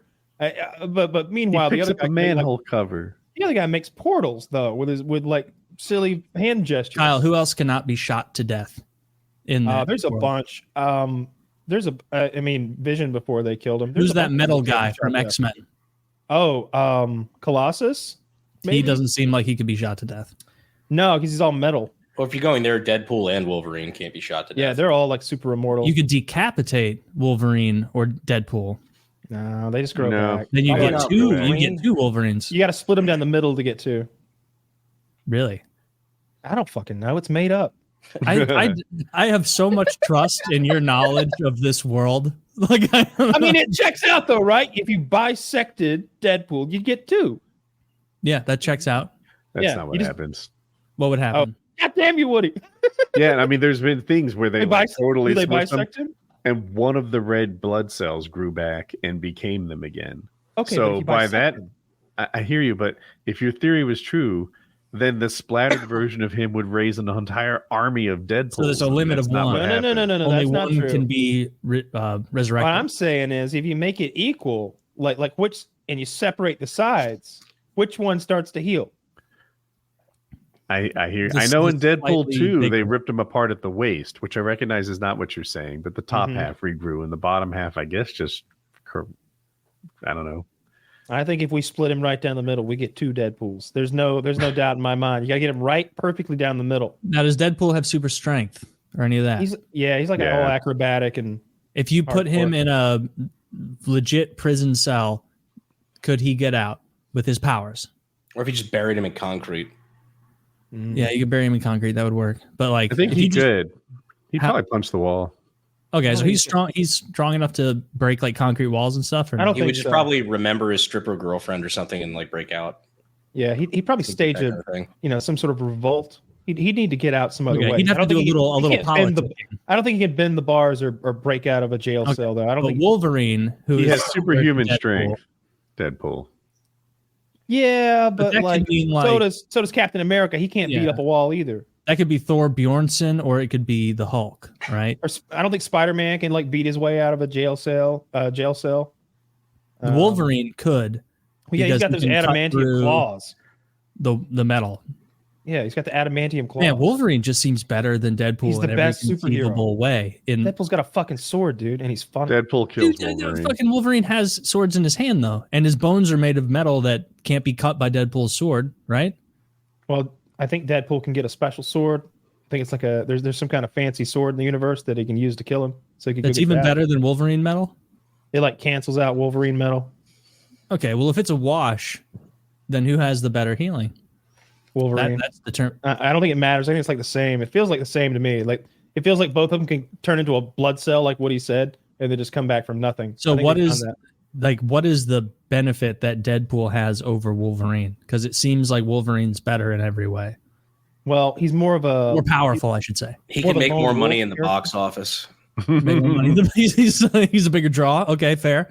I wonder if that picture of Hugh Jackman was real, where he's like ripped out of his fucking mind for this role, or if that I was told that CGI. they CGI'd a lot of his arms in different shots and whatnot. I And if you when you watch the movie, you'll see certain parts where like it's a non-spoiler, but like certain elements they do like close-up body shots, and it looks like the whole thing's done the same like follow the camera motion CGI they did in the first Deadpool. Hugh Jackman is 55. Yeah, that don't mean anything. He just needs some drugs. I thought I saw a photo of him today. They were making it seem like it was from the most recent movie because he had the yellow suit on, where he was like ripped out of his mind. Oh, he's still. I saw the same article. I think it was like he was eating 6,000 calories a day. Whole shit. No, it was actually showing him in 2000 as an X-Men First Class or whatever that movie was, where the first was time just he played X-Men. Wolverine. He's chubby as Wolverine, like genuinely, like he's like he is completely out of shape, no muscle definition. Please try to find it, Zach. Wolverine out of shape in the first X-Men movie, and then it's like contrasting that with him now, or him at his most ripped, where he looks like juiced out of his mind. Science experiment, big with like muscle. He grew new kinds of muscles. Which he is looks crazy. like a superhero. Because he's like 30 versus 55. Mhm. Like the Mhm. magic of fucking androgenic steroids. Fuck Mhm. yeah. Oh, Yeah. there you go. Look at this. Oh, so that's not the current. That's not that's, the current. That's a few Yeah. years ago. Yeah. It's looking like you on the right, Kyle. It at looks your ridiculous. photo time. He's got. I've seen him bigger than this. Yeah. This isn't his most jacked version. Did you ever see Logan when it was like the older version of him? It's his last. So, like, I don't think it's a spoiler. He died in the last movie. So You'll like what they do with that in the new movie. It's a lot of fun how they play it because a lot of people are like, you're basically digging up the corpse of Wolverine and blah blah blah. Like, well, how dare you do this? You'll like what they do. yeah, I look Okay. forward to it. I got to watch it soon. Who was the Um, scientist who did all this to Wolverine? Do we know who that is? Yeah. Riker? So that I think it might be Riker. He was it was in Canada with like there was this Canadian like top secret group of mutants they were using for spec ops and stuff, and they would just erase Wolverine's memory anytime they needed to and like set him back to zero. But part of the process eventually was putting the adamantium on his skin, on his bones. The only reason he's not dead is because of his healing factor, because they didn't put Yeah. adamantium on his bones with magic. They melted it and injected it into his body. So his Yeah. only like, excuse me, his only innate superpower is the Healing right? factor. Yeah, and he's also just which is you know, better than Deadpool's healing factor. If you say so, I don't really care. Oh, I thought you said that. I couldn't give a shit less. Not at all. I like the No, cartoons though. They should find that scientist and give him even more weapons that can pop out of his body. Wolverine, Yeah, like gadgets. like a hedgehog, like just firing stuff out anytime. Pufferfish. That could be a superhero name. It's like, have you ever seen those bear catching outfits from Russia in like the 1700s? Like something like that, where it's like, I'm about to get in a fight. Fucking. Do you think that would be effective against a bear? It could. It's better than like what I'm wearing. I get hit by Carman.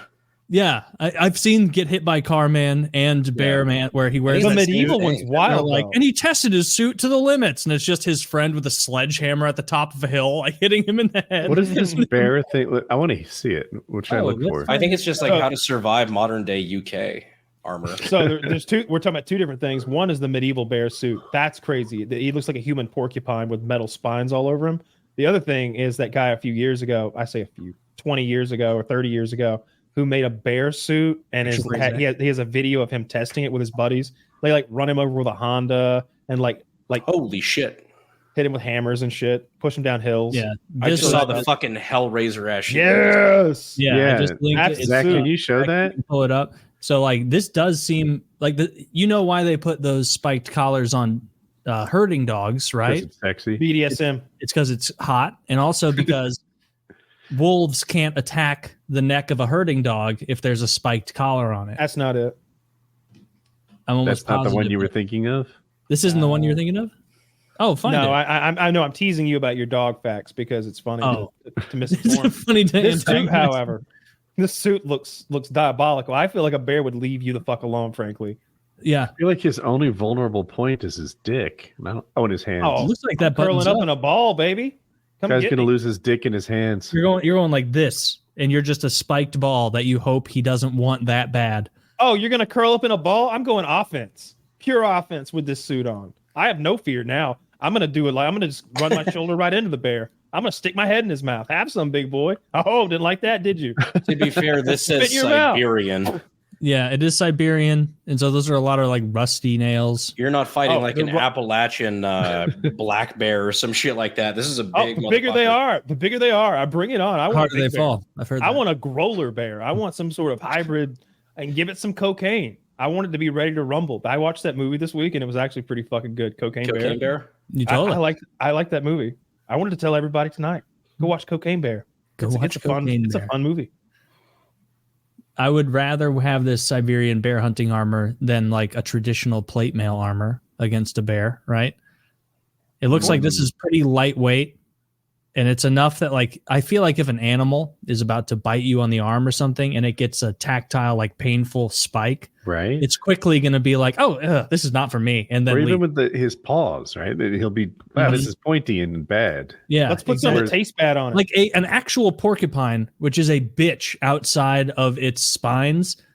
That's enough to deter big bears because the porcupine just keeps angling itself towards the bear. And if the bear lunges in, you've seen the pictures where the bear's fucking impaled and is like, I'm out of here. This thing is cover it all in capsaicin, so that way it's literal bear mace on the spikes. I like that's so much better than my idea of wearing that costume and having like cabbage and beans.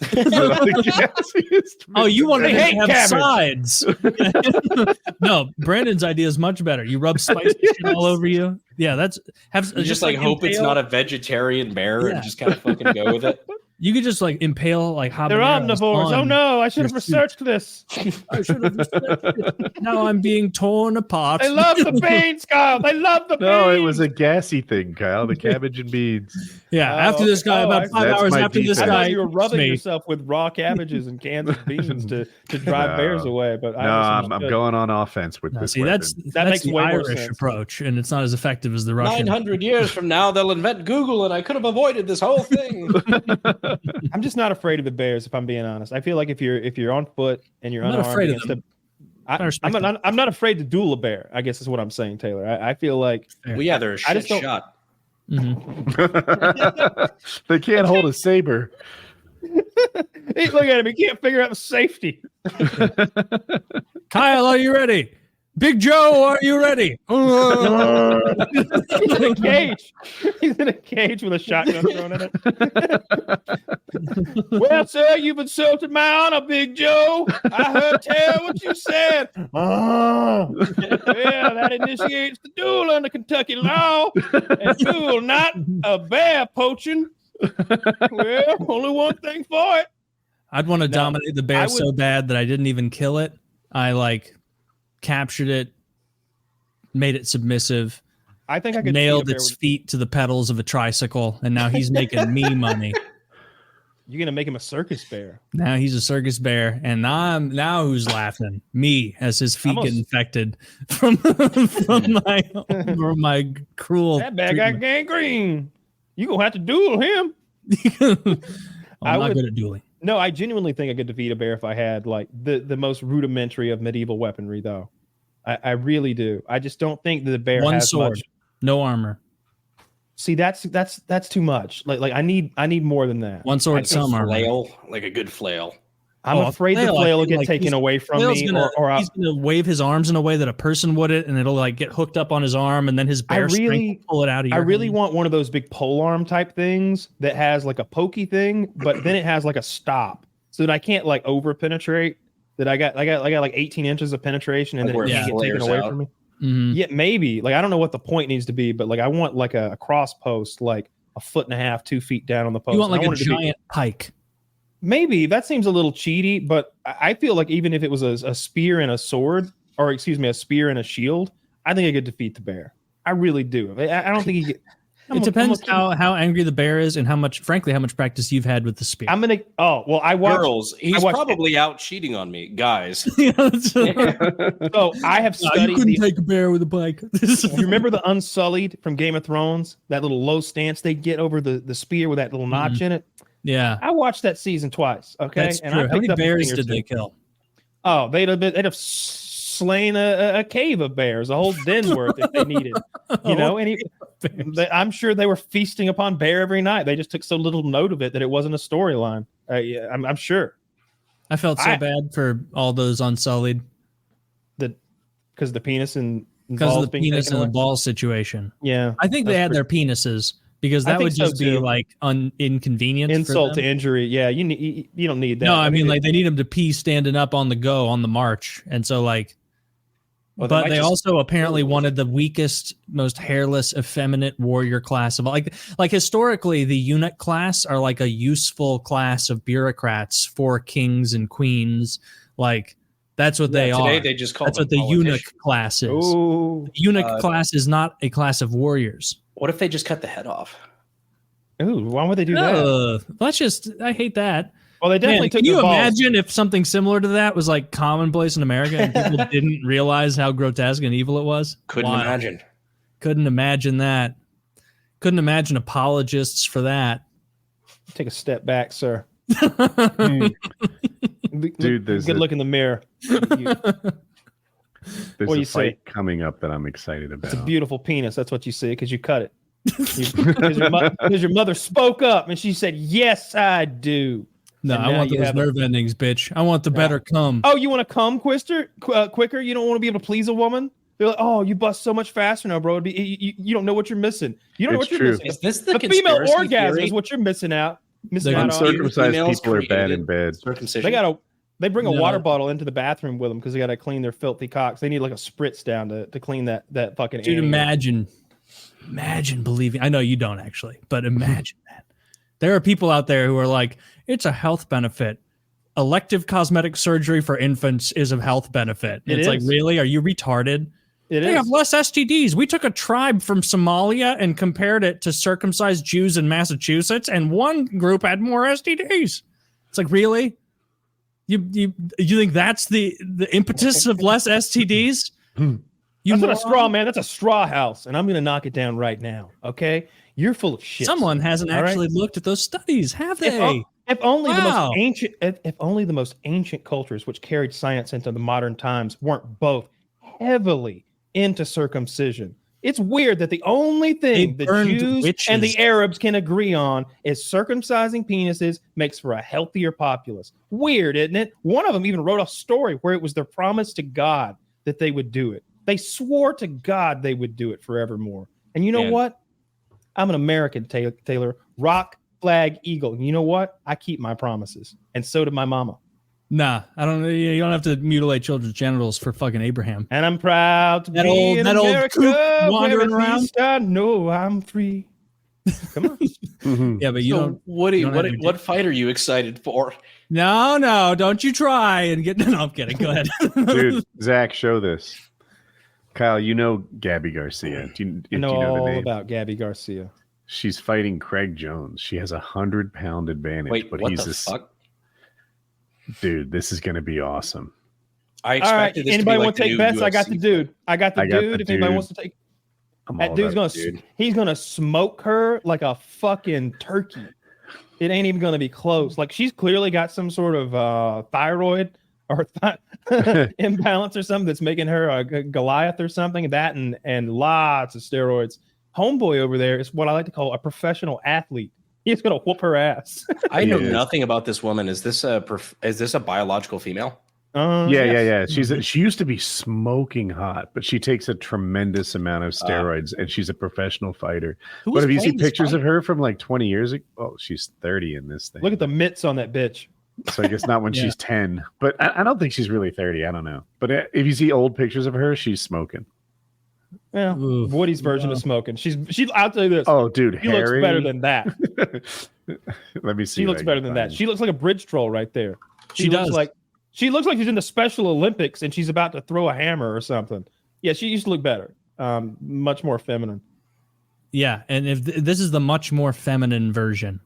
I think it got better than this, honestly. This isn't a great photo, but no, I take the Here, dude like, every time. Like this, for example. Show this one, Zach. Again, low body fat. Oh, She's probably only because cutting of the for a half fight or smirk. something. If it wasn't Yeah. for the half smirk, that would still be pretty butch She's- looking. Yeah. All right. Smart again. Smart. Why did she do this to herself? She was cute. Right. She was cute. She has a pretty face there. I recognize that some guys might not like the abs or the big arms. Because she wanted to but push plates, motherfucker. She's not a pussy. yeah, Well, I this is an athletic woman who's hot in my mind, and what she is now is something different. Yeah, she's Yeah, got she's a freak show. Neanderthal head. I can't She's believe. looking I wonder like if there's- she's from that actor from Princess Bride, Is it MMA? Andre the Giant. Andre the Giant. Andre the Giant. She looks like Andre the Giant. Is it mixed martial arts or boxing? Grappling. Oh, But he's an Oh. ADCC champion or silver medalist or something. Like he's skilled. Well, if She's got the 100 wait gave a him- minute. Did you say she has 100 pounds? Yes. 285 versus 180. She has 105 pounds. Mm. Okay, I had the Jiu-jitsu? dude. Like but gi, no gi. Like I feel like it kind of matters now. Like Oh, I don't think so. I No. think he smokes her. If you guys are all And- picking girl, or picking boy, I'm gonna pick girl. I feel like that might be just a bad photo of the guy. well, yeah. I mean, it's a bad compare, but I'm 100 pounds. What was the And I know- height comparison again? Sorry, Zach. Was it 6 The foot? top of his 5'6"? head reaches like her shoulder. So she's like a head taller. Yeah. All right, and it's no punching allowed. Yes. Yeah, Okay, well then it does seem Really? like the guy's gonna win. it's grappling. Yeah, Huh. that's why I'm wondering. Like, is it gi? Is it no gi? Is it some sort of? Can we do palm strikes? Like, what are we doing here? Like, I just want to know. She's 6'6". He's Really? 37 too, 5'6". I'm gonna go with him. Like it just seems like the dude always smokes the girl. Online it says she's 6'2". Yeah, I don't know what this bullshit is. I know that Ultimate Fighter t-shirt, like that she's wearing from the competition of It's a the long Ultimate time Fighter. ago. This is not two people standing next to each other. Okay, it looks like based on online, which I trust about as much as this infographic, Craig Jones is 6 feet tall and Gabrielle Garcia is 6'2". So if that's the reality and it's not 5'6" for What kind of 6'6", propaganda is this? Craig Jones is going to demolish her. See, the thing is, I saw a video of the two of them together. One, they were standing next to each other. Well, she could be on something. But the When did other, they they were fight? sitting at a table, and she did look that much bigger When do Like- they do this grappling? this month. Okay, I'm curious, but I think the dude's always going to beat the girl. When you got to, I like the freak fights where they have 2 girls or 3 girls versus a guy, because then it's like, holy shit, man! If they work as a team, they can take this guy down. But usually they don't. I always get which strongman it was wrong. Might have Brian Shaw or whichever one. The strongman fighting the two like lightweights, the two 135-pound dudes. That was a cool fucking fight. Did she just beat him in arm wrestling? This looks more like a photo op, but what is wrong? God, her head. Oh, they look the same height there. Oh, yeah, he's gonna smash if this her. is the height, the real height, then she has no shot whatsoever. Yeah, the Instagram. Well, wait a minute. I think I can link it. Yeah, look how big her fucking head is. Damn, that's a big girl. I think she'd fuck up any one of us. Oh, I would not. Well, want I'm her. not a professional fighter. Yeah, So I don't wouldn't think that's even a challenge her. question. Okay, You okay, gave tough guy. Taylor says he can take her. So true. You should call her out, Taylor. If I was a would you fight her? Fighter, How much would you want to fight Gabi Garcia here in mixed martial arts, Taylor? $80. We're gonna really. Let's get on this, boys. Let's $200 Best Buy gift card. Dude, I would hate to have to. I want a $150 DoorDash gift card. Last you like a meal. By this bitch. Yeah, That's a terrifying woman. it is. Look at the size of her big Neanderthal noggin. Like that doesn't happen to a woman. Oh yeah, that's a lot of. You know what he looks like? He looks like Charlie, and It's Always Sunny. Like He looks like he's about to take out his rat stick and beat the shit out of him. Also, was that a 40 on the table? it was. Yeah. It was. Oh, which one was drinking the 40? Because that shows confidence. I doubt it was her. She's clean. All right. Well then, she probably can't drink alcohol because she has a horse amount of injections going into her every day. I know on the next PFL card, not the next one probably, but there's a big PFL card coming up where you got Ngannou finally doing mixed martial arts in PFL, and on the same card you've got Chris Cyborg. She's gonna beat up some lady. That's always fun to watch. Does she lose yet? How old is she? I think she's been smashing bitches in PFL. You know, she obviously got KO'd by Amanda Nunes on the way out of her UFC contract. She's 39. I can't remember the name of the fighter. I think he's an Arab guy, Makayev or something like that. But he didn't fight a good fight. He was at the end of his contract, and they asked Dana White, like, "What are we gonna do with this guy?" He's like, I think PFL's gonna get an unbeaten fighter. It's good for them. Oh, they get an unbeaten guy. Good for PFL. And they're like, really? Yeah, really. And then PFL tweets like, actually, we heard this guy's a piece of shit. We not interested. Seats Which guy is taken. I think it's Makayev, Mokaev, but I could be wrong. It's bald-headed young guy. I think he's Arab. He's got a little bit of facial hair.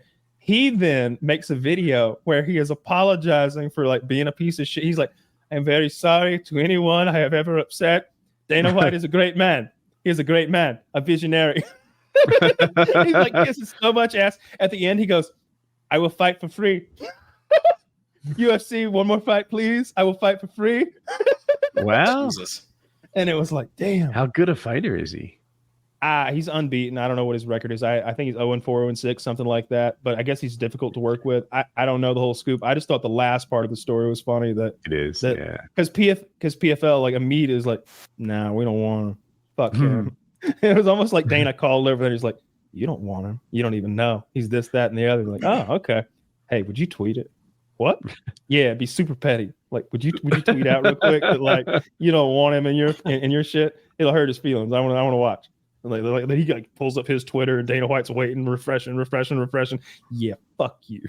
Like that had to be that's scary as hell to him. He's in the UFC, he's at the top of the food chain, and he was probably thinking that he had that backup gig at PFL, and then like clearly not there. There's a bunch of good fights coming up. The big one is Khamzat is taking on your boy Robert Whitaker. Like you said, Robert Whitaker steps up and takes fights. He called out Khamzat. He wants the tough fight. I hate Khamzat Chimaev with a fiery passion. I despise him. The betting odds right now, Woody, not on who will win. It's on whether Chimaev will show. And right now, odds are he doesn't make the fight. Wow. That's how unreliable he's been as a fighter. He was the Mr. Reliable. That's how he started. That was his he showed up twice stick. in a row, that hair-lip piece of shit. Fuck him. I hope he gets smashed by... I hope he shows up and Whitaker smashes the fuck out of him. Me too. Is Connor still fighting?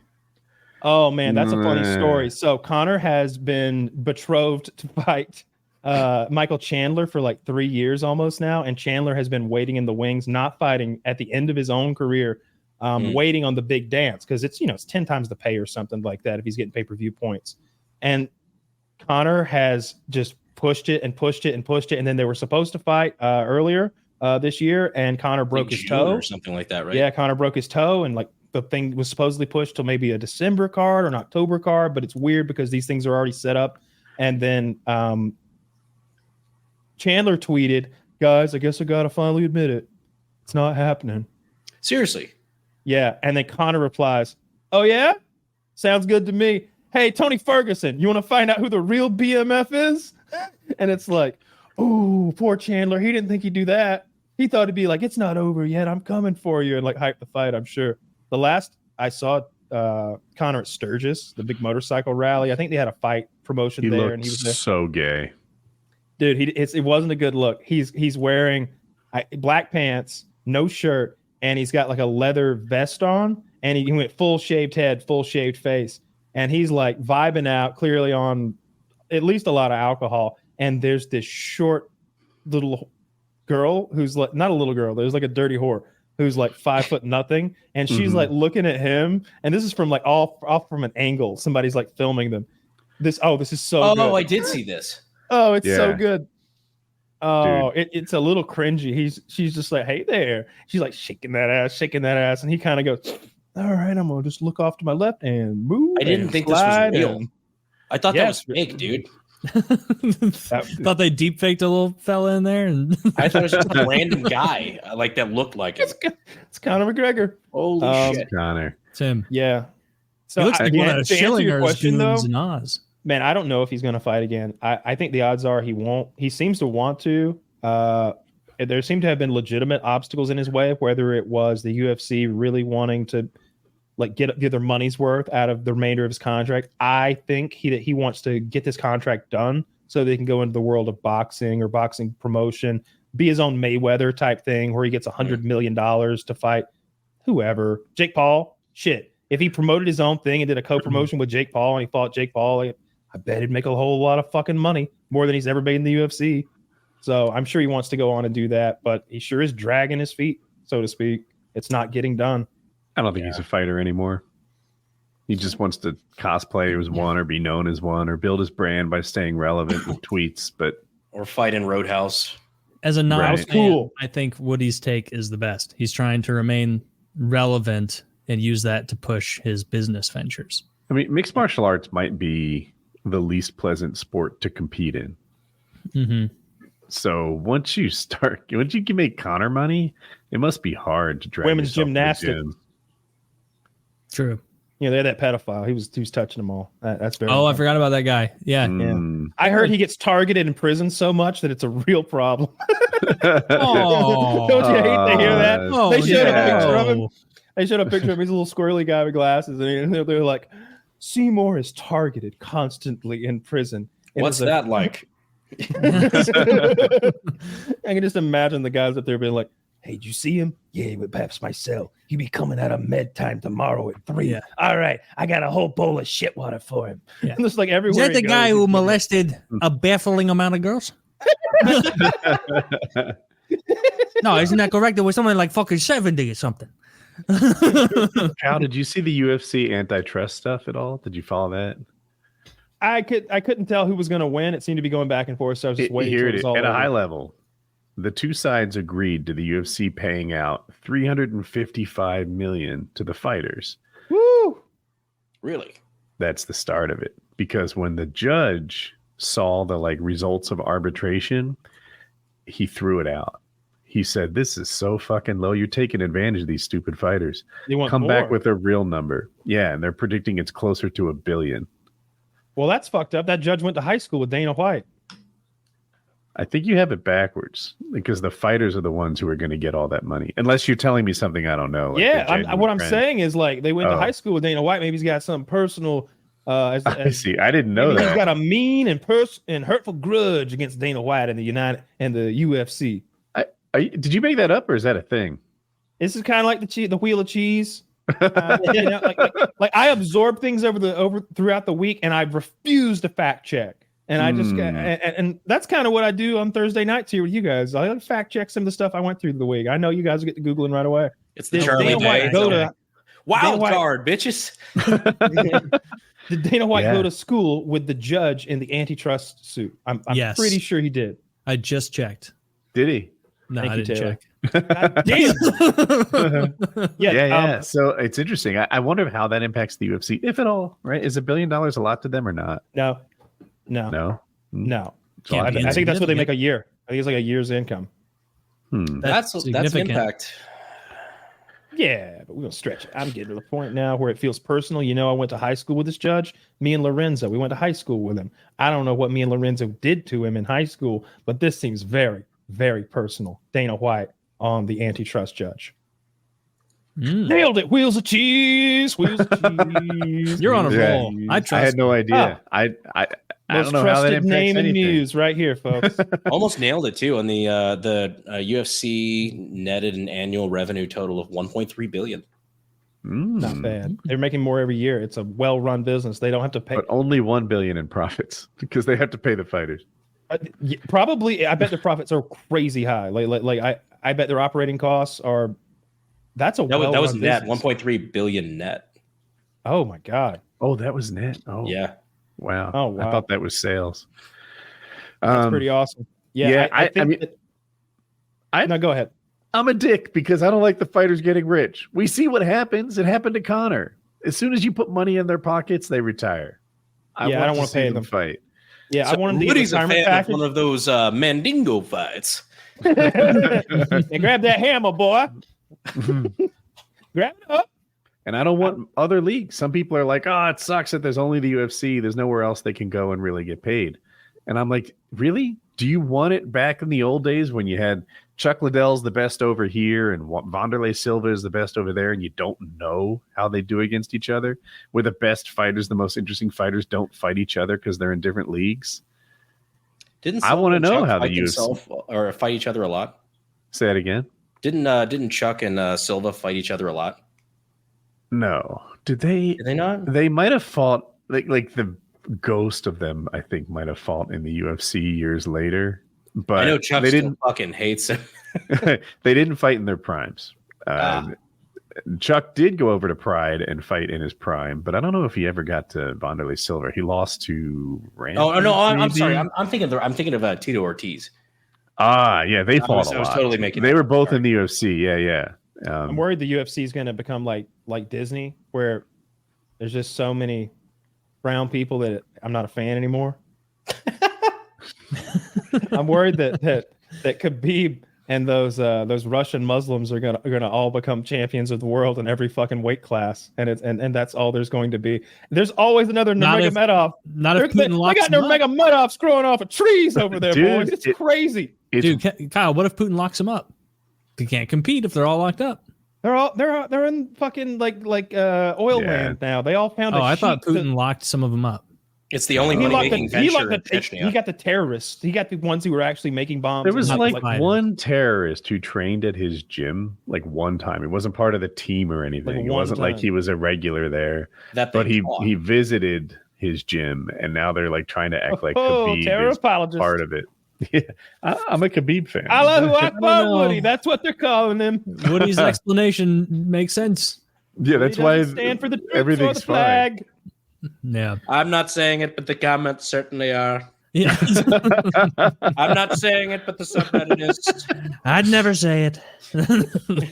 But yeah, Kyle, it's crazy to me there hasn't been an antidote invented for that style of fighting. These guys who are grapplers who just grab you by the ankles and like an anaconda work their way up, and you know what it is though. There is, and guys that try to come with purely that get knocked the fuck out or they eat knees. It's when they clearly are working to be relentless with it, and the fact that at the end of every round you get a whole nother fight. It's 3 fights, and if you don't knock that guy out and get him out of there, he gets 3 chances to drag your ass to the floor. The ones that don't have hands though, that can't make him respect that takedown, get knocked the fuck out though. Like if you look at Khabib and you look at Islam, they got really good fucking hands, like top tier, like not as good. I don't think as good as Connor or like the best boxers or the Holloways, but good fucking hands. He outboxed Poirier and then choked him the fuck unconscious. Like, So Kyle, as a fight fan, like a super in-depth fight fan, somebody who's gone through like a fitness transformation, do you have any interest in doing one of these YouTube fights? I got offered a bare knuckle boxing match against Diego the Nightmare Sanchez a couple years ago. That. Bare knuckle's a little fucking different, to be honest. No, I don't want to fight anybody, dude. I really don't. I don't have any training in it, really. I don't have any aptitude for it. I do not need to be. I would just get beat up. Like it would go poorly. I could look good. I would show up, and then you'd be like, I don't know, man. I'm betting on Kyle. That's half the battle. To be no, yeah, really not. But you'd be, but look, you're like, but he's never been in a fight before, not since high school. But look at him. Well, I think what you should do is the same thing you did with the fitness thing: is tell nobody about it and train for a years before you try to fucking, even just fight it. Well, like I've never done a fight before, so we'll see. That's if I had, I've thought of this before actually, but I was like, man, if 8 years ago, 5 years ago, I had been like, you know what, I'm gonna box someone in 2024, then it could come out of nowhere. You ever see somebody hit the speed bag and they're just like magically good at it? Like if I just broke out some random skills like that right before the fight, after the other guys already signed the contract, I'm doing the Ali shuffle. Like that would be hilarious to scare somebody into quitting, hopefully, because I don't want to have to fight anybody. You'd have to pay me so much goddamn money. I didn't want to know how much they were offering me with the Diego Sanchez thing, but it seemed like hundreds of thousands of dollars, and I was just like, no. DAZN paid me $10,000. Why'd you do told them. Honestly, for fun. I like it was 6 weeks of complete sobriety, like my meal plan locked in, working out every fucking day, training almost every fucking day. Like that was why I did it. It was like as a personal challenge, like knowing that at the end of the 6 weeks, I'm gonna have to get on TV, take my shirt off, and beat the shit out of another person. As a strategy to make sure I wouldn't have to fight Diego the Nightmare Sanchez, I started talking shit right away. like I was gonna make it so bad that there's no way I could say yes. I think I was calling him gay. I was saying him and his. I was like, hit you and your fucking pseudo like boyfriend / coach. He's chasing you around with knives. I hear he chases you around with dildos at night. Your kung fu. To be fair, some of that was true, wasn't it? It was true. Like 90% of what I did. This is like cheese again. Like most of that was cheesy truth. Okay, he was chasing him around with knives in the ring, like real knives, and there was a very gay thing. Even he now admits that guy was a con artist, like scamming him, running his life, controlling him, like mentally abusing him, etc. Like he admits to all that now. He's the reason he got thrown out of the UFC.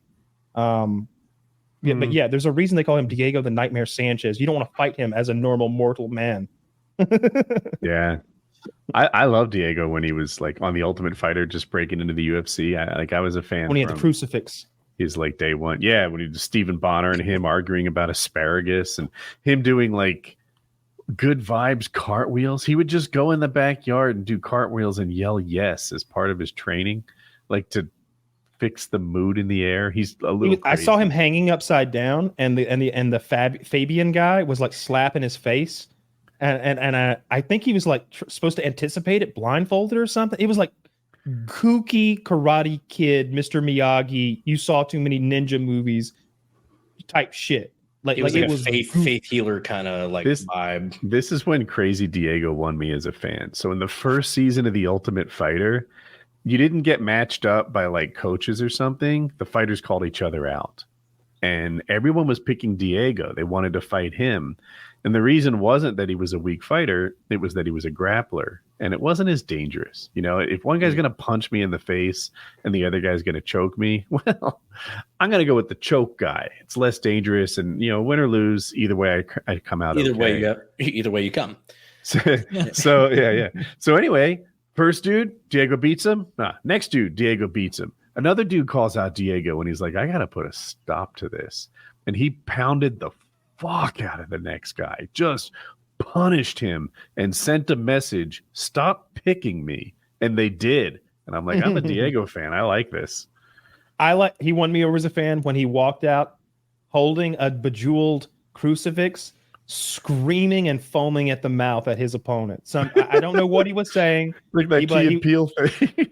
It's one of them things where like, I don't know what he was saying. I know he meant it though. Yeah. He was like, God power.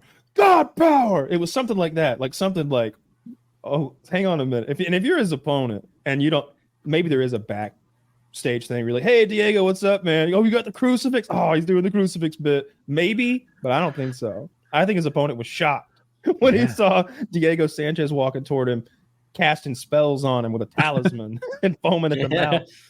I like that kind of shit. That's the theater that I appreciate in the UFC. I like the freak fights, and I wish there was more of that. I'm gonna watch that lady wrestle with that man, I guess. Yeah, I want to see what it. network is covering that? That'll be a YouTube stream. C-SPAN. Oh. I wish. You guys want to call it a I show? don't see. We're gonna do 20 more minutes on Gabi Garcia, and Woody wants to speculate on the size of her labia. It's very important. No, It let's is. save that. That's gold. I also want to do some product searches, and I want to see what those what lady cups look like. You know, like I don't know what you call it, like a protective pussy cup. I want to see some pictures of those. I want Gabi to see they make Garcia's extra. clitoris is probably a small penis by now. Oh, for sure, you'd suck the shit out of that thing. You could stroke it. Taylor's over here like they're not fucking kidding. You probably could. Like it's probably like I want to transition a little that. thumb down there. I want to like segue that into the all of a sudden they've got this real problem in the UK of female genital mutilation. It came out of nowhere. It's like almost like you imported it somemew. And we could Crazy. segue. How would you into do that? Import millions of people who do it? Yeah, right. Fucking Nazi. Look at you noticing again. What is it? The easiest thing to suss out ever? You're See, now going you to want to go Facebook on jail. now that we can hate on a group of people you don't like. No, I like. I'm done. You like everyone? I like everyone. Who's your favorite group of people? The Jews. All right, That's it's a professional. little fucked up that why was that a punchline? Because you know it's the right answer. Because everyone knows that's the right answer. Because you know it's the right answer. How many people died in the Holocaust, Taylor?